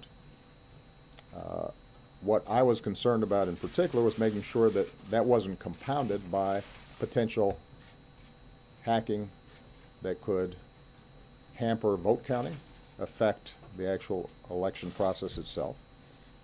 And so in early September, when I saw President Putin in China, I felt that the most effective way to ensure that that didn't happen was to talk to him directly and tell him to cut it out, and there were going to be some serious consequences if he didn't. And in fact, we did not see further tampering of the election process, but the leaks through WikiLeaks had already occurred. So when I look back in terms of how we handled it, I think we handled it the way it should have been handled. We allowed law enforcement and the intelligence community to do its job without political influence. We briefed all relevant parties involved in terms of what was taking place. When we had a consensus around what had happened, we announced it, not through the White House, not through me, but rather through the intelligence communities that had actually carried out these investigations. And then we allowed you and the American public to make an assessment as to how to weigh that going into the election. And the truth is that there was nobody here who didn't have some sense of what kind of effect it might have. I'm finding it a little curious that everybody's suddenly acting surprised that this looked like it was disadvantaging Hillary Clinton, because you guys wrote about it every day. Every single leak. About every little juicy tidbit of political gossip, including John Podesta's risotto recipe. This was an obsession that dominated the news coverage. So I do think it's worth us reflecting how it is that a presidential election of such importance, of such moment, with so many big issues at stake and such a contrast between the candidates, came to be dominated by a bunch of these leaks. What is it about our political system that made us vulnerable to these kinds of potential manipulations, which, as I've said publicly before, were not particularly sophisticated. This was not some elaborate, complicated espionage scheme. They hacked into some Democratic Party emails that contained pretty routine stuff, some of it embarrassing or uncomfortable, because I suspect that if any of us got our emails hacked into, there might be some things that we wouldn't want suddenly appearing on the front page of a newspaper or a telecast, even if there wasn't anything particularly illegal or controversial about it. And then it just took off. And that concerns me, and it should concern all of us. But the truth of the matter is that everybody had the information. It was out there, and we handled it the way we should have. Now, moving forward, I think there are a couple issues that this raises. Number one is just the constant challenge that we are going to have with cybersecurity throughout our economy and throughout our society. We are a digitalized culture, And there is hacking going on every single day. There's not a company, there's not a major organization, there's not a financial institution, there's not a branch of our government where somebody's not going to be fishing for something or trying to penetrate or put in a virus or malware. And this is why for the last 8 years I've been obsessed with how do we continually upgrade our cybersecurity systems. And this particular concern around Russian hacking is part of a broader set of concerns about how do we deal with cyber issues being used in ways that can affect our infrastructure, affect the stability of our financial systems, and affect the integrity of our institutions like our election process. I just received a couple weeks back, it wasn't widely reported on, a report from our Cybersecurity Commission that outlines a whole range of strategies to do a better job on this. But it's difficult because it's not all housed, you know, the target of cyber attacks is not one entity, but it's widely dispersed, and a lot of it is private, like the DNC. You know, it's not a branch of government. We can't tell people what to do. What we can do is inform them, get best practices. What we can also do is to, on a bilateral basis, warn other countries against these kinds of attacks. And we've done that in the past.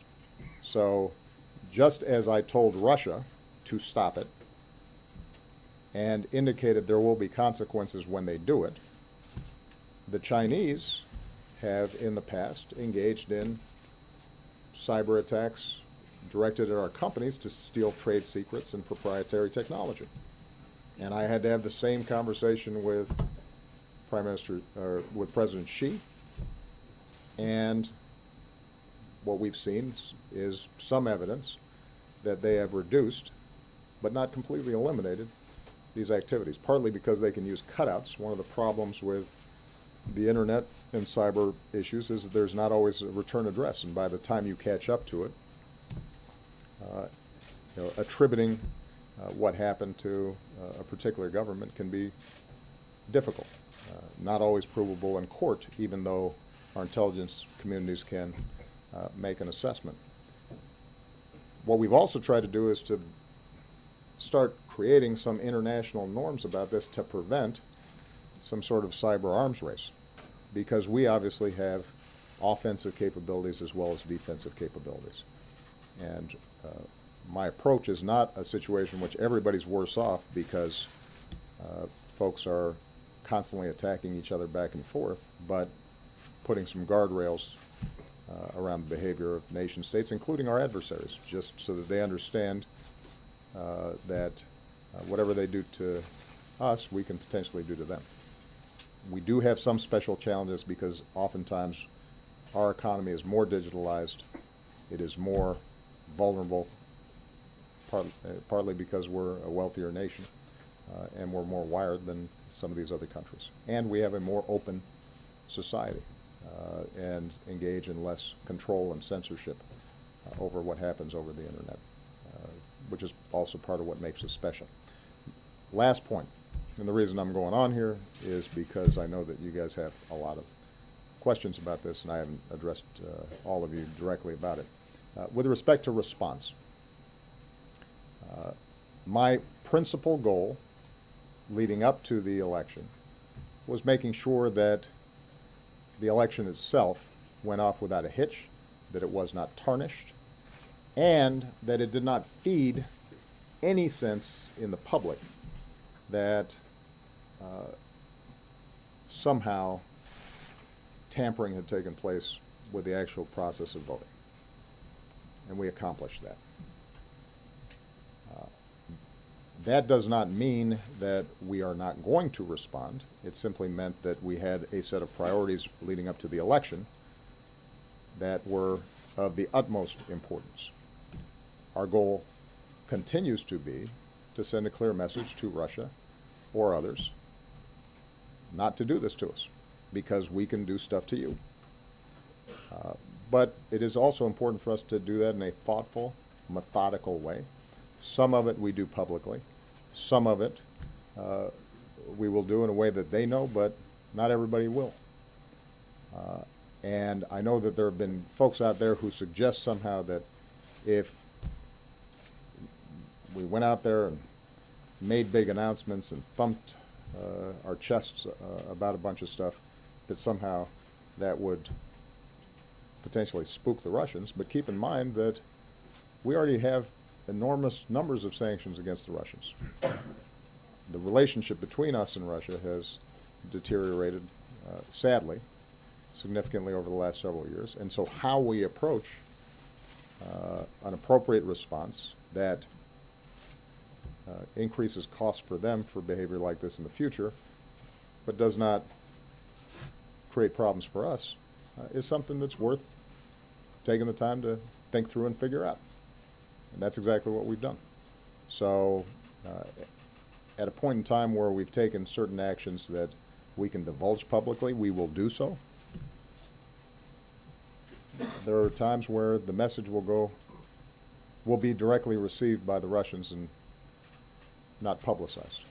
And I should point out, by the way, part of why the Russians have been effective on this is because they don't go around announcing what they're doing. It's not like Putin's going around the world publicly saying, look what we did, wasn't that clever. He denies it. So the idea that somehow public shaming is going to be effective, I think doesn't read the thought process in Russia very well. Okay? Did Clinton lose because of the hacking? I'm going to let all the political pundits in this town have a long discussion about what happened in the election. It was a fascinating election, so I'm sure there are going to be a lot of books written about it. I've said what I think is important for the Democratic Party going forward, rather than try to parse every aspect of the election. And I've said before, I couldn't be prouder of Secretary Clinton, her outstanding service. I think she's worked tirelessly on behalf of the American people, and I don't think she was treated fairly during the election. I think the coverage of her and the issues was troubling. But having said that, what I've been most focused on, appropriate for the fact that I'm not going to be a politician in about, was it 32 days? 31? 34? What I've said is that I can maybe give some counsel and advice to the Democratic Party, and I think that the thing we have to spend the most time on, because it's the thing we have the most control over, is how do we make sure that we are showing up in places where I think Democratic policies are needed, where they are helping, where they are making a difference, but where people feel as if they're not being heard, and where Democrats are characterized as coastal, liberal, latte-sipping, politically correct, out-of-touch folks. We have to be in those communities. And I've seen that when we are in those communities, it makes a difference. That's how I became president. I became a U.S. Senator not just because I had a strong base in Chicago, but because I was driving around downstate Illinois and going to fish fries and sitting in VFW halls and talking to farmers. And I didn't win every one of their votes, but they got a sense of what I was talking about, what I cared about, that I was for working people, that I was for the middle class, that the reason I was interested in strengthening unions and raising the minimum wage and rebuilding our infrastructure and making sure that parents had decent child care and family leave was because my own family's history wasn't that different from theirs, even if I looked a little bit different. Same thing in Iowa. And so the question is, how do we rebuild that party as a whole so that there's not a county in any state, I don't care how red, where we don't have a presence and we're not making the argument, because I think we have the better argument. But that requires a lot of work. It's been something that I've been able to do successfully in my own campaigns. It is not something I've been able to transfer to candidates in midterms and sort of build a sustaining organization around. That's something that I would have liked to have done more of, but it's kind of hard to do when you're also dealing with a whole bunch of issues here in the White House. That doesn't mean, though, that it can't be done, and I think there are going to be a lot of talented folks out there, a lot of progressives who share my values, who are going to be leading the charge in the years to come. Michelle Kosinski, CNN. Thank you. So this week we heard Hillary Clinton talk about how she thinks that the FBI director's most recent announcement made a difference in the outcome of the election. And we also just heard in an op-ed her campaign chairman talk about something being deeply broken within the FBI. He talked about thinking that the investigation early on was lackadaisical, in his words. So what do you think about those comments? Do you think there's any truth to them? Do you think there's a danger there that they're calling into question the integrity of institutions in a similar way that Donald Trump's team has done? And the second part to that is that Donald Trump's team repeatedly, I guess, giving the indication that the investigation of the Russian hack as well as the retaliation might not be such a priority once he's in office. So what do you think the risk is there, and are you going to talk to him directly about some of those comments he made? Well, on the latter point, as I said before, the transition from election season to governance season is not always smooth. It's bumpy. There's still feelings that are raw out there. There are people who are still thinking about how things unfolded, and I get all that. But when Donald Trump takes the oath of office and is sworn as the 45th President of the United States, then he's got a different set of responsibilities and considerations. I've said this before, I think there is a sobering process when you walk into the Oval Office. I haven't shared previously private conversations I've had with the President-elect. I will say that they have been cordial and in some cases have involved me making some pretty specific suggestions about how to ensure that regardless of our obvious deep disagreements about policy, maybe I can transmit some thoughts about maintaining the effectiveness, integrity, cohesion of the office, our various democratic institutions, and he's has listened. I can't say that he will end up implementing, but the conversations themselves have been cordial as opposed to defensive in any way. And I will always make myself available to him, just as previous presidents have made themselves available to me as issues come up. With respect to the FBI, I will tell you I've had a chance to know a lot of FBI agents. I know Director Comey. They take their job seriously.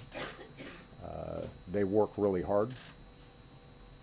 They help keep us safe and save a lot of lives. And it is always a challenge for law enforcement when there's an intersection between the work that they are doing and the political system. It's one of the difficulties of democracy generally. We have a system where we want our law enforcement investigators and our prosecutors to be free from politics, to be independent, to play it straight. But sometimes that involves investigations that touch on politics, and particularly in this hyper-partisan environment that we've been in, everything is suspect. Everything you do one way or the other.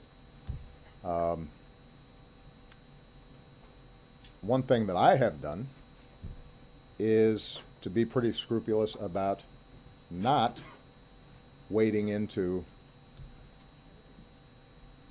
investigation decisions or prosecution decisions or decisions not to prosecute. I have tried to be really strict in my own behavior about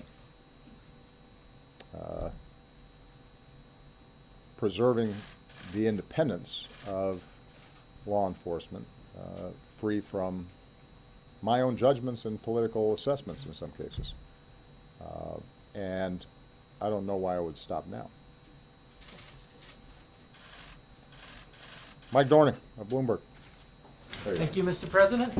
On Aleppo, your views that what happens there is the responsibility of the Russian government, the Iranian government, the Assad regime, and pretty well aired. But do you, as President of the United States, leader of the free world, feel any personal moral responsibility now at the end of your presidency for the carnage that we're all watching in Aleppo, which I'm sure disturbs you, which you said disturbs you? Secondly, also on Aleppo, you've again made clear your practical disagreements with the idea of safe zones. And President-elect Trump has throughout his campaign, and he said again last night, that he wants to create safe zones in Syria. Do you feel like in this transition you need to help him toward implementing that, or is that not something that you should be doing? Mike, I always feel responsible. I felt responsible when kids were being shot by snipers. I felt responsible when millions of people had been displaced. I feel responsible for murder and slaughter that's taken place in South Sudan that's not being reported on, partly because there's not as much social media being generated from there. There are places around the world where horrible things are happening, and because of my office, because I'm President of the United States, I feel responsible. I ask myself every single day, is there something I could do that would save lives and make a difference and spare some child who doesn't deserve to suffer? So that's a starting point. There's not a moment during the course of this presidency where I haven't felt some responsibility. That's true, by the way, for our own country. When I came into office and people were losing their jobs and losing their homes and losing their pensions, I felt responsible. And I would go home at night and I would ask myself, was there something better that I could do or smarter that I could be that would make a difference in their lives, that would relieve their suffering and relieve their hardship? So with respect to Syria, what I have consistently done is taken the best course that I can to try to end the civil war, while having also to take into account the long-term national security interests of the United States. And throughout this process, based on hours of meetings, if you tallied it up, days or weeks of meetings, where we went through every option in painful detail with maps, and we had our military, and we had our aid agencies, and we had our diplomatic teams, and sometimes we'd bring in outsiders who were critics of ours. Whenever we went through it, the challenge was that short of putting large numbers of U.S. troops on the ground, uninvited, without any international law mandate, without sufficient support from Congress, at a time when we still had troops in Afghanistan and we still had troops in Iraq, and we had just gone through over a decade of war and spent trillions of dollars, and when the opposition on the ground was not cohesive enough to necessarily govern a country, and you had a military superpower in Russia prepared to do whatever it took to keep its client state involved, and you had a regional military power in Iran that saw their own vital strategic interests at stake and were willing to send in as many of their people or proxies to support the regime. That in that circumstance, unless we were all in and willing to take over Syria, we were going to have problems. And that everything else was tempting because we wanted to do something and it sounded like the right thing to do, but it was going to be impossible to do this on the cheap. And in that circumstance, I have to make a decision as President of the United States as to what is best. I'm sorry, what's going on? Somebody's not feeling good? All right. Why don't we have, we can get our doctors back there to help out. Somebody want to go to my doctor's office and just have them? All right. Where was I? So, we couldn't do it on the cheap. Now, it may be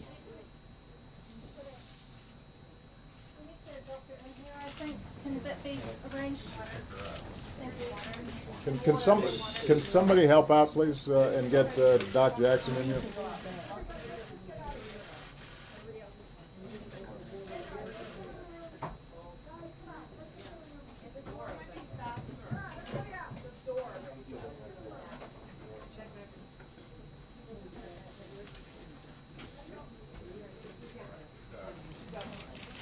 Somebody grabbing our doctor? Of course. In the meantime, just give her a little room. The doctor will be here in a second.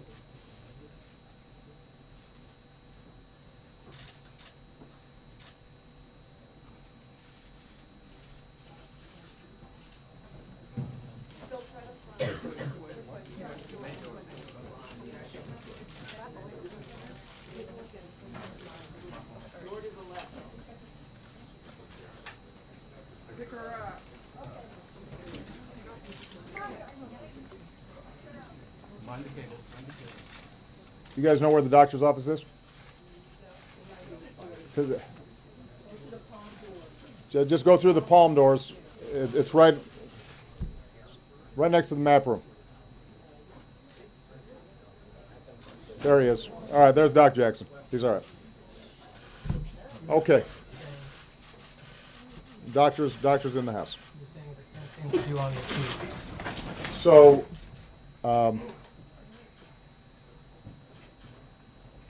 and I don't mean that. I mean that with all sincerity.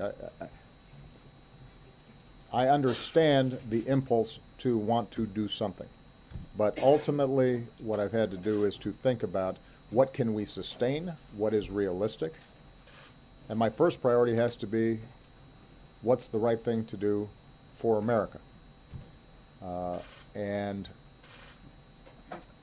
it has been our view that the best thing to do has been to provide some support to the moderate opposition so that they could sustain themselves and that you wouldn't see anti-Assad regime sentiments just pouring into al-Nusra and al-Qaeda or ISIL, that we engaged our international partners in order to put pressure on all the parties involved and to try to resolve this through diplomatic and political means. I cannot claim that we've been successful. And so that's something that, as is true with a lot of issues and problems around the world, I have to go to bed with every night. But I continue to believe that it was the right approach given what realistically we could get done. Absent a decision, as I said, to go in a much more significant way. And that, I think, would not have been sustainable or good for the American people because we had a whole host of other obligations that we also had to meet, wars we had already started and that were not yet finished. With respect to the issue of safe zones, it is a continued problem, a continued challenge with safe zones is if you're setting up those zones on Syrian territory, then that requires some force that is willing to maintain that territory in the absence of consent from the Syrian government and now the Russians or the Iranians. So it may be that with Aleppo's tragic situation unfolding, that in the short term, if we can get more of the tens of thousands who are still trapped there out, that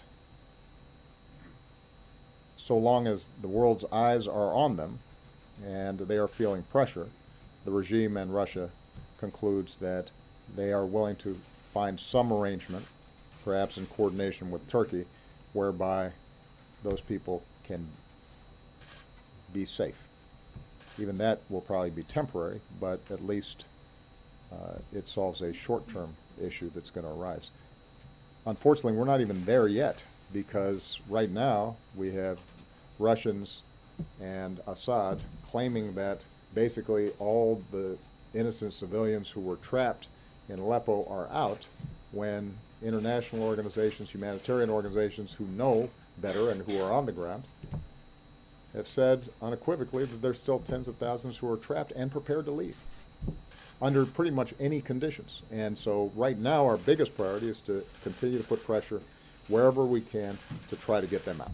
Okay. Notwithstanding Well, you, I but the can't second have too much, question, so- your objections are well aired, but do you feel So- responsibility notwithstanding to move in that direction or help President-elect Trump move in that direction? I will help President-elect Trump, with any advice, counsel, information that we can provide so that he, once he's sworn in, can make a decision. Between now and then, these are decisions that I have to make based on the consultations I have with our military and the people who've been working this every single day. Peter Alexander. Mr. President, thank you very much. Can you, given all the intelligence that we have now heard, assure the public that this was, once and for all, a free and fair election? And specifically on Russia, do you feel any obligation now, as they've been insisting that this isn't the case, to show the proof, as it were? They say put your money where your mouth is and declassify some of the intelligence, some of the evidence that exists.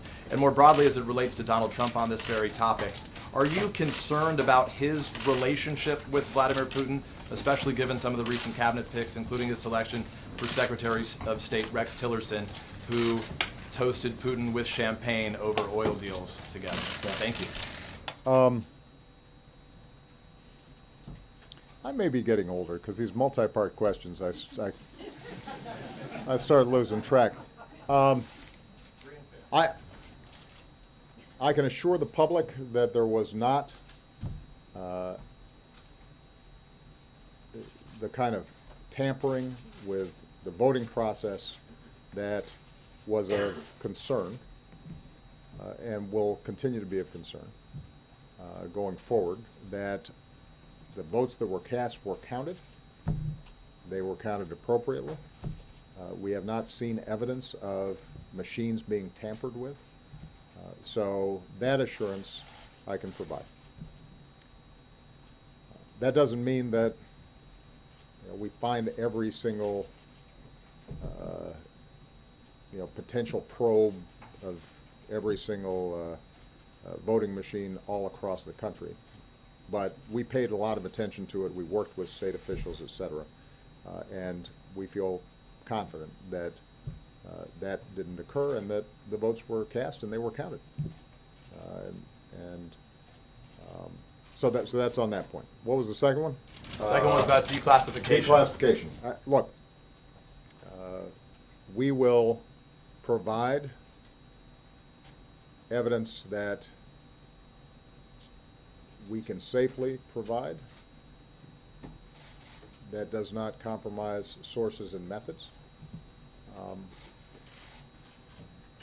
But I'll be honest with you, when you're talking about cybersecurity, a lot of it is classified and we're not going to provide it because the way we catch folks is by knowing certain things about them that they may not want us to know, and if we're going to monitor this stuff effectively going forward, we don't want them to know that we know. So this is one of those situations where unless the American people genuinely think that the professionals in the CIA, the FBI, our entire intelligence infrastructure, many of whom, by the way, served in previous administrations and who are Republicans, are less trustworthy than the Russians, then people should pay attention to what our intelligence agencies say. This is part of what I meant when I said that we've got to think about what's happening to our political culture here. The Russians can't change us or significantly weaken us. They are a smaller country. They are a weaker country. Their economy doesn't produce anything that anybody wants to buy except oil and gas and arms. They don't innovate. But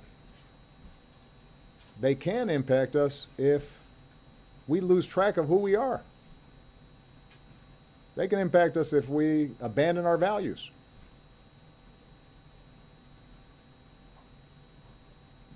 Mr. Putin can weaken us just like he's trying to weaken Europe if we start buying into notions that it's okay to intimidate the press or lock up dissidents or discriminate against people because of their faith or what they look like. And what I worry about more than anything is the degree to which, because of the fierceness of the partisan battle, you've started to see certain folks in the Republican Party and Republican voters suddenly finding a government and individuals who stand contrary to everything that we stand for as being okay because that's how much we dislike Democrats. I mean, think about it. Some of the people who historically have been very critical of me for engaging with the Russians and having conversations with them also endorsed the president-elect, even as he was saying that we should stop sanctioning Russia and being tough on them and work together with them against our common enemies. It was very complimentary of Mr. Putin personally. You know, that wasn't news. The president-elect, during the campaign, said so. And some folks who had made a career out of being anti-Russian didn't say anything about it. And then after the election, suddenly they're asking, oh, why didn't you tell us that maybe the Russians were trying to help our candidate? Well, come on. There was a survey, some of you saw, where, now this is just one poll, but a pretty credible source, 37% of Republican voters approve of Putin. Over a third of Republican voters approve of Vladimir Putin, the former head of the KGB. Ronald Reagan would roll over in his grave. And how did that happen? It happened in part because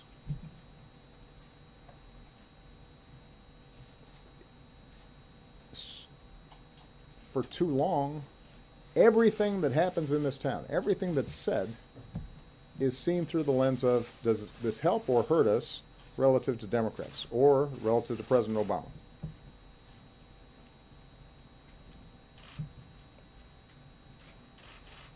And unless that changes, we're going to continue to be vulnerable to foreign influence because we've lost track of what it is that we're about and what we stand for.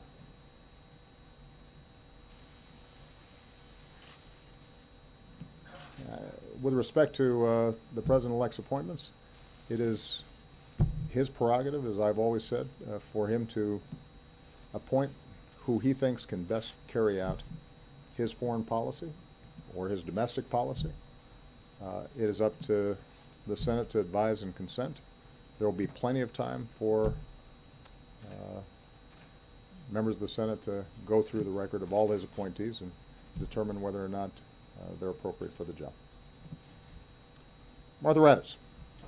Mr. President, I want to talk about Vladimir Putin again. Just to be clear, do you believe Vladimir Putin himself authorized the hack, and do you believe he authorized that to help Donald Trump? And on the intelligence, one of the things Donald Trump cites is Saddam Hussein and the weapons of mass destruction, and that they were never found.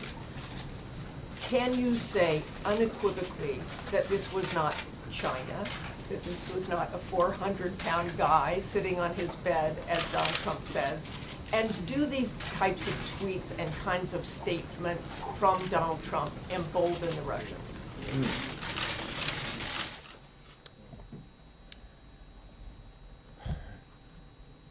You know, when the report comes out before I leave office, that will have drawn together all the threads, and so I don't want to step on their work ahead of time. What I can tell you is that the intelligence that I've seen gives me great confidence in their assessment that the Russians carried out this hack. Which hack? The hack of the DNC and the hack of John Podesta. Now, but again, I think this is exactly why I want the report out, so that everybody can review it. And this has been briefed, and the evidence in closed session has been provided on a bipartisan basis. Not just to me, it's been provided to the leaders of the House and the Senate and the chairman and ranking members of the relevant committees. And I think that what you've already seen is, at least some of the folks who've seen the evidence don't dispute, I think, the basic assessment that the Russians carried this out. But specifically, would you not say well, that? Martha, I think what I want to make sure of is that I give the intelligence community the chance to gather all the information, but I'd make a larger point, which is not much happens in Russia without Vladimir Putin. I mean, this is a pretty hierarchical operation. last I checked, there's not a lot of debate and democratic deliberation, particularly when it comes to policies directed at the United States. We have said, and I will confirm, that this happened at the highest levels of the Russian government, and I will let you make that determination as to whether there are high-level Russian officials who go off rogue and decide to tamper with the U.S. election process without Vladimir Putin knowing about it. So I wouldn't be wrong in saying the president thinks Vladimir Putin authorized the hack. Martha, I've given you what I'm going to give you. What was your second question? Do the tweets and do the statements by Donald Trump embolden Russia?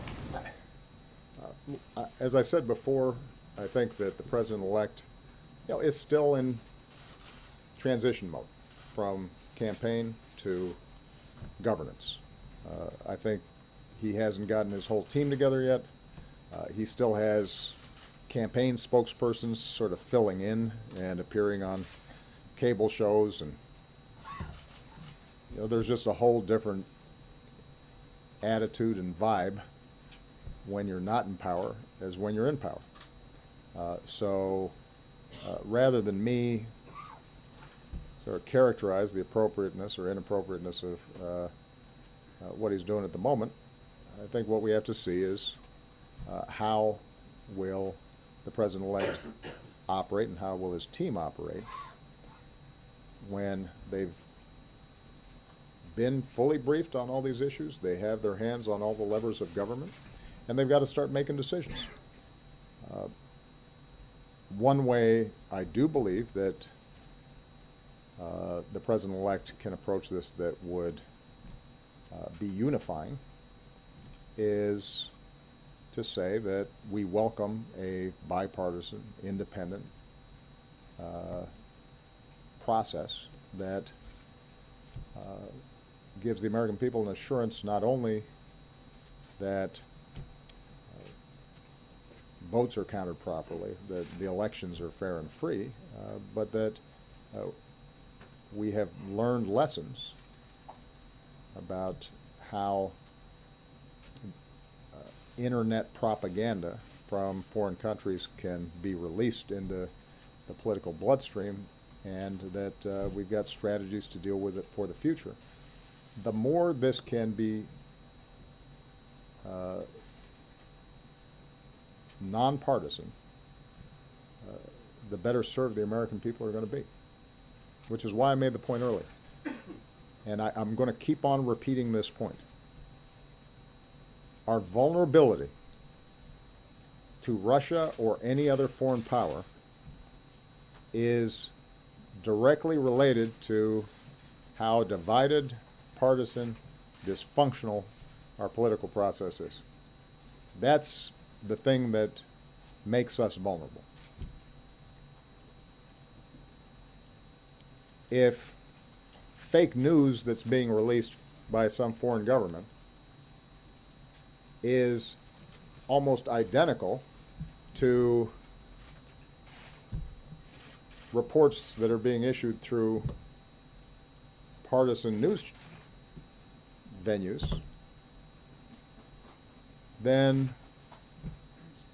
it's not surprising that that foreign propaganda will have a greater effect, because it doesn't seem that far-fetched compared to some of the other stuff that folks are hearing from domestic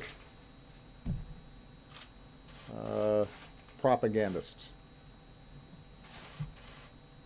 To the extent that our political dialogue is such where everything's under suspicion, everybody's corrupt, and everybody is doing things for partisan reasons, and all of our institutions are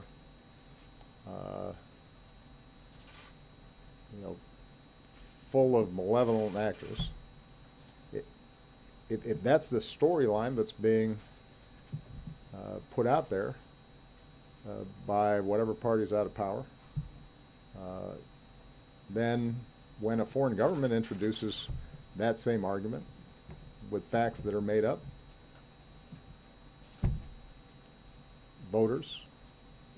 who've been listening to that stuff for years, who've been getting that stuff every day from talk radio or other venues, they're going to believe it.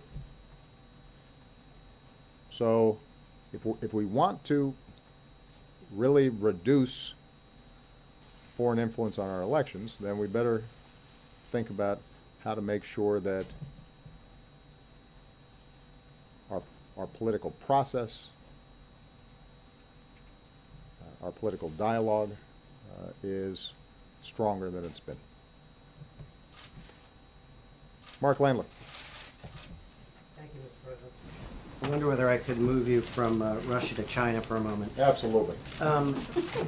Your successor spoke by phone with the president of Taiwan the other day and declared subsequently that he wasn't sure why the United States needed to be bound by the One China policy. He suggested it could be used as a bargaining chip, perhaps to get better terms on a trade deal or more cooperation on North Korea. There's already evidence that tensions between the two sides have increased a bit, and just today the Chinese have evidently seized an underwater drone in the South China Sea. Do you agree, as some do, that our China policy could use a fresh set of eyes, and what's the big deal about having a short phone call with the president of Taiwan? Or do you worry that these types of unorthodox approaches are setting us on a collision course with perhaps our biggest geopolitical adversary? That's a great question. I'm somewhere in between. I think all of our foreign policy should be subject to fresh eyes. I think I've said this before, I am very proud of the work I've done. I think I'm a better president now than when I started. But you know, if you're here for 8 years in the bubble, you start seeing things a certain way, and you benefit from the democracy benefits. America benefits from some new perspectives.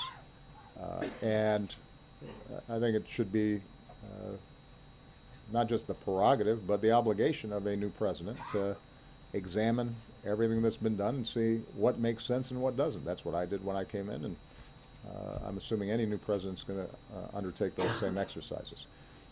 And given the importance of the relationship between the United States and China, given how much is at stake in terms of the world economy, national security, our presence in the Asia-Pacific, China's increasing role in international affairs, there's probably no bilateral relationship that carries more significance, and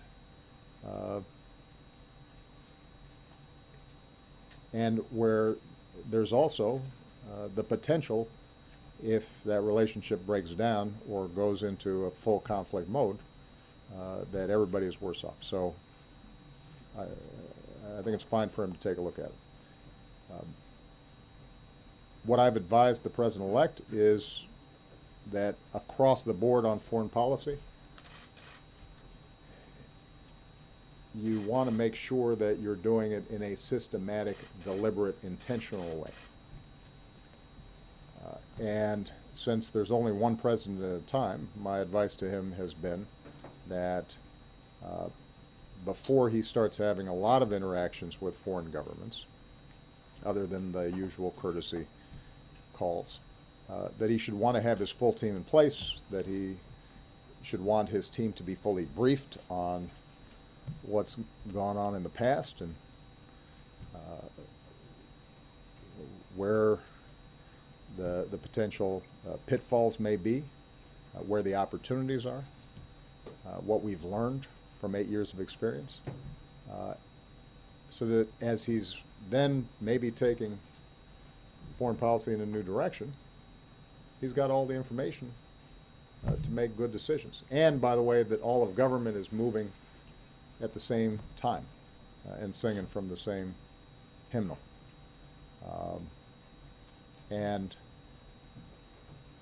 with respect to China, and let's just take the example of Taiwan,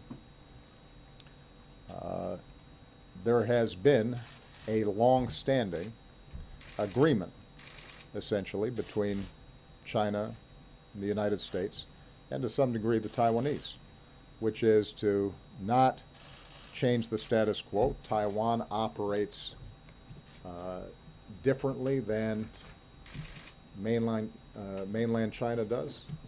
China views Taiwan as part of China, but recognizes that it has to approach Taiwan as an entity that has its own ways of doing things. The Taiwanese have agreed that as long as they're able to continue to function with some degree of autonomy, that they won't charge forward and declare independence. And that status quo, although not completely satisfactory to any of the parties involved, has kept the peace and allowed the Taiwanese to be a pretty successful and economy and a people who have a high degree of self-determination. But understand, for China, the issue of Taiwan is as important as anything on their docket. The idea of one China is at the heart of their conception as a nation. And so if you are going to upend this understanding, you have to have thought through what the consequences are, because the Chinese will not treat that the way they'll treat some other issues. They won't even treat it the way they treat issues around the South China Sea, where we've had a lot of tensions. This goes to the core of how they see themselves. And their reaction on this issue could end up being very significant. That doesn't mean that you have to adhere to everything that's been done in the past. It does mean that you got to think it through and have planned for potential reactions that they may engage in. All right, Isaac DeVere of Politico. Thank you, Mr. President. Two questions on where this all leaves us. First, what leaves us? Where my presidency leaves us? The election. It leaves us in a really good spot. Wow. If we make some good decisions going forward. Well, what do you say to the electors who are going to meet on Monday and are thinking of changing their votes? Do you think that they should be given an intelligence briefing about the Russian activity, or should they bear in mind everything you've said and is that already? Should votes be bound by the state votes as they've gone? And long term, do you think that there is a need for electoral college reform that would tie to the popular vote? Okay, that sounded like two, but that was all one. You know the way this goes already. I love how these start. I've got two questions. Each one has 4 parts. On the Democratic Party, your labor secretary is running for to be the chair of the Democratic National Committee. Is the vision that you've seen him putting forward what you think the party needs to be focused on? And what do you say to some of the complaints that say the future of the Democratic Party shouldn't be a continuation of some of your political approach? Part of that is complaints that decisions that you've made as president, as the leader of the party, have structurally weakened the DNC and the Democratic Party, and they think that that has led to, or has helped lead to some of the losses in elections around the country. Do you regret any of those decisions? Okay. Good. I'll take the second one first and say that Tom Perez has been, I believe, one of the best secretaries of labor in our history. He is tireless. He is wicked smart. He has been able to work across the spectrum of, labor, business, activists. He's produced. I mean, if you look at his body of work on behalf of working people, what he's pushed for in terms of making sure that workers get a fair deal, decent wages, better benefits, that their safety is protected on the job. He has been extraordinary. Now, others who have declared are also my friends and are fine people as well. And the great thing is I don't have a vote in this. So we'll let the process unfold. I don't think it's going to happen anytime soon. I described to you earlier what I think needs to happen, which is that the Democratic Party, whether that's entirely through the DNC or through a rebuilding of state parties or some other arrangement, has to work at the grassroots level, has to be present in all 50 states, has to have a presence in counties, has to think about message and how are we speaking directly to voters. I will say this, and I'm not going to engage in too much punditry, but that I could not be prouder of the coalition that I put together in my each of my campaigns, because it was inclusive and it drew in people who normally weren't interested in politics and didn't participate. But I'd like to think, I think I can show that in those elections, I always cast a broad net. I always said, first and foremost, we're Americans, that we have a common creed, that there's more that we share than divides us, and I want to talk to everybody and get a chance to get everybody's vote. I still believe what I said in 2004, which is this red state blue thing is a construct. Now, it is a construct that's gotten more and more powerful for a whole lot of reasons, from gerrymandering to big money to the way that the media is splintered, and so people are just watching what reinforces their existing biases as opposed to having to listen to different points of view. So there are all kinds of reasons for it. But outside of the realm of electoral politics, I still see people the way I saw them when I made that speech, full of contradictions, and there are some regional differences, but basically folks care about their families, they care about having meaningful work, they care about making sure their kids have more opportunity than they did. They want to be safe, they want to feel like things are fair. And whoever leads the DNC and any candidate with the Democratic brand going forward, I want them to feel as if they can reach out and find that common ground and speak to all of America. And that requires some organization. And you're right that, and I said this in my earlier remarks, that what I was able to do during my campaigns, I wasn't able to do during midterms.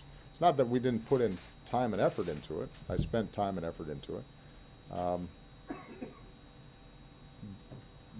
But the coalition I put together didn't always turn out to be transferable. And the challenge is that some of that just has to do with the fact that when you're in the party in power and people are going through hard times like they were in 2010, they're going to punish to some degree the president's party, regardless of what organizational work is done. Some of it has to do with just some deep-standing traditional challenges for Democrats, like during off-year elections, the electorate's older, and we do better with a younger electorate. But we know those things are true. We just I didn't crack the code on that. And if other people have ideas about how to do that even better, I'm all for it.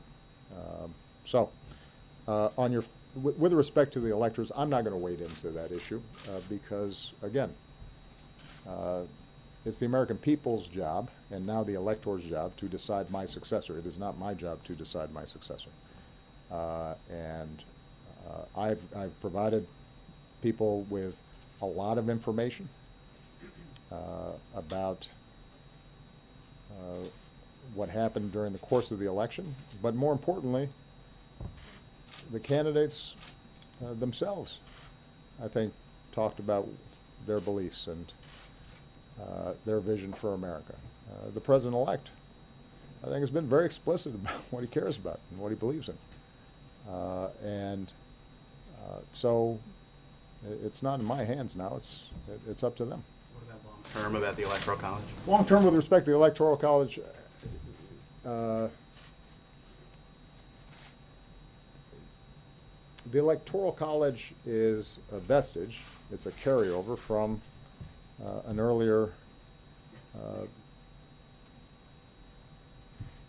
vision of how our federal government was going to work that put a lot of premium on states. And it used to be that the Senate was not elected directly. It was through state legislatures. And it's the same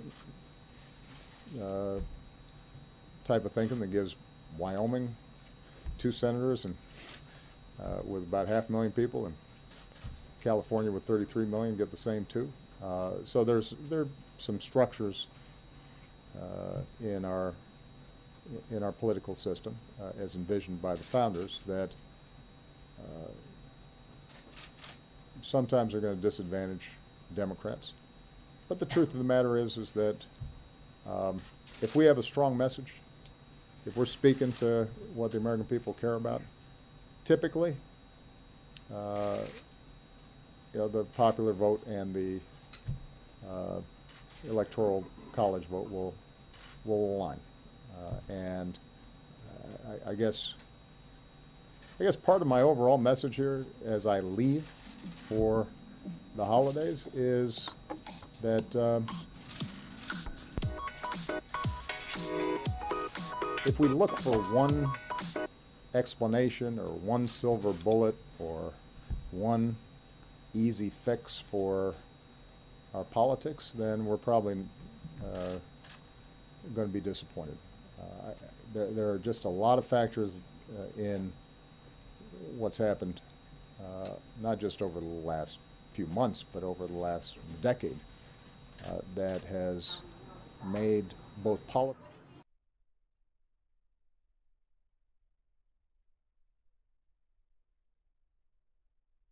All right, folks, we are now live right now. This is Aurora, Colorado, where a mall is being evacuated. They are describing it as a large disturbance. We don't know the full details here, but you're watching a live stream right now. We're trying to get you guys the very latest details. Continue to watch Fox 10 News Now for the latest updates.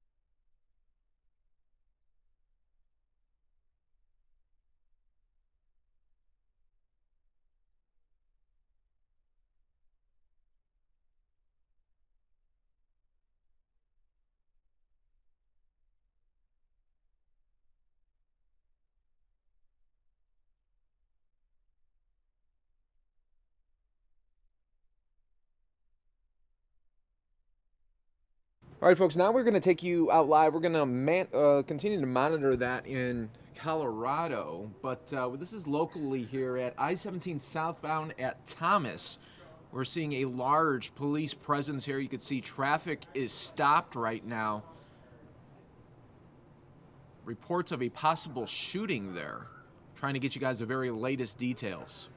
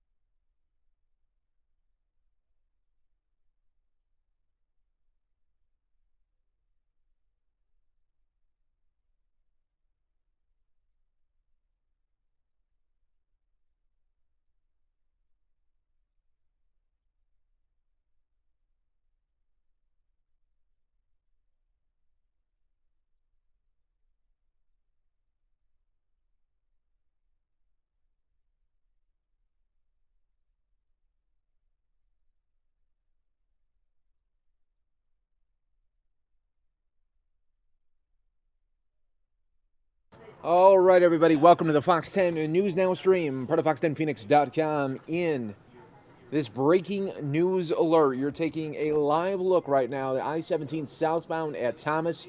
There is a large police situation ongoing right now, investigation. We're hearing reports of a possible shooting. Nothing at this time has been confirmed, but you can see traffic is stopped right there at I-17 and Thomas right now for a large police presence.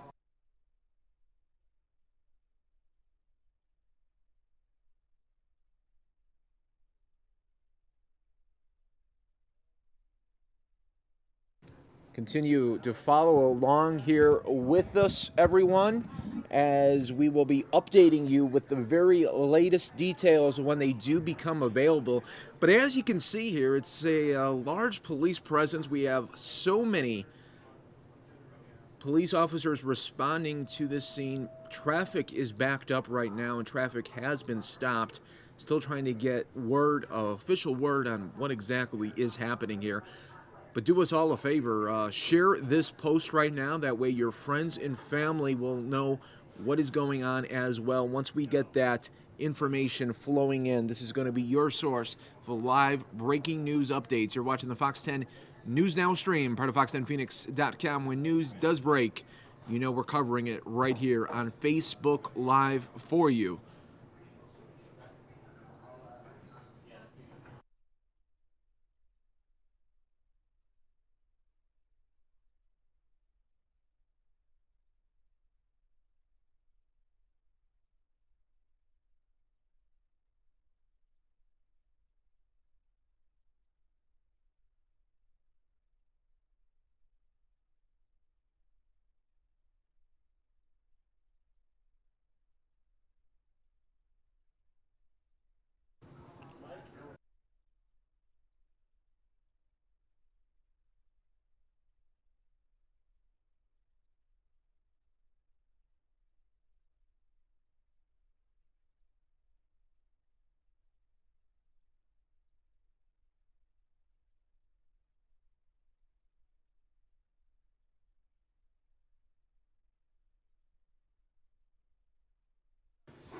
Folks, if you're just joining us here, welcome to the Fox 10 News Now stream. You can see we have a major police activity investigation happening now. I-17 southbound at Thomas. You could see a lot of police cars in the area here. Traffic is stopped in both directions. We're hearing reports of a possible shooting. Nothing has been confirmed to our newsroom at this moment. When you take a look at this view, though, you know something major has happened. So our thoughts are with all the responding officers at this time, and for everyone that it was on the highway at this time that may be stuck in traffic as well. We have a crew headed to the scene as well.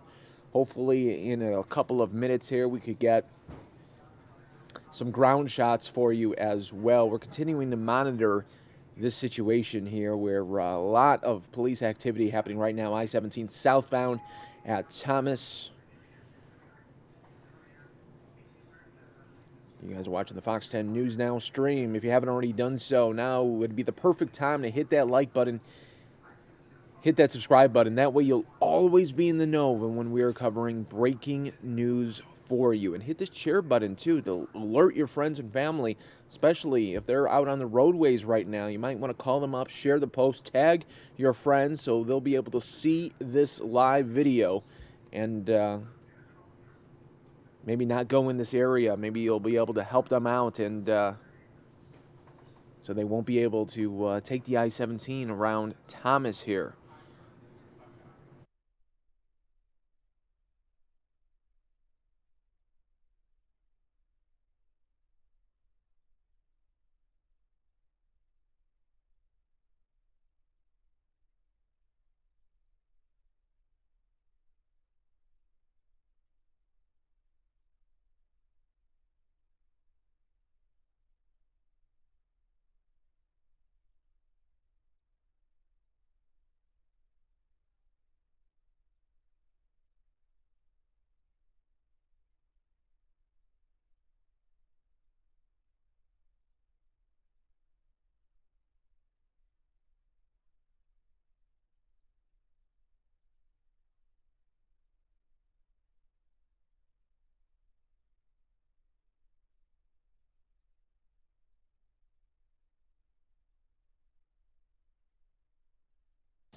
Folks, if you're just joining us here, welcome to the Fox 10 and News Now stream. We're looking at a large, major police activity, I-17 southbound at Thomas.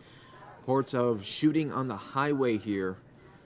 And we're waiting for the ultimate confirmation by police. But as you can imagine right now, they are tied up right now. And the last thing they have to do is update the media right now. Right now, they are working this investigation as traffic is stopped in both directions right now. You can see the large backup here. And I mean, take a look at all of those flashing lights. I mean, they are blocking the whole highway right now. Large police presence. Our thoughts are with all officers that responded to this call. Our thoughts are with the drivers as well in this area so that everyone will stay safe this Monday evening. We continue to watch here on the Fox 10 News Now stream. I'll be updating you periodically when we get some information into our newsroom, but you will hear it first right here. We will have this live video up here for you, and once we get some more updates, I will be passing that along to you.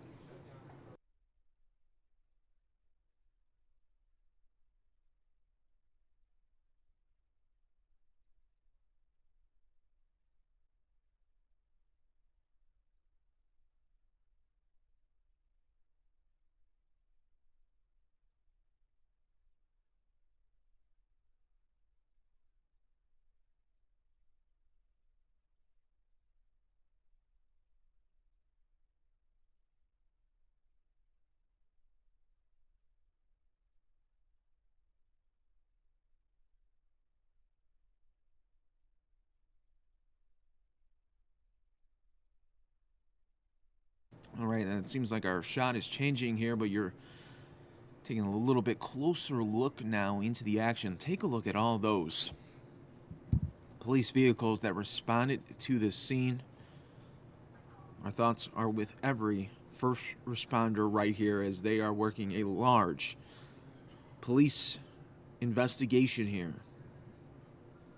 We continue to monitor this story here for you live right now on the Fox 10 and News Now stream. When breaking news does happen, we've got you covered. If you haven't already done so, folks, hit that share button so you can share this video, alert your friends, alert your family about this situation that is ongoing and looks like it's going to be tied up for quite some time this evening.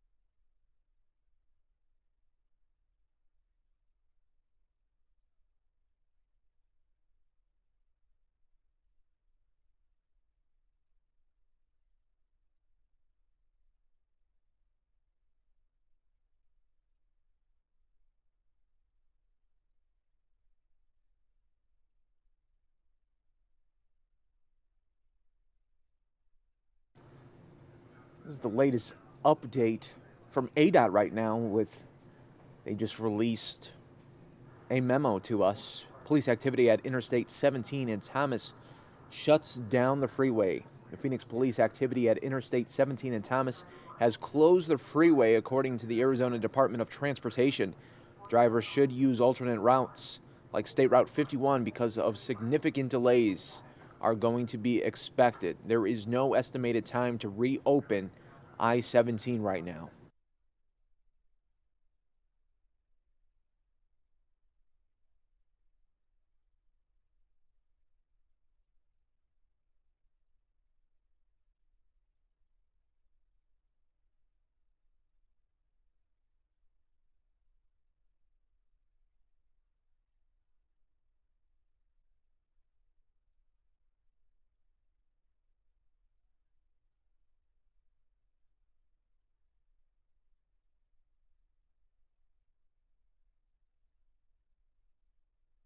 And folks, we are working to get you guys the very latest details right now. We are waiting for police confirmation on what is exactly happening, but there was large reports of a shooting at I-17 and Thomas. We don't know if it was from an officer or if someone was shooting at the officer at this moment here. That is the details that we are continuing to work with you here. The freeway is shut down right now, I-17 at Thomas.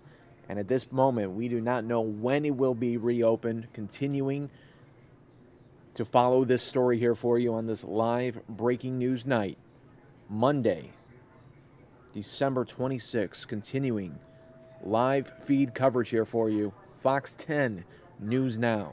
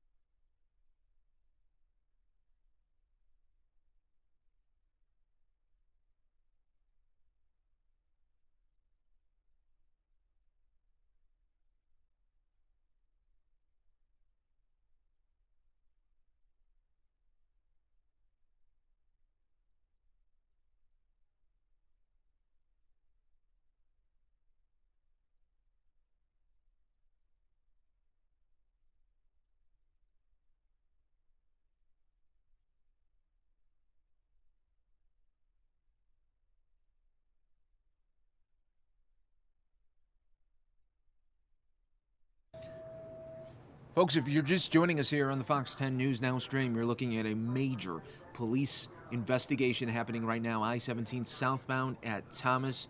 The highway right now is shut down in both directions as they're working a large-scale investigation. I mean, when you look at the number of police vehicles at the scene, we are just hoping for the very best here for all officers involved right now. Keep those positive thoughts out there as we're continuing to work this story here for you. I've said it before and I'll say it again. Share this post so you could alert your friends and your family in the area of what is going on. Once this information does start flowing, we will be updating you very quickly.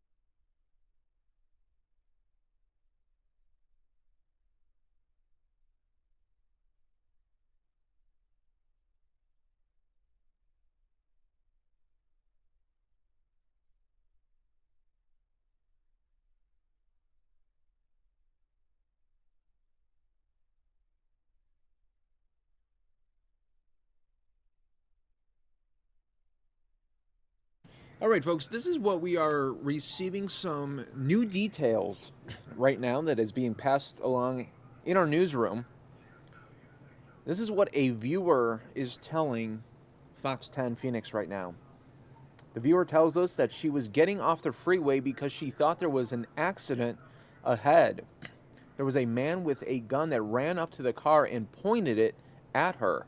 She then sped off.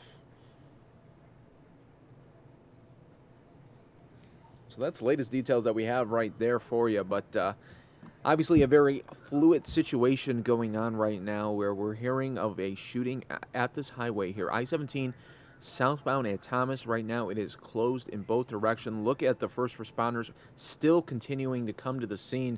We're hoping for the very best for these first responders here. Wow, this could be shut down for quite some time here. And you got to feel for those cars that are trapped in both directions at this time. They're just going to have to stay put for quite some time here, as this investigation is going to be ongoing, especially if there's fatalities involved here. This could be shut down all night. So we'll continue to monitor this situation here for you, working to get you guys the very latest details tonight on the Fox 10 News Now stream. You're watching live breaking news alerts when it does happen. Fox 10 Phoenix, Facebook Live. Hit the like button, hit the subscribe button. We've got you covered.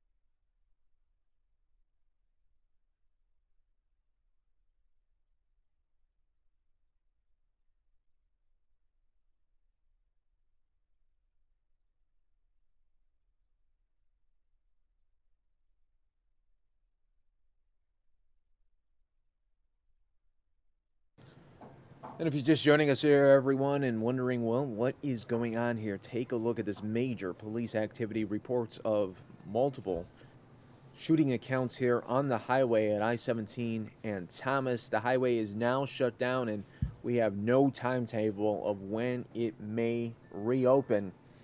A viewer tells Fox News that she was getting off the freeway because she thought there was an accident ahead. Then a man with a gun ran up to her car and pointed it at her. A man with a gun ran up to the car and pointed it at her. She sped off and got out of there, luckily. That's what she's telling us. And we're going to continue to follow these live breaking news alerts here for you.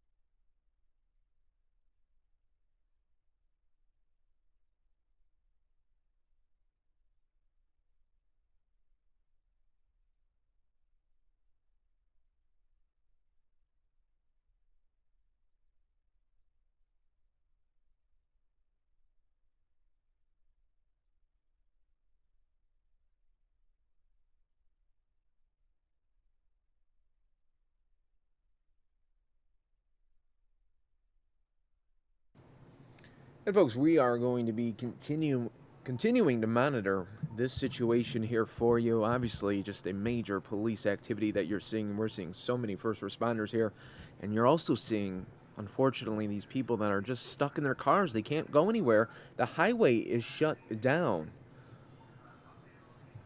And it's a very fluid situation at this time. And our thoughts and prayers are with the first responders that came to the scene. You know, so many times these first responders get to the scene, they don't know what kind of activity they are going to be facing. They don't know what they are going to encounter, but they do it day in and day out, and they really are everyday heroes in our lives, because they come at probably the worst times of people's lives.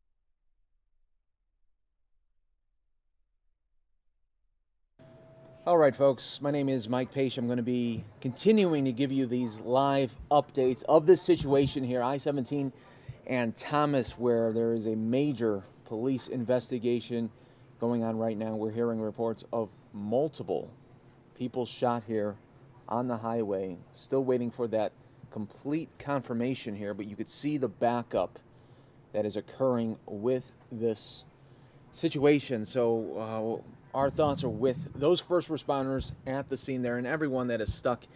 Look at that. Yeah, when you take a look at that, that really just shows you the scope of what is going on and how it is shut down in both directions at I-17 and Thomas. Continuing to give you these live updates here for you on the Fox 10 News Now stream. With News Now, we do a little bit more than just show you live updates.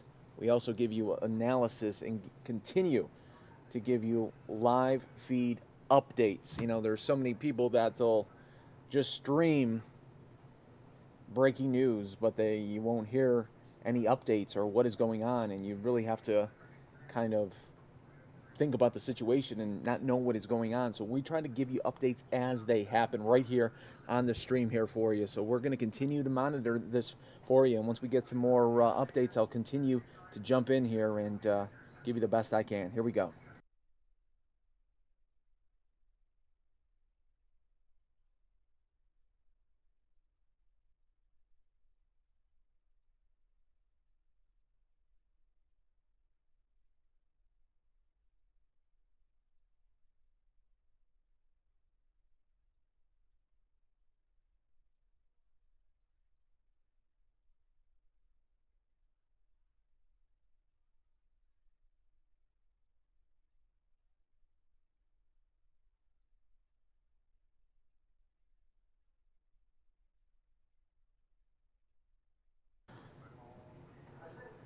Right now, our very own Matt Roldwald is at the scene right now, and he's reporting large, horrific delays with this investigation here. Working our very best to get you guys the very latest details here on the Fox 10 News Now stream, part of fox10phoenix.com.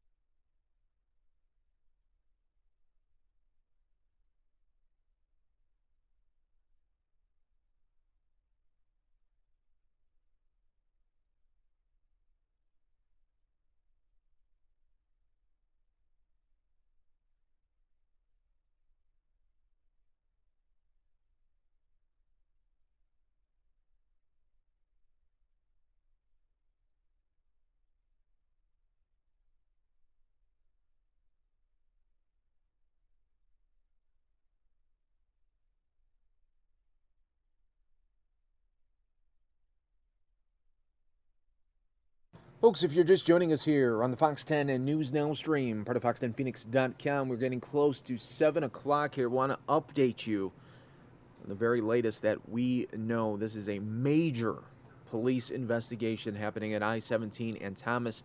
The highway right now is shut down in both directions because of this major police activity going on right now. We're hearing reports of multiple shootings on the highway here. Still waiting for confirmation, though, but that is why the highway is shut down. Obviously, it's for a very big reason. A Fox 10 viewer did tell us just moments ago that she was getting off the freeway because she thought there was an accident ahead.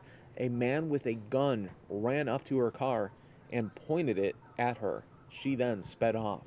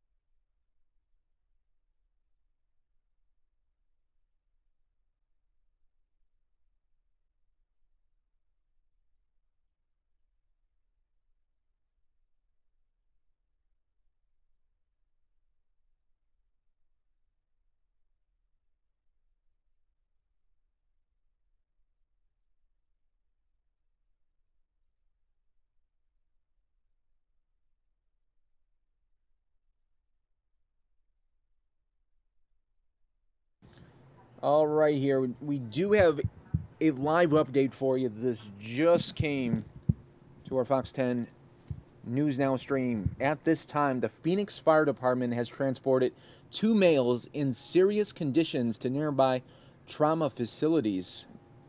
It appears to be gunshot wounds.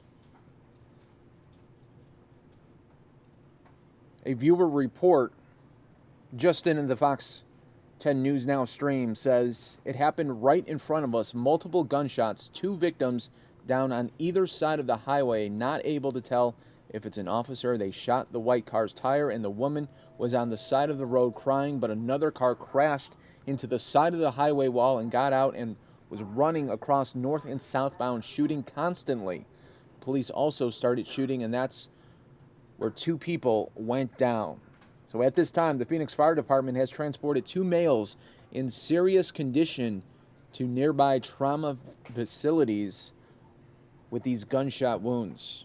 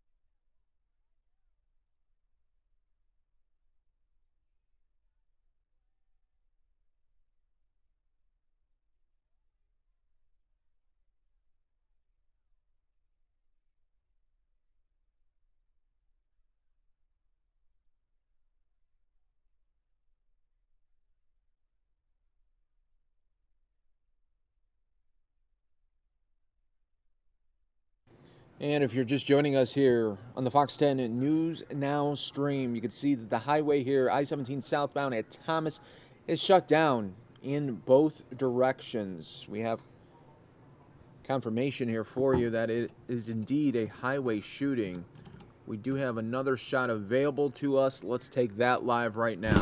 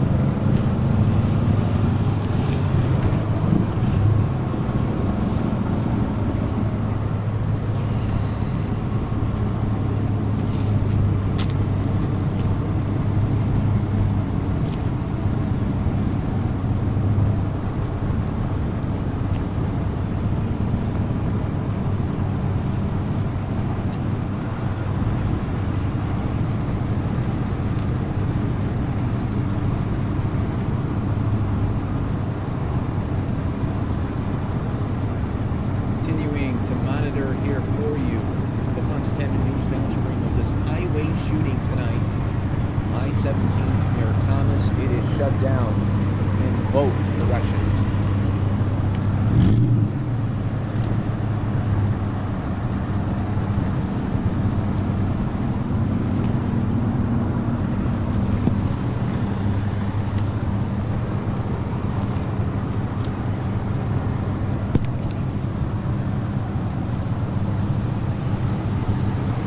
This is Matt.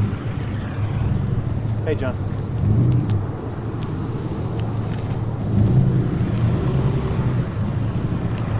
I'm all hooked up. I'm on one right now. Definitely. Yeah.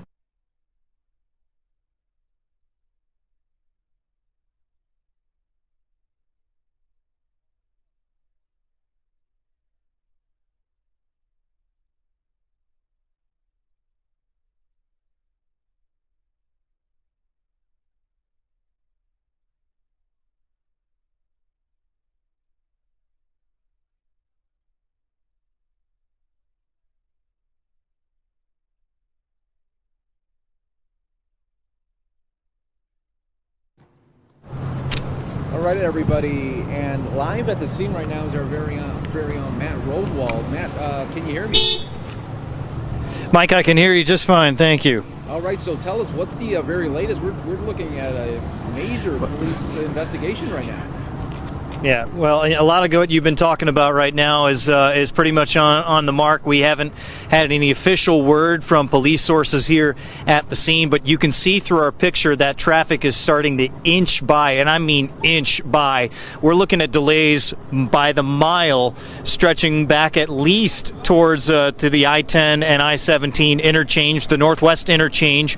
I would imagine as we were rolling up, we saw those delays at that point. I would imagine much of this is stretched back on to 17 and back on to 10 as well as you're coming out of downtown. If you're coming northbound on your ride home, don't jump on 17. Your best bet might be to head north on 7th Avenue and then cutting over towards Indian School Road and then jumping on from there. Southbound, nothing's getting through right now. You can see all the activity. We spoke with one gentleman who walked up to the scene to try and take a look. He couldn't get a look at what exactly was going on, but you've heard from some of the reports that you've had from viewers right now and people who've been near the scene that it was a chaotic scene that happened quickly here on I-17, and so we're still trying to sort it out. We haven't had any official word just yet. We're waiting to talk with police. We expect to do that shortly here, and that's the scene right now.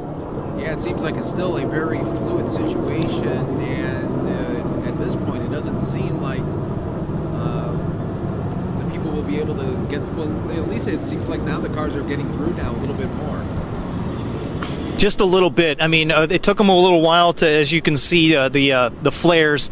It takes a while to get this in place in order for a complete closure like this for everyone to merge. And obviously, folks are trying to be patient. Many of them have waited in this delay for now about 45 minutes, especially up towards the front, that have finally gotten through with the folks that have been stuck kind of just past that Thomas Road exit. There's kind of no man's land from Thomas Road, which is about a half mile up to where the scene is just north of the interchange there. So folks have been stuck in this for about 45 to 50 minutes right now, trying to inch their way through. We've had some semis try and go through as well, but mostly cars, and they're starting to get by. So just a suggestion, you're probably maybe stuck in this right now watching on your phone.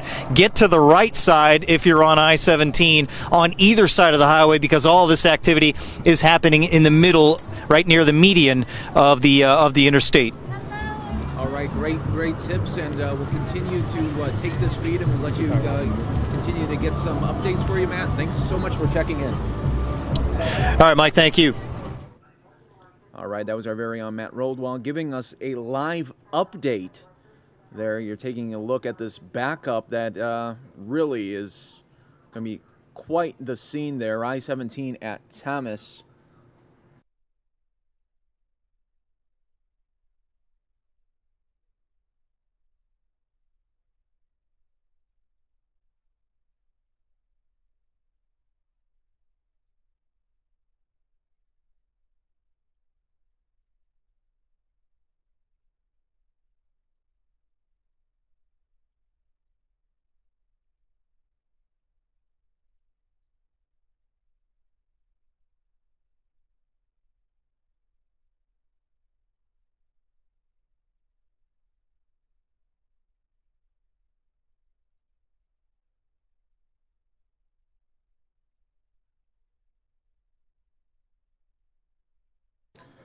Once again, folks, we are continuing to monitor this live breaking news alert here. Highway shooting, I-17 near Thomas.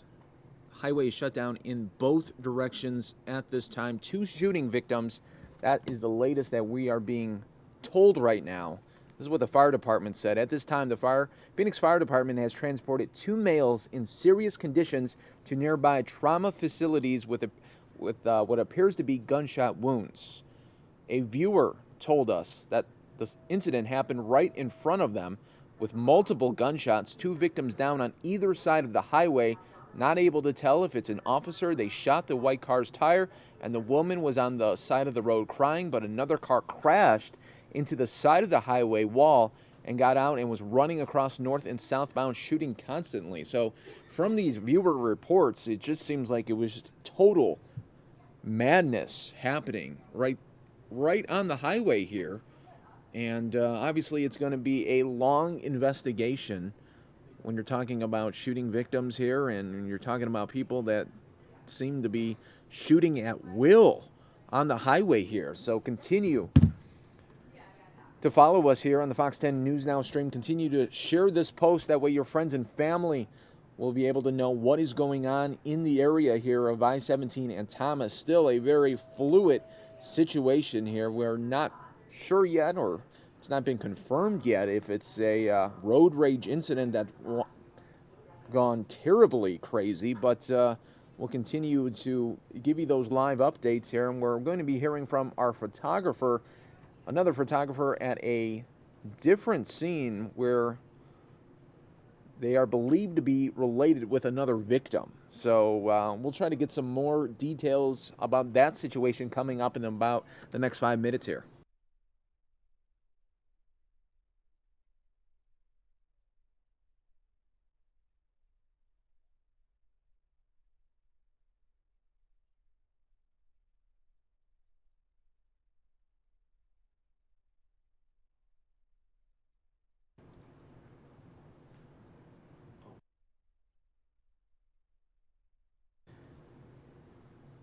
And folks, just the latest update from our very own Matt Roldwall. He is reporting that the I-17 northbound is just inching along now. One lane continuing to trickle by, but the southbound is still just shut down. 2 victims have been transported. Man attempted to flee accident scene on I-17. That's the latest details here. Continuing to work this live breaking news alert.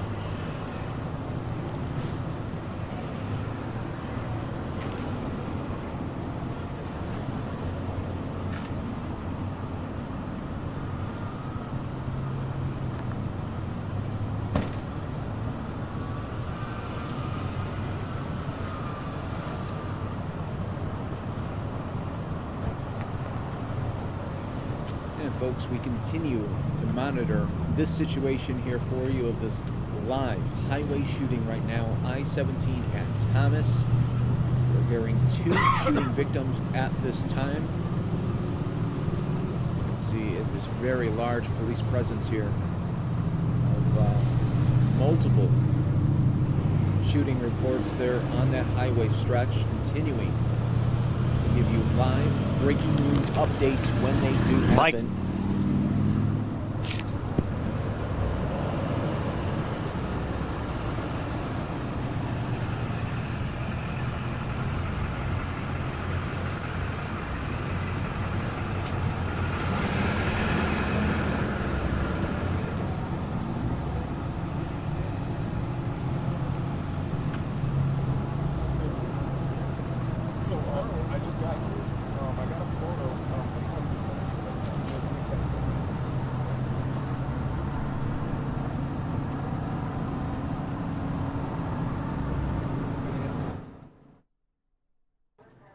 And folks, this is a very large police presence, a very fluid situation too. So once again, we do have to thank our first responders for always getting to that scene. They don't know what they are going to come across. and they do it every day, day in and day out. They protect us. So let's have our thoughts there as they respond to this very fluid situation here. We're hoping that everybody that is stuck in traffic right now will find the patience to endure as this police investigation continues here.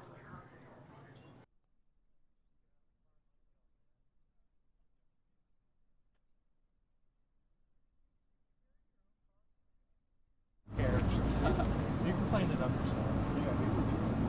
You probably got a cover, a bottle somewhere in that car. I've got, protein shaker in the back. That was there.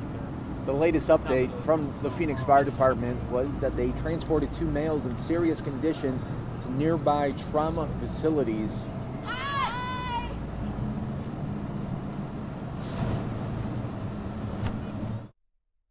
We're getting you another live look right now at a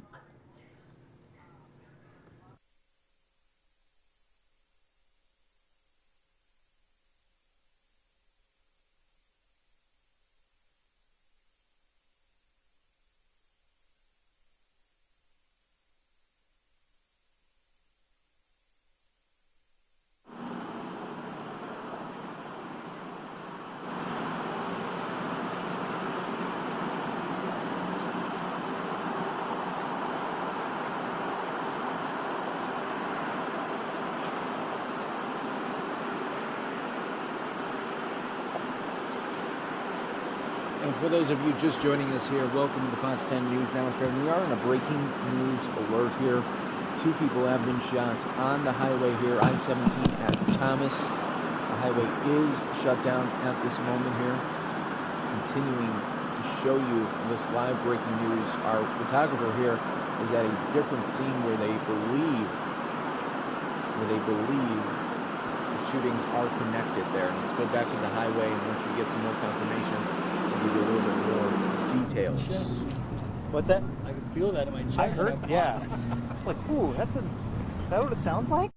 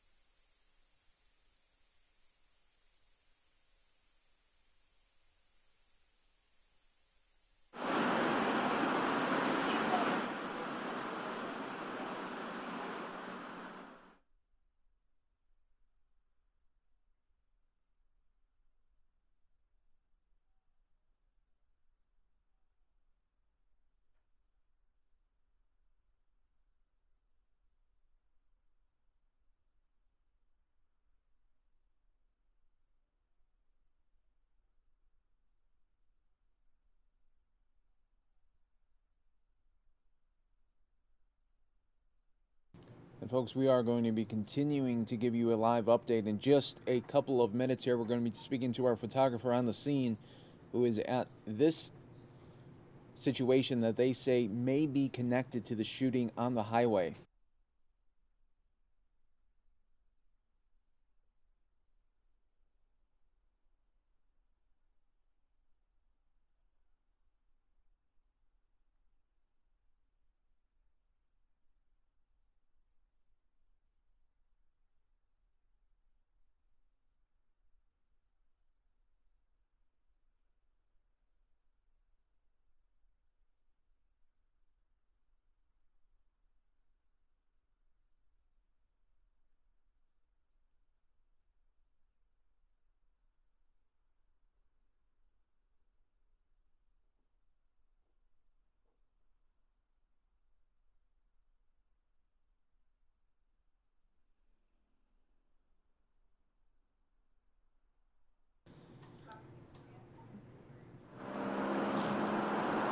All right, everybody, we do have our photographer on the scene. Robert is live right now on the Fox 10 News Now stream. Robert, what can you tell us that's going on here?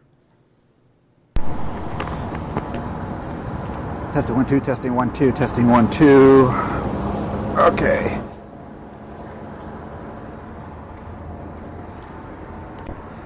Hello, Mike, you there? Yes, Robert, we have you on right now. What can you tell Okay. us what's going on here?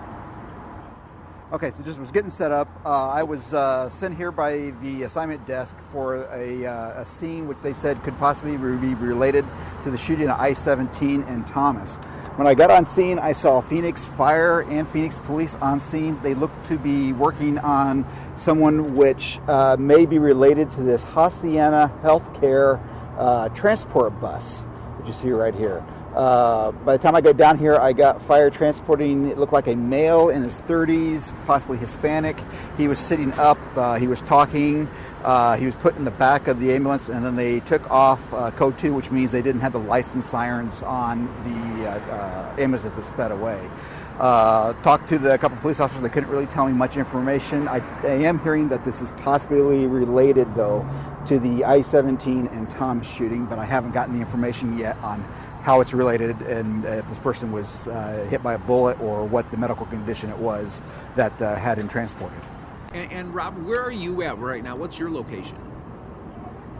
This location, this is on I-17 in Grant, going southbound. It's on the access road on the west side of the freeway going southbound. It's kind of a one-way road, and this would be a location that you would get off on I-17 if you were traveling southbound on I-17.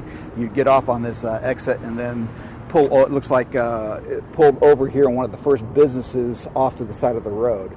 Now, I have seen another Hacienda Healthcare transport bus come in, and it seems like they are right now taking the people that were on the one bus and putting it on the other, as you can see in my picture right here.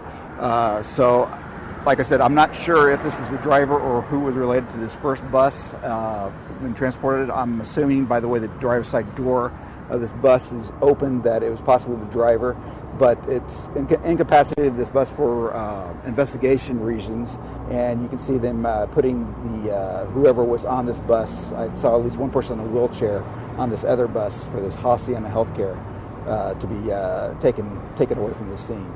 But you can see police have put a crime scene tape around the scene, and looks like they're starting their investigation process now. All right, Robert. Well, thank you so much for the live updates there, and we'll take your we'll continue to take your shots as we look at this police investigation. Thank you so much for those updates there. Yeah, and if I learn anything else, Mike, I'll be back and update the desk and then come on and update you as well. Awesome. Thanks so much. Thank you. All right, we're continuing our live stream coverage here. That was our photographer, Robert, there live at the scene of another situation where police, this point, not telling us if it's related though, but we're having multiple reports of shootings. That was I-17 and Grant. Right now we are back out live right now for you, I-17 and Thomas, continuing our live stream coverage. When breaking news does occur, you know we will have you covered, and we will be streaming it live for you. That's why it's always best to always hit that subscribe button, hit that like button. That way, you'll always be in the know when we're covering breaking news for you. It could be here in Phoenix, or it could be in New York City. Whenever there's breaking news, it's going to come right there on your Fox 10 Phoenix Facebook stream there for you.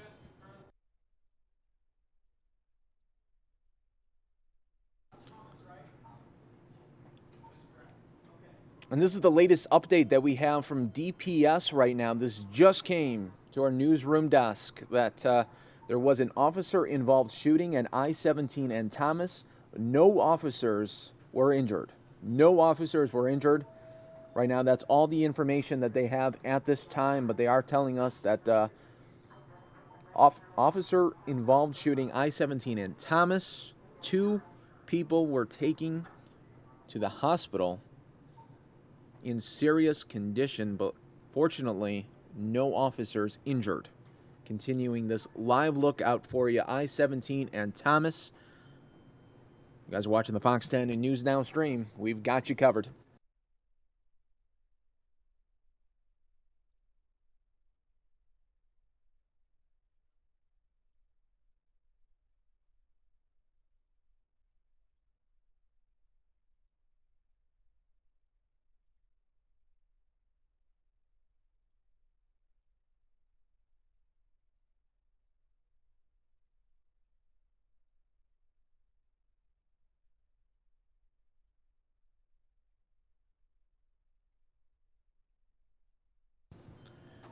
And folks, if you're just getting onto the stream here and wondering, okay, what is going on here? Highway shooting at I-17 and Thomas, 2 shooting victims. They were taken to the hospital in serious condition. Right now the highway is shut down. Police investigation ongoing. A very fluid situation at this time. Fortunately, no officers were hurt during the police-involved shooting. There are 2 scenes right now that we are covering. This one at I-17 and Thomas, and then also at I-17 and Grant. So we're trying to get more details. When that does become available, of course, we will pass it along to you. But right now, we're working multiple story angles here for you. We have photographers and reporter on the scene here for you. When breaking news does occur, Fox 10 News Now has you covered.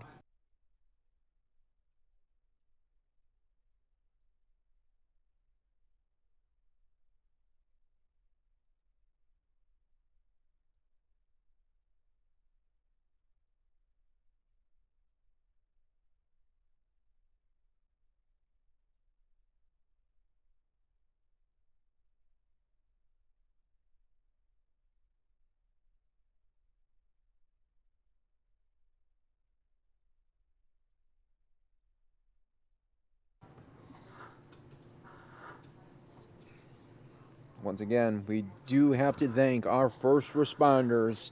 When they get to a scene, you know, they don't know what they are going to encounter. They don't know what they are going to be put up against. But they do it day in and day out to protect us. When the dust settles, we're going to learn a lot more about what happened and what they had to endure when they got to the scene. But right now, we can tell you that 2 people have been taken to the hospital in very serious condition. It was a police-involved shooting. No police were injured during the incident there at I-17 and Thomas, but it seems like it was a very fast and crazy ordeal. We did have a viewer report said it happened right in front of us. Multiple gunshots, 2 victims down on either side of the highway. Not able to tell if it was an officer. It turned out, well, now that we know it wasn't an officer that was hurt, they shot the white car's tire, and the woman was on the side of the road crying, but another car crashed into the side of the highway wall and got out and was running across north and southbound, shooting constantly. So, folks, it was a very tense and scary situation from that report from a viewer. We're continuing to monitor this situation here for you. Once we get more updates, of course, we will pass it along to you. We've been covering this for you for the last hour right now on fox10phoenix.com and Facebook Live, streaming breaking news alerts when they become available.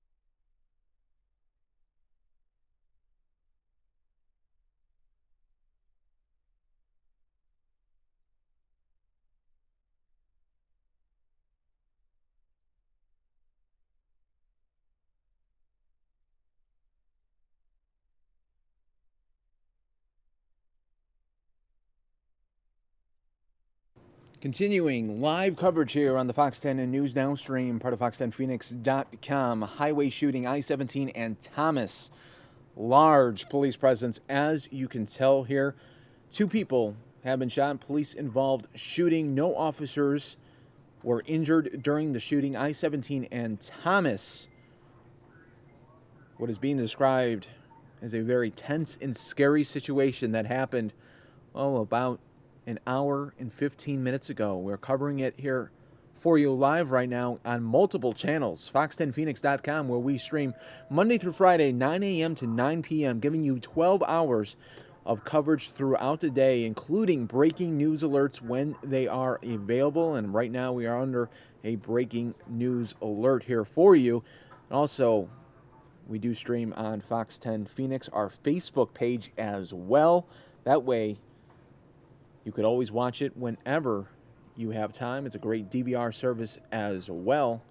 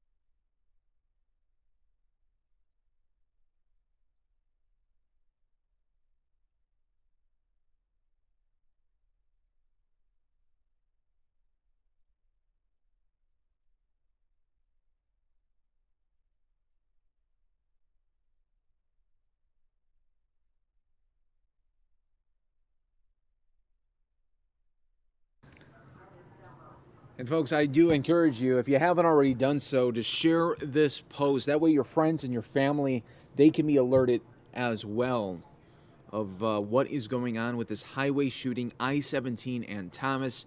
2 shooting victims have been taken to the hospital. Police-involved shooting. Fortunately, no officers injured in this story. We do encourage you all to watch Fox 10 News at 9 and 10 this evening for the very latest details. We're going to be continuing to stream live for you until 9 o'clock tonight, so we've got you covered for the next 90 minutes. We do stream Monday through Friday, 9 a.m. to 9 p.m., covering breaking news around the country.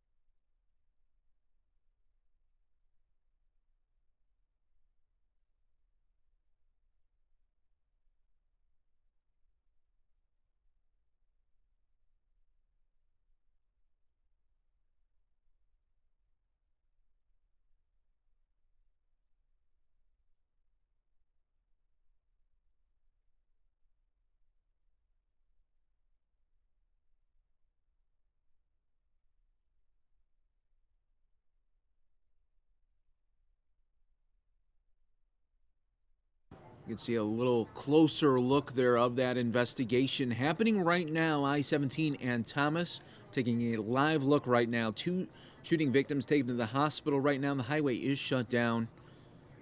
Continuing to monitor this breaking news alert for you.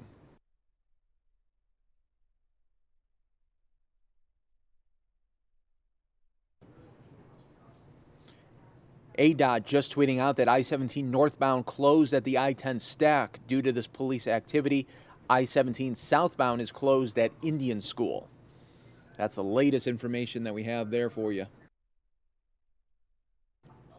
And we just saw right here at I-17 and Grant a person being transported right now. We don't know if these 2 scenes are related, but they're very close to each other. And our photographer, Robert, is capturing that live for us right now as we're seeing someone being transported right now in an ambulance. Continuing live breaking news on the Fox 10 News Downstream. We've got you covered here.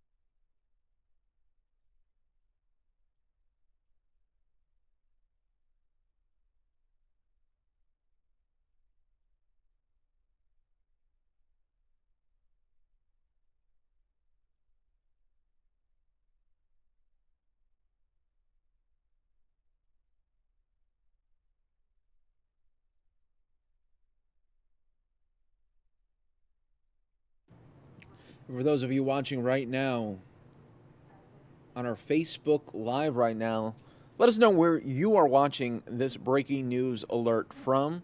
We have people from watching all over the world right now of this highway shooting. I-17 and Thomas southbound still shut down. ADOT just tweeting out moments ago that I-17 northbound closed at the I-10 stack due to this police activity. I-17 southbound is closed also at Indian School.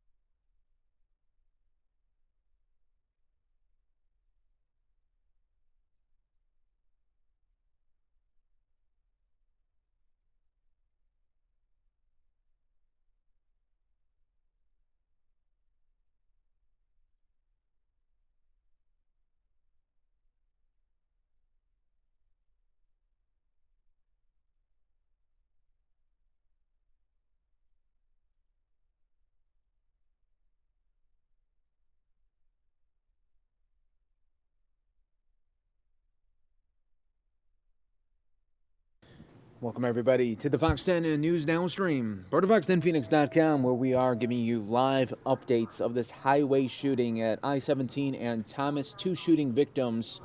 It was a police-involved shooting. Fortunately, no police officers were injured during the shooting. Highway is shut down. You are taking live looks right now of first responders here at the scene.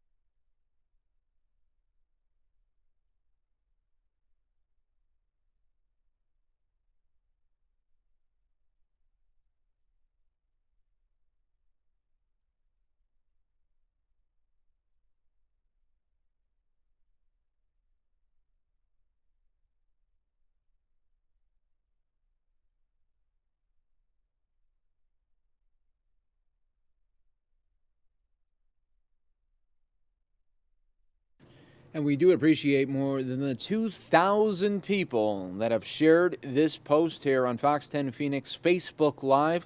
Thank you to everyone for sharing this post, letting your friends and family know of the situation happening at I-17 and Thomas. We do appreciate you guys watching live with us here on the Fox 10 News Now stream. When breaking news does occur, we've got you covered.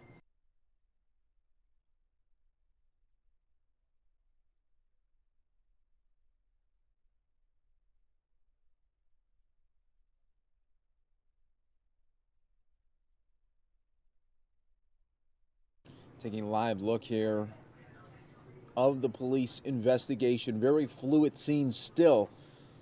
2 people transported in serious condition to local hospitals. Don't know how this all occurred and why this occurred here. But a very tense and scary situation for so many motorists there on the highway, as it just seemed like it got very out of hand very fast. Obviously, so many people thinking, why did this happen? Why is it happening? But right now, that is what the investigation is going to have to uncover right now.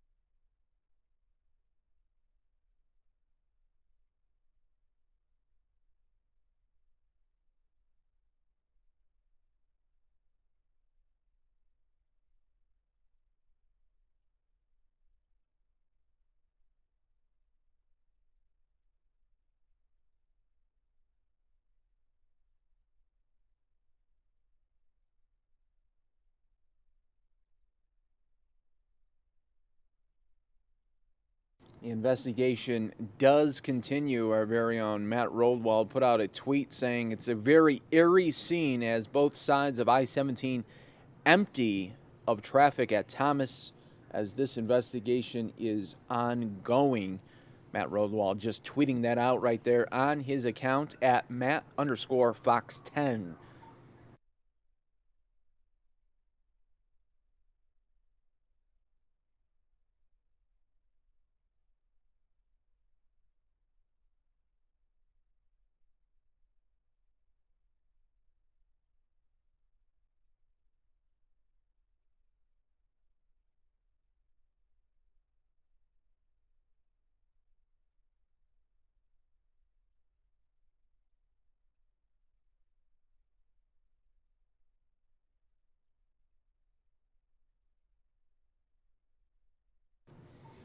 Just a reminder, everybody, ADOT tweeting out moments ago that I-17 northbound closed at the I-10 stack due to this police activity. I-17 southbound still closed at Indian School. And you're still looking at a bunch of first responders here, police, as many as 30 vehicles stretched along I-17 here.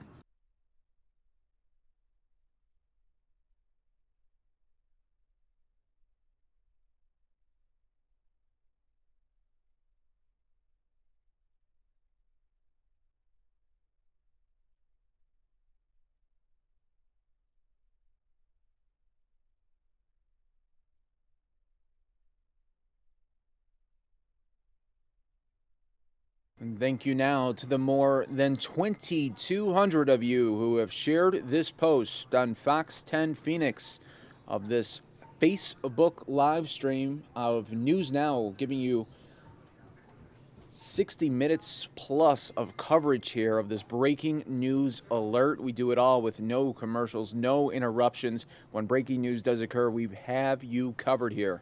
Thank you so much for trusting us and continuing to watch our News Now coverage Monday through Friday, 9 a.m. to 9 p.m. We do give you 12 hours of daily content, including all breaking news alerts happening here in Phoenix and around the world.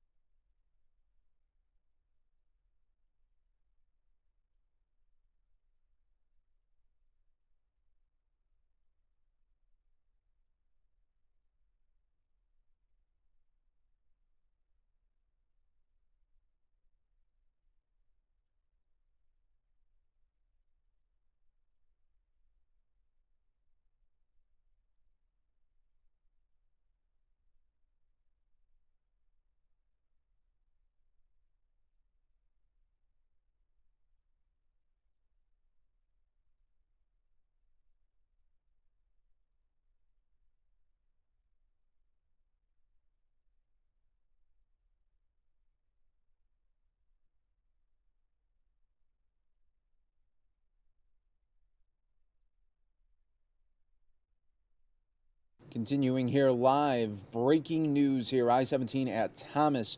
2 shooting victims. This is a police-involved shooting. Fortunately, no police officers hurt during the shooting.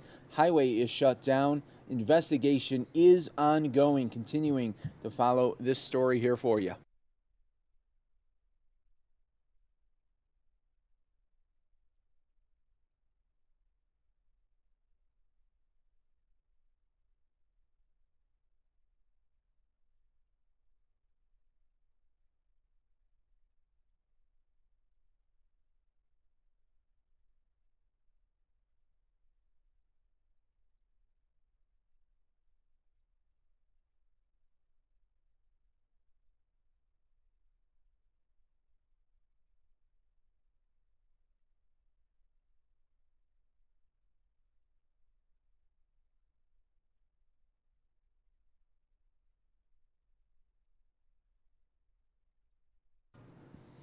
ADOT also tweeting out right now saying if you're stuck in the backup on I-17 southbound at Thomas, police are working to turn the cars around and get you off the road.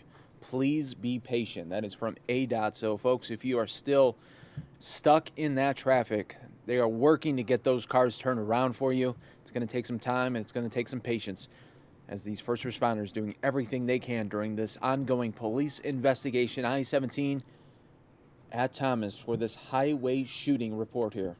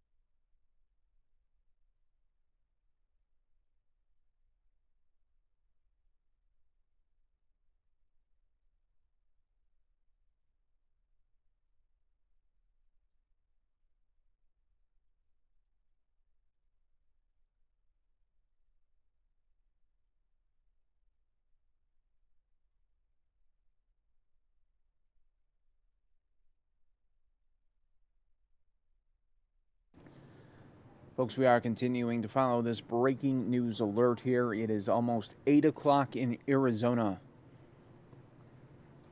Highway shooting, I-17 and Thomas. Highway is shut down. 2 shooting victims.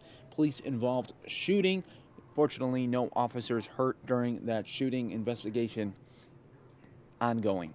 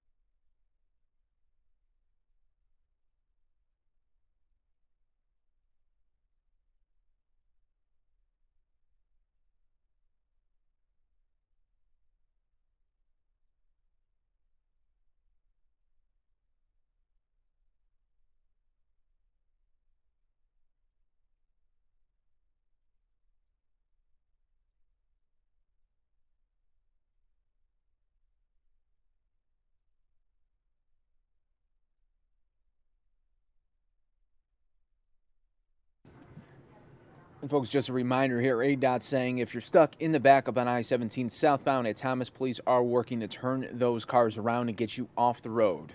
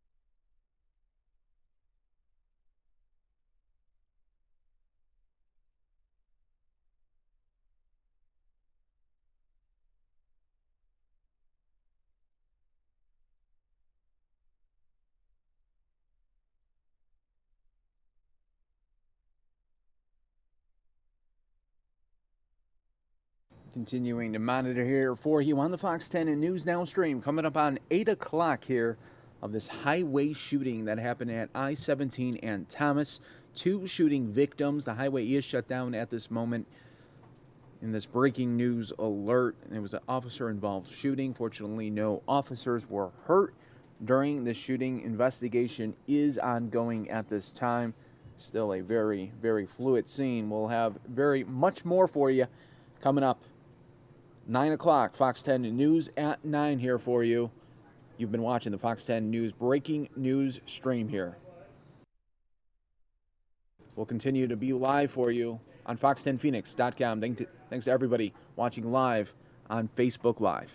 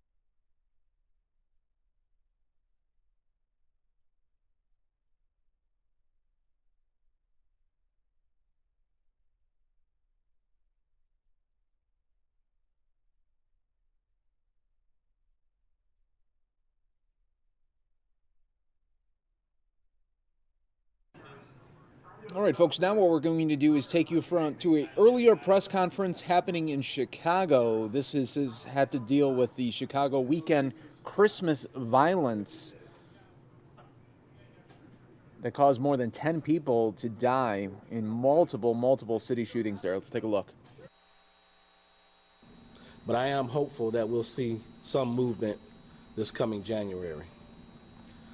Perhaps soon we'll be talking about a new gun bill to reinforce and enhance crime strategy and give our new police officers a fighting chance to hold offenders accountable for their actions. As you all know, Christmas Eve and into Christmas Day, we had a reprehensible amount of shootings and murders. Detectives are investigating 27 shooting incidents, 12 of which were fatal. The violence primarily occurred in areas with historical gang conflicts on the south and west sides of the city.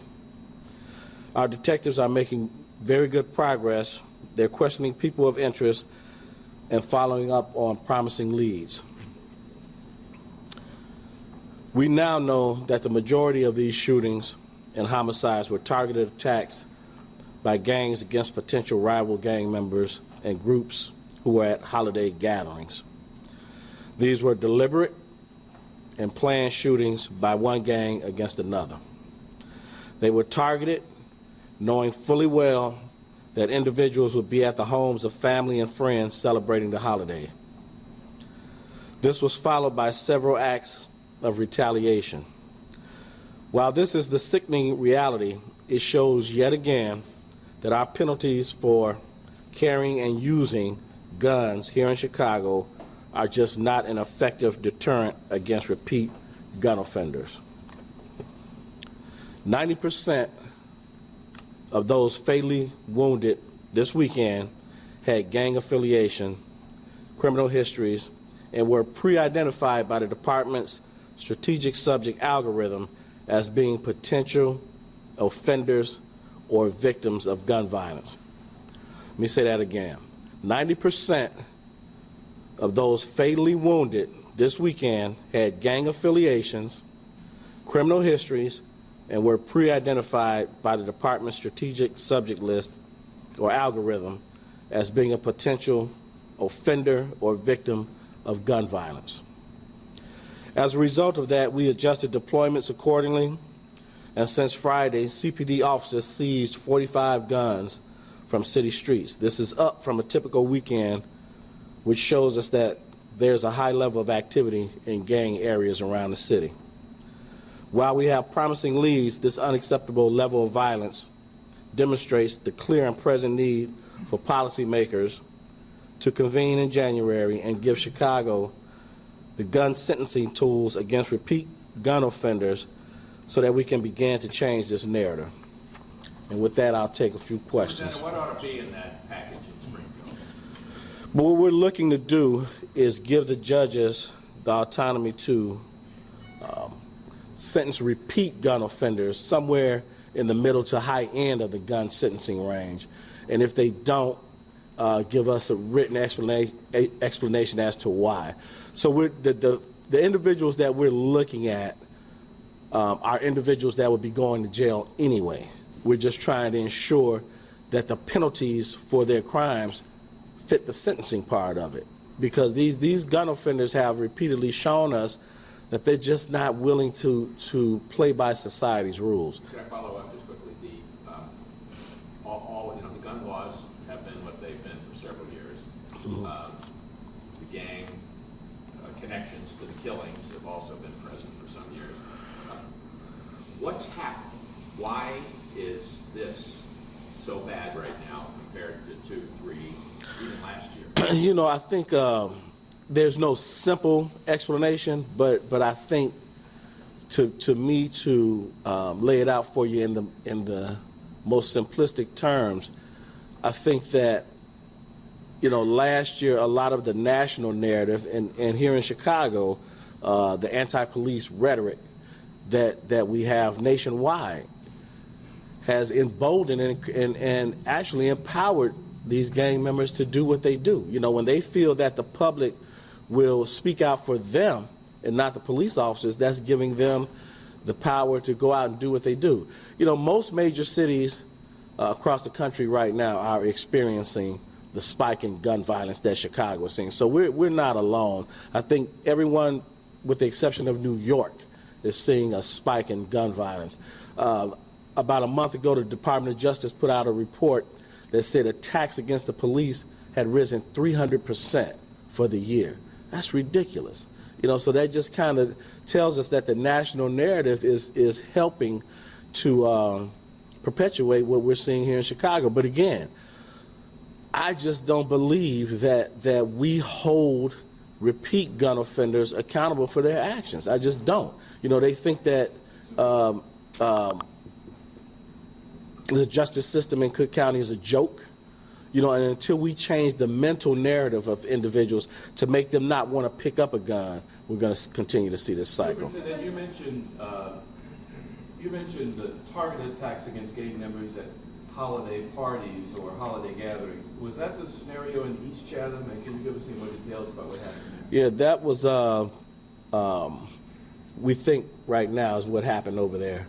You know, it's still an ongoing investigation, and we're still in the preliminary stages, so we don't want to give out too much, because we think we have some pretty good leads on the individuals that carried it out. It has been said that the individuals there knew their attackers. You believe that was the case? Probably, yeah. Superintendent, you say that this was a deliberate attack, and that, but can you clarify, do you believe that this one event in Chatham is connected to others that happened throughout the weekend? Because No. I think that was a separate occasion, but we do believe that those individuals targeted them specifically. But it wasn't in retaliation for anything that occurred early in the weekend that we know of right now. Now, that narrative could always change, you know, because these events are complex. You know, we need the public's assistance in bringing these individuals, holding them accountable for what they've done. Because here's the thing. The police very rarely witness these incidents. You know, sometimes we do, you know, that we had a couple of weeks around Thanksgiving where we had six incidents where these offenders, we actually witnessed 2 murders, and that's unusual. So we absolutely still need the public's help in helping us bring these crimes to a successful conclusion. Because here's the thing. If we all in Chicago, everybody, the police department, the elected officials, judiciary, business owners, community people, clergy, we all have a vested interest in reducing this gun violence. We do. And if anybody thinks that this is okay or that it's normal, then you're wrong, because it's not okay and it's not normal. You know, when I go home and my neighbors see me, they are constantly asking, what can we do to reduce this gun violence in our city? You know, now, let's not get it twisted. We know that the long-term solutions is to invest in these impoverished areas, provide more jobs, better education. We know that, but for that's the long term. The urgent solution right now is for our state legislators to help us with this gun bill. And again, you know, I am not a fan of mass incarceration or disproportionate arresting of minorities. But the simple fact of it is, I don't care how you're wrapped. If you pick up a gun and shoot somebody, you should go to prison, period. That's the end of that story. You know, the notion that you should get a pass, you don't get a pass from me. You pick up that gun, you still know right from wrong. I talk to gang members all the time. And what's amazing to me is that they will admit, I knew it was wrong when I did it. I just chose to do it. Well, some people want to give them a pass for it. I don't. These officers work too hard out here every day. Do you realize we're over 8,000 guns recovered for the year? 8,000. One illegal handgun or one handgun recovered every hour of the year of 2016. Every time those officers recover that weapon, make an arrest on it, that's an armed encounter where they could be shot at. Superintendent, let me ask you, you say that gang members feel empowered in the current environment against the police, but we've also heard a lot about morale being so low in the ranks that there's just not a lot of proactive policing going on, and that's what's led to the increase in violence. The police are not the reason this violence is occurring. That's nonsense. If the police weren't doing their jobs out here, we wouldn't have over 8,000 guns recovered this year. That says it all right there. If the police were not doing what we need them to do, we wouldn't be recovering all those weapons. Now, I'll give you that some of the gun recoveries are from the gun turn-in program, but a lot of it is from police activity. If the police officers were not out there doing what we do, we wouldn't have that. And here's, just let me put this in context too. The one thing we cannot measure ever is how much crime we actually prevent by doing that. You know, we catch a guy with a gun, he's not going to say, oh, officer, I was just heading down there to shoot Bobo. They ain't going to tell you that. So we can't measure what we prevent. But I can tell you this, the majority of your officers in this city want to be out there doing the job correctly, professionally, and respectfully. Superintendent, one more question. Superintendent, Automobile told me he'd like to see 150 additional officers deployed here in 6 and 150 additional officers in 5. Can you do that? You know, we'll see how once these new officers, these new hires, so we're getting almost 1,000 in the next 2 years, right? Once they matriculate. Well, we'll see. You know, we'll take a look as we get closer. We'll look at the crime picture, see what we need across the city, and then we'll make a judgment. You know, as you all know, I put a panel in place now to finally look at how we do our deployments and give us a baseline so that we'll know exactly what we're doing. But these areas are definitely going to get additional police officers. Thank you. May I ask you a question, please? One question, please. The anniversary of the Betty Jones and Dear President Obama. Your anniversary of the Antonio McGreer and Betty Jones shooting. I was just wondering if you could comment on what the status is with Officer Rialmo and where that investigation is. Well, the investigation, of course, is still ongoing. Officer Rialmo is still, you know, off the street, and that's where he'll remain until we get some kind of resolution in terms of where the investigation is going. But as you know, IPRA does the investigation in terms of use of force. May I please? Thank you, sir. You talk about the gang activity and gun crimes, et cetera, but to take it a step further, what is the financial mechanism that is driving all of this? Is it simply the sale of drugs? You know what? It's the sale of drugs on the west side, not so much on the south side, but here's the bottom line. Now, with the technology we have in place, social media drives a lot of our gang disputes. You know, they're on Facebook, on Instagram, on Twitter, disrespecting each other. You know, they'll live stream disrespects, and when they do that, they go out there and look for them and they Good morning, everyone. So it's not.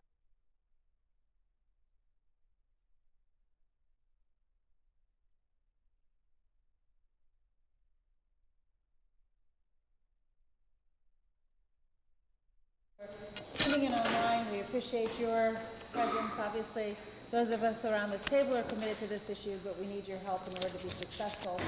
And since it is our last meeting, I want to take this opportunity to just thank everyone for years of hard work on what we know is an issue that's very important to the President, as I know it is to all of you.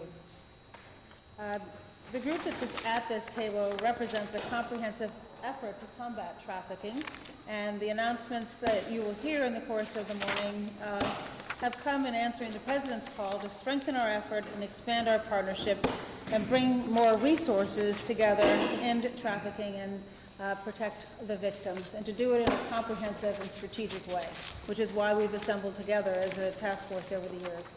So before we hear from you, I'm honored to announce the latest exciting challenge from the Partnership for Freedom Initiative, a public-private partnership that President Obama announced back in 2012, dedicated to spurring innovative ways to fight human trafficking. In previous years, the Partnership for Freedom has successfully run two challenges.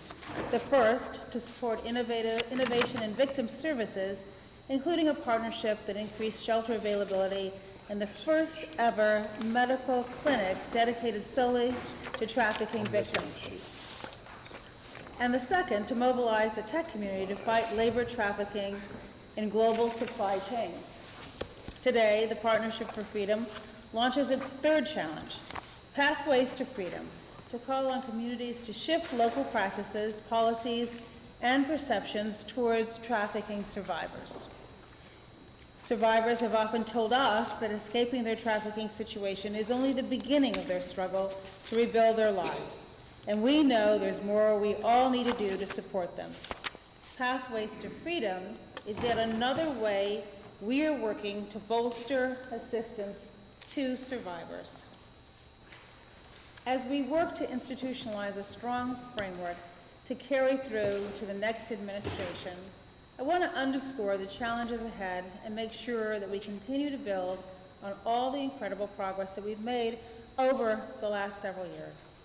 I look forward to hearing from each of you on how your agencies will meet this challenge and to know how committed we are to ensuring that until the President's last day in office and beyond, we commit to ensure that we do everything we can to end modern slavery. And so with that, I will turn it over to Secretary Kerry. Well, thank you, Valerie. Thank you very, very much. And my apologies to all for being a moment late. But let me second what Valerie said with respect to the efforts of everybody. This is our last meeting, as she mentioned. And I have to say that over the 4 years of this effort, I'm personally really grateful for and impressed by the extraordinary distance we have traveled here. This all-of-government effort has really been very, very significant. Everybody here has contributed significantly in their agencies, and I think this administration can be extraordinarily proud of what we have done to raise the profile of this challenge and to have an impact on countries all around the world. So I hope everybody feels positive about that, because I think we ought to. Human trafficking is one of the few issues that we face, all of us, on a day-to-day basis in governing, where there's no, unlike a lot of other issues that are clouded by nuance or a kind of complexity, this is not complex except in the execution of the things we know we have to achieve. And there certainly is no nuance whatsoever. There's a moral clarity here that's as firm as you could have on any kind of issue.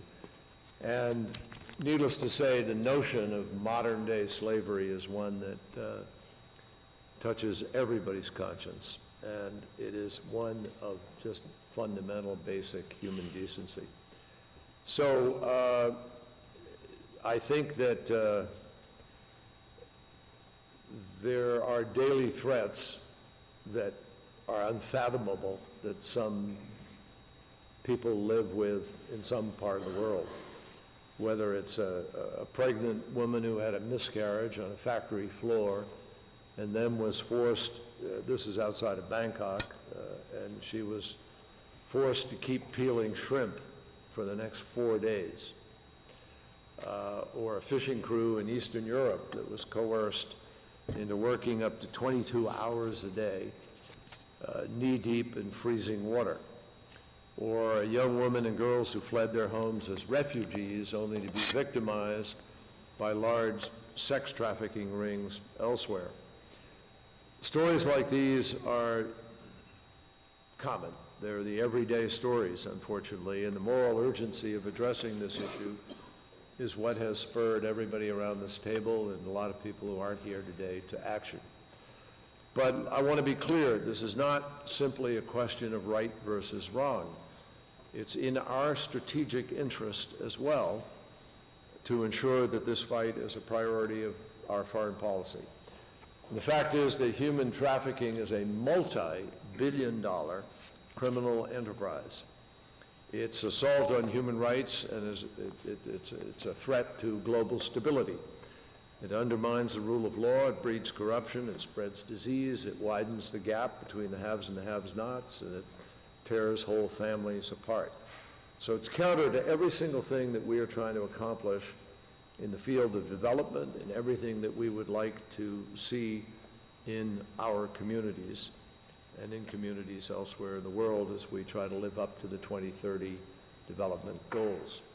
So we all have an interest in succeeding in winning this battle, and in making sure that the perpetrators of these crimes are brought to justice. So I think that this administration, as I said earlier, has done an exceptional job of creating the urgency around this issue that it deserves.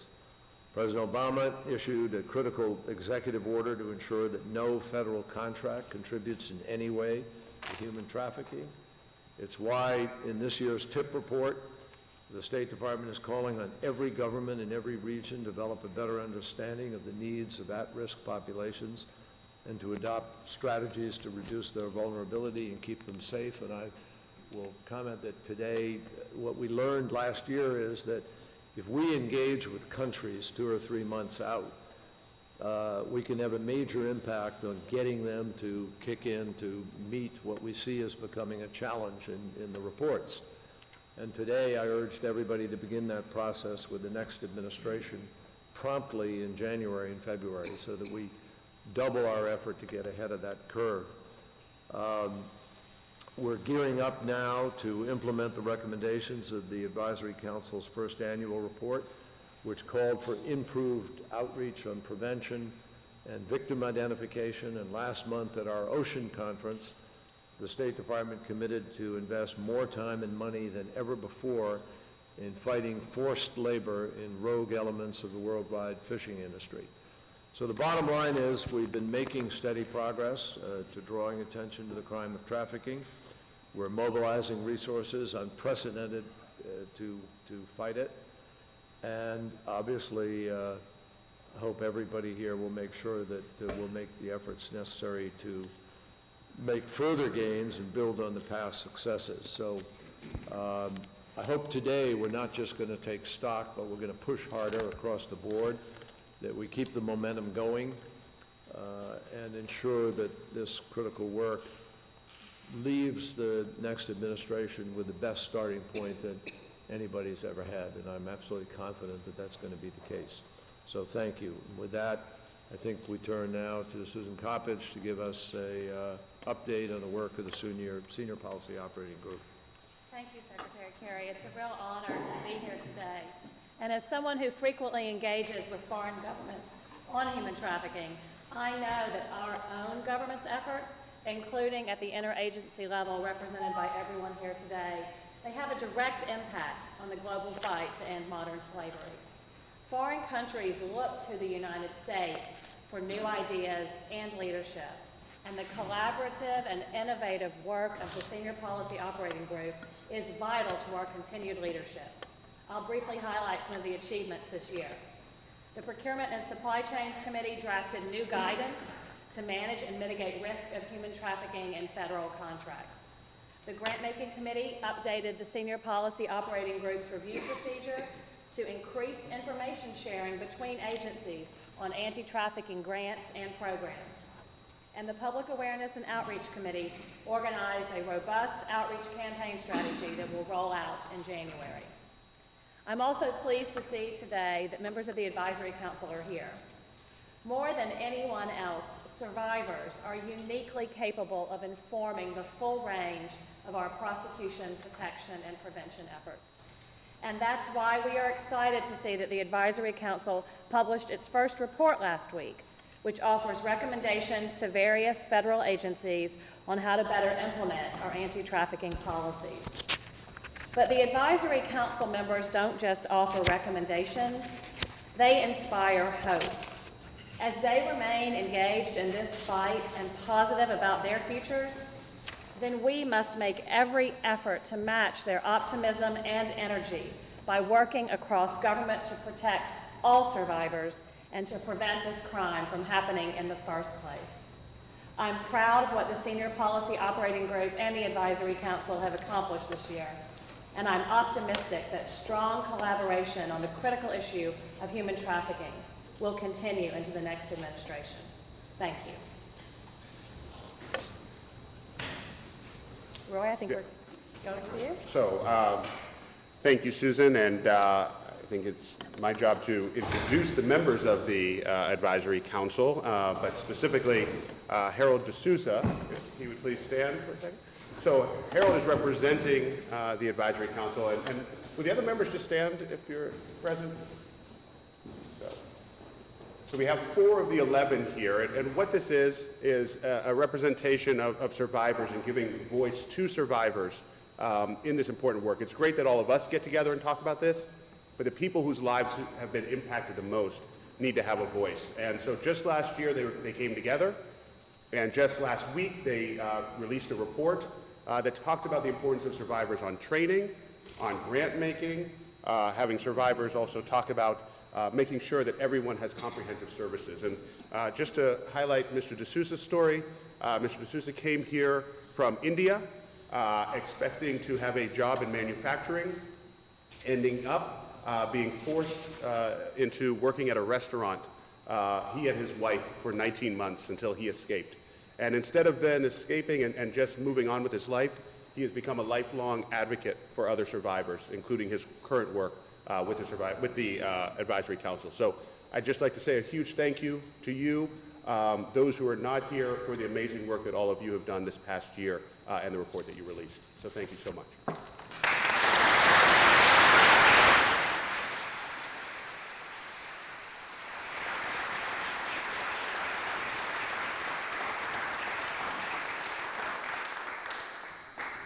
And I think back to you. Thank you, Roy. Thank you very much. It's my pleasure now to introduce everybody to the 2016 recipients of the Presidential Award for extraordinary efforts to combat trafficking in persons. And I think Susan's going to read the individual citations, but let me just say that, first of all, we have Daniel Becker, Courtney McCrimmon, and Beatrice Greason, who are representing Students Opposing Slavery, SOS. It's a student-led network committed to empowering young leaders' awareness how to stop trafficking. Started in 2012 by high school students pioneering an innovative movement, and it's terrific. And then secondly, Dr. Christopher White and the defense, representing the DARPA, Defense and Advanced Research, and they came up with an innovative way of tracking this, and I'll let the citation speak for itself. I think we're going to go up to the podium, Secretary, and Great. allow them to come up and be recognized.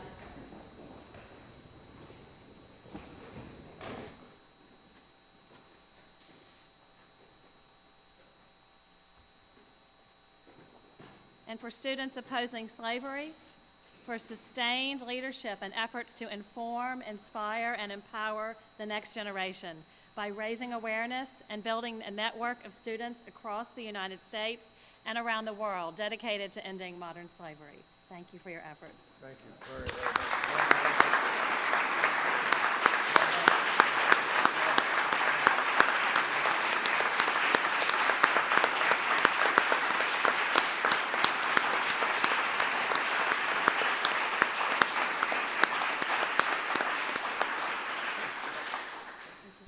And for Dr. Christopher White and the Defense Advanced Research Projects Agency for unparalleled leadership and dedication. We'll get the medal, yep. For unparalleled leadership and dedication in developing new and powerful technologies to enhance the capacity of U.S. law enforcement, military, and intelligence entities to dismantle human trafficking enterprises and bring traffickers to justice.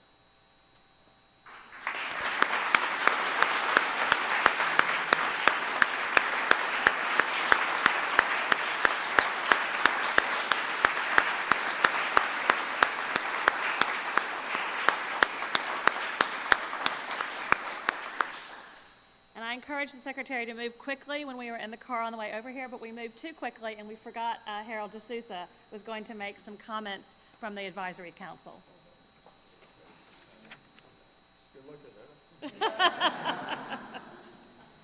So we'll have Mr. D'Souza come up now. Thank you. Congratulations. Thanks for your work. Appreciate it.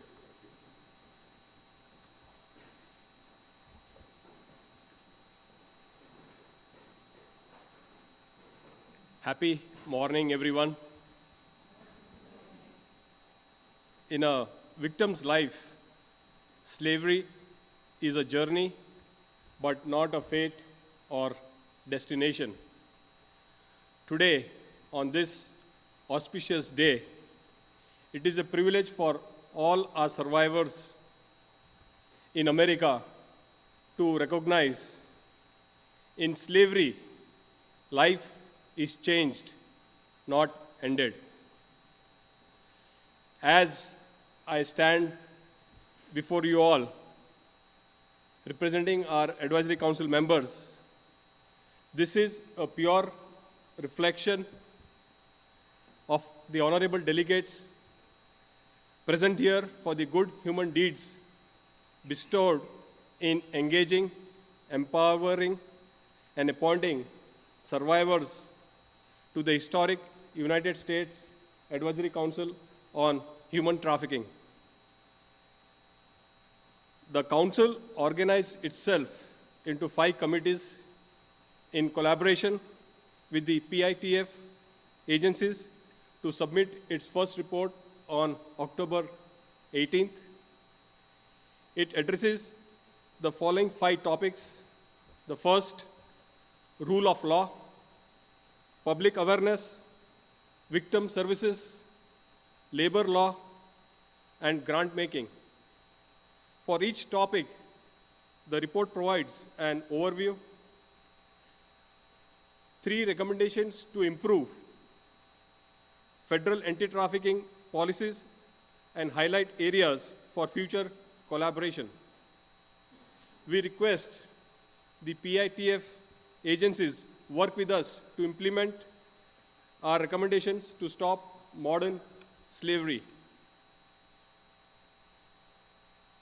The Council also recommends Congress to amend Section 115F of the JVTA to allow for compensation to the Council in order to thrive and not just survive. We agree strength does not come from winning, power does not come from slavery, pride does not come from pain, and ego does not come from exploitation. When a victim or a survivor decides not to surrender, that is strength. When a victim decides not to fear, that is power. And when a victim decides not to be raped, that is pride. And when a victim decides not to be traumatized, that is ego. We believe victims' lives matter, survivors' voice count, victims live freely, and survivors are treated equally.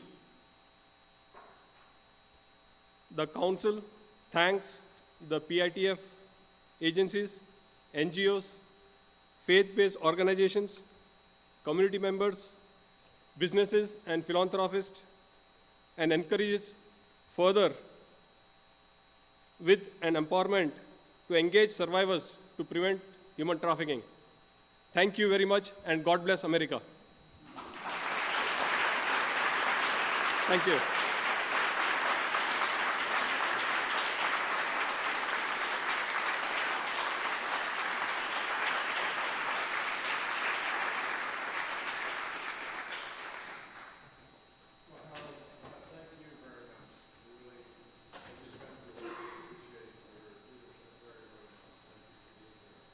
We turn now to the reports from folks around the table, beginning with our good Attorney General. Obviously, there's no enforcement without the efforts of the combined AG and FBI efforts.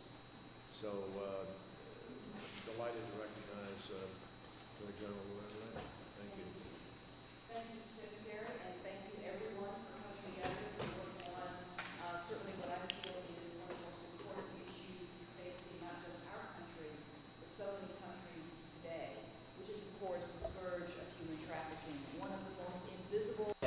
between the Department of Justice, again, Department of Homeland Security, vital partners of ours, as well as the Department of Labor. And we focus on the development of high-impact human trafficking investigations and prosecutions. So the cities that were selected to participate in phase 1 of this partnership just some 18 months ago showed a 119% increase in cases filed involving human trafficking, a 114% increase in the defendants charged. So acting together, we are expanding our enforcement efforts and in fact, not only prosecuting more traffickers, but rescuing more survivors.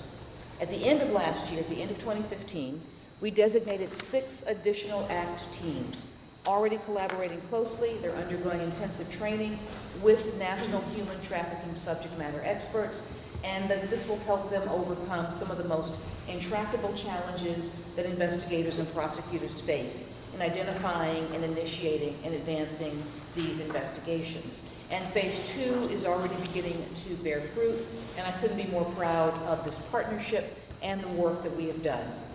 Overall, the Department of Justice has continued to bring significant numbers of human trafficking prosecutions because there has to be accountability for this crime. In fiscal year 2016, which just ended, we brought 241 human trafficking prosecutions, and that meant we charged 531 defendants, and we obtained convictions against 439 traffickers. But of course, beyond the numbers are always real people.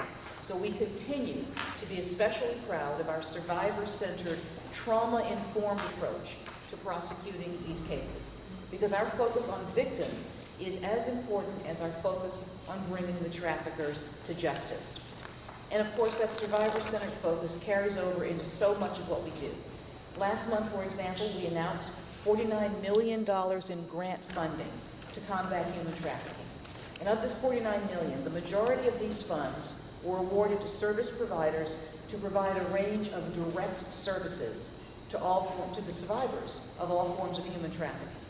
Almost $16 million went to support the enhanced collaborative model anti-trafficking task forces across the country.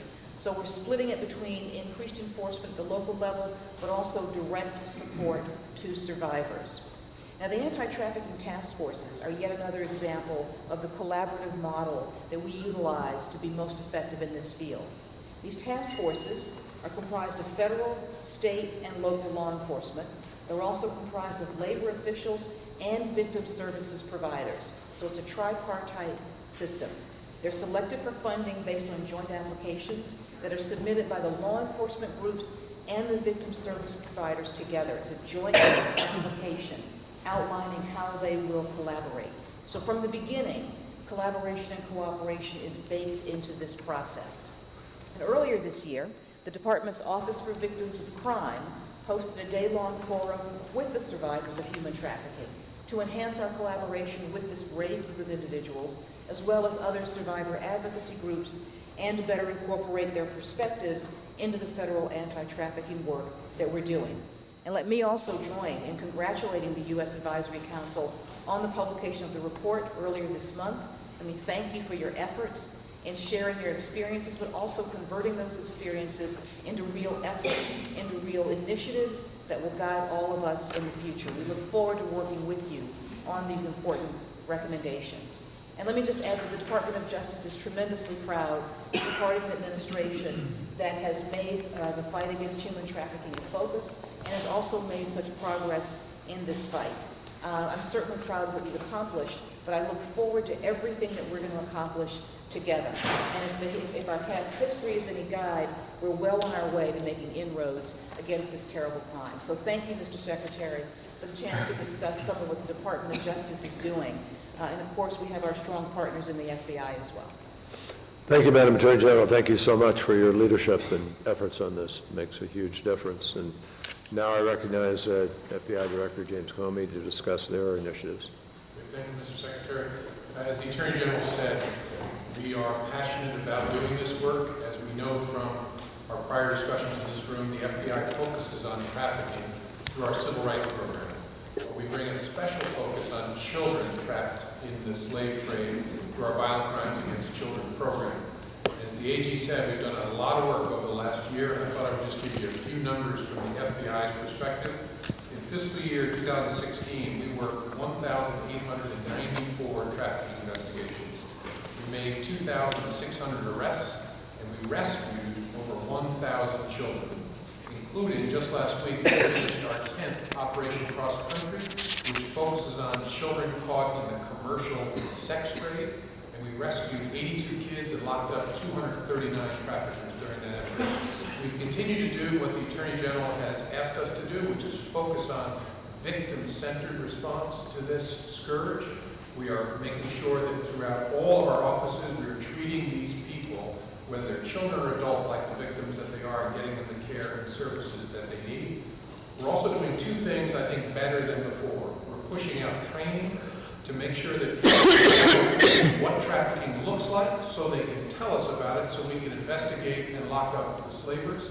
And the second thing we're trying to do better is tighten our international partnerships. Operation Cross Country this year was an international effort involving Canadian partners and many Southeast Asian nations, because we realized that slaving knows no borders, and if we're going to be good, we have to be good together with our partners. I think we all come to government work hoping to be involved in work with moral content. I can't imagine work that is deeper in moral content than this. I can promise you on behalf of the FBI that we will not let this lose momentum. We will continue to work this, certainly for the remainder of my 6 years and 10 months in this job. Thank you, Mr. Secretary. Not that I'm counting. Yeah, that kind of longevity?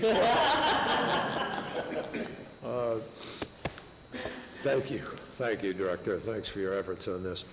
I now want to call on Chair Jenny Yang from the EEOC, Equal Employment Opportunity Commission, to talk about anti-discrimination and other enforcement. Thank you, Jenny. Thank you, Secretary Kerry, and thanks to members of the Advisory Council and to our Presidential Award recipients, and really everyone in this room for your leadership on this critical issue. When workers are trafficked, they can also experience employment discrimination. The laws that we enforce at the EEOC, particularly those prohibiting discrimination based on race, national origin, sex, including sexual harassment, can often be an integral part in the fight against trafficking. Civil enforcement can be a vital tool to both vindicate rights and obtain remedies for victims. Last year, the EEOC resolved 2 lawsuits involving hundreds of victims of labor trafficking.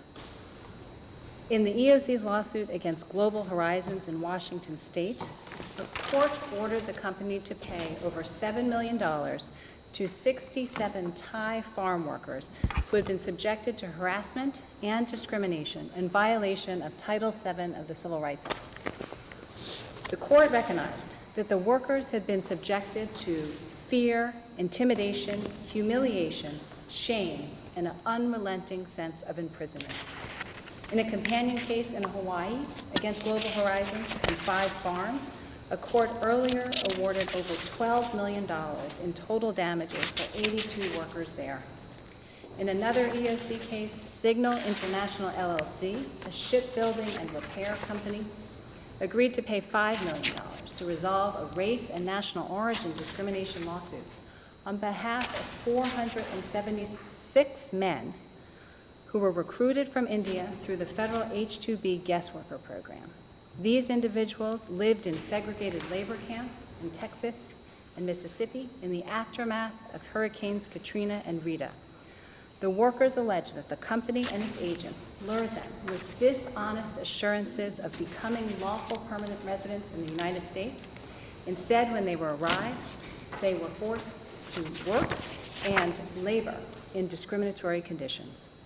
So in addition to our enforcement work, the EEOC has also been focused on outreach. Last year, we partnered with community-based organizations devoted to anti-trafficking work. We conducted more than 180 anti-trafficking outreach events, and we reached over 12,000 attendees.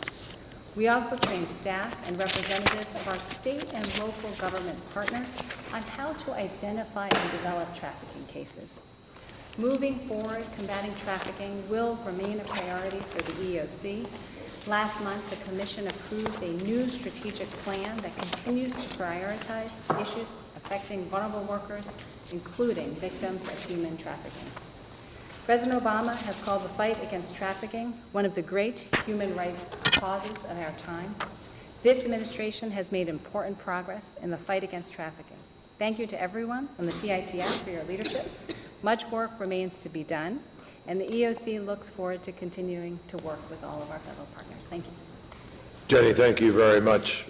Now my pleasure to recognize our Principal Deputy Director of National Intelligence, Stephanie O'Sullivan. To be here today to recognize the progress that has been made on the President's call to strengthen federal efforts to respond to combat trafficking. For the intelligence community, the first step was recognizing the issue as an increasing national security priority and raising its overall priority for the intelligence community's activity. The result has been a significant and continued increase in reporting of human trafficking, adding to our knowledge base of trafficking patterns and perpetrators. We have also increased outreach across the community to academia, international organizations, and law enforcement, and are targeting our analysis to support their broader efforts. Finally, the intelligence community is completing a national intelligence estimate on global human trafficking, which will be the first IC-wide assessment on these critical topics. The paper will look at the impact of the conflict and crises of human trafficking flows, as well as the drivers that will increase the likelihood of trafficking. We look forward to continuing to support this critical work, not only as national security professionals, but also as a call on human business. Thank you, Stephanie, very much. Now, Deputy Secretary of Treasury, Sarah Bloom Raskin. Thank you, Secretary Kerry. The Let department... me just comment that I'm very happy you guys are here for the first time. Yes, happy to be here. And the Department of Treasury is proud to support the work of the President's Interagency Task Force and the efforts to combat human trafficking more broadly. I'm pleased to be able to join today's meeting to share with you Treasury's ongoing efforts to help end modern-day slavery, and I look forward to further collaboration through this forum. So Treasury brings to this work significant financial expertise, and Treasury has harnessed this financial expertise to collect and analyze financial intelligence and data to identify human traffickers and their networks, to attack and undermine the financial underpinnings of these networks, and to support law enforcement investigations that lead to accountability and justice. In addition, Treasury, specifically our Office of Foreign Assets Control, or OFAC, and the Financial Crimes Enforcement Network, better known as FNN, have particular tools to support the mission of combating human trafficking. These tools include the use of our anti-money laundering authority, our countering the financing of terrorism authority, as well as our sanctions authority. For example, Treasury's FinCEN works closely with the FBI, the Department of Justice, the Department of Homeland Security, and the Human Smuggling and Trafficking Center, among other federal partners, to collaborate more closely with analysts and field agents to seek opportunities to further coordinate on government analytical products that could provide a tactical and strategic advantage to law enforcement, and to leverage financial data that Treasury collects, including under the Bank Secrecy Act, to identify suspicious transactions involving human trafficking and target human trafficking networks. Treasury is also committed to working with the private sector, especially with financial institutions, by providing guidance on how to detect and report suspicious financial activity with a potential nexus to human trafficking. In 2014, Treasury issued a public advisory that identifies financial indicators, or red flags, that may indicate that financial activity is related to human trafficking or human smuggling.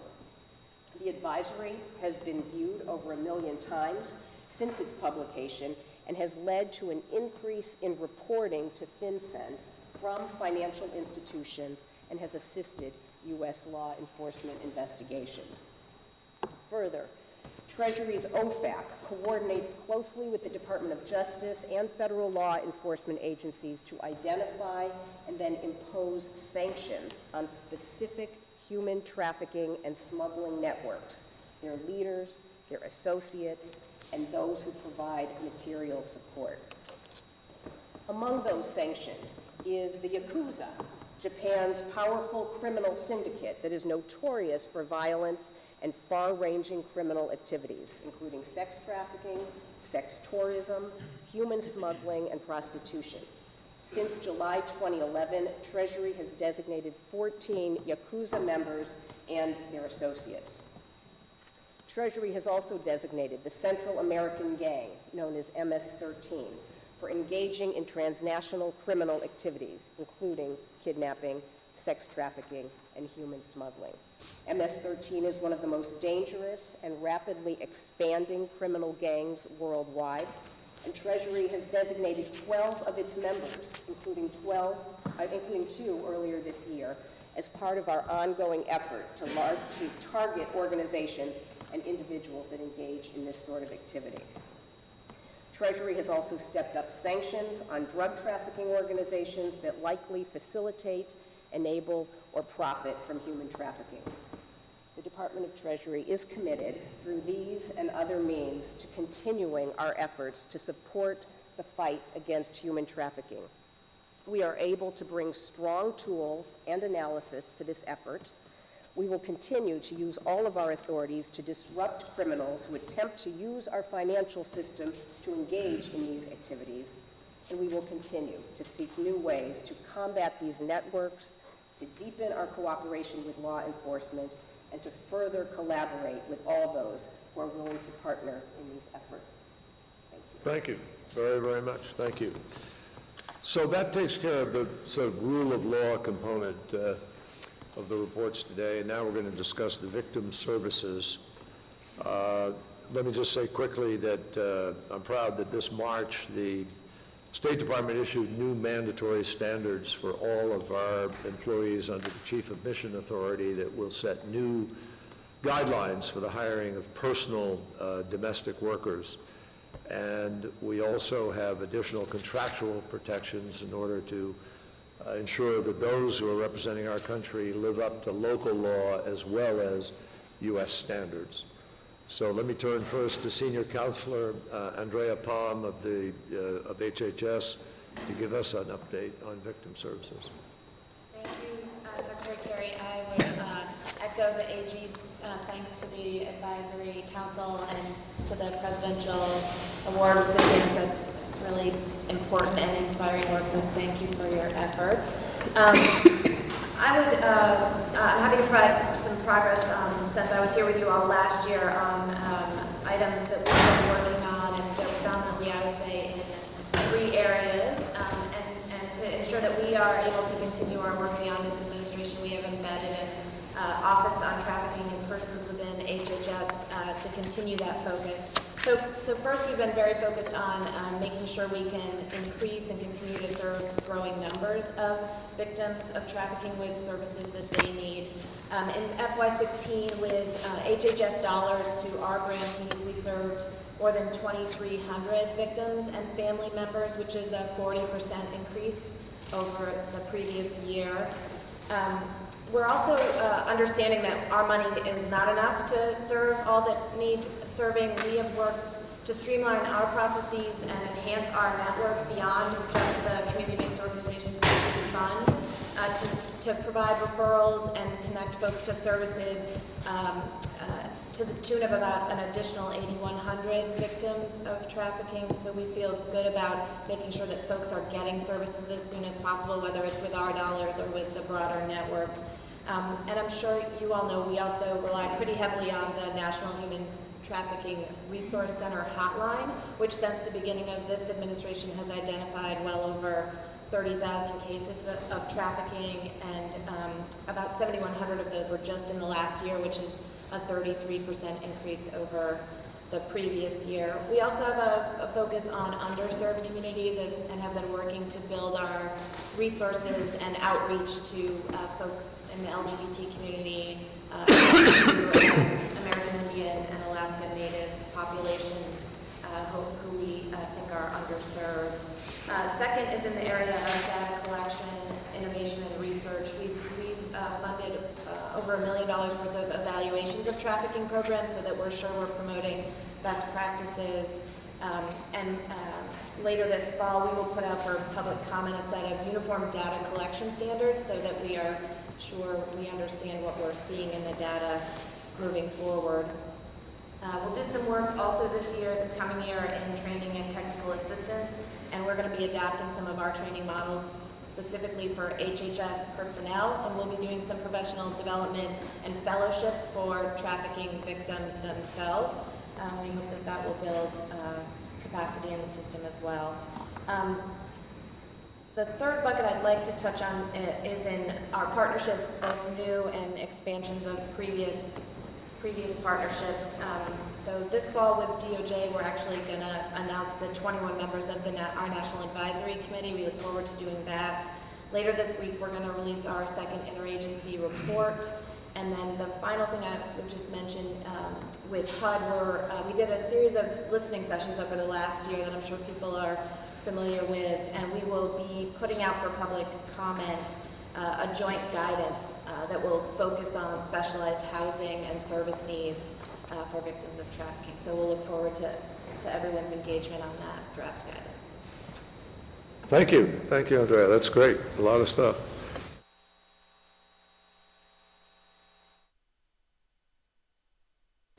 Once again, folks, you are watching the Fox 10 News Now stream, part of FoxNPhoenix.com. We'll be signing off now, but we hope you have a great evening. And Samia will be back 9 a.m. for a new show tomorrow.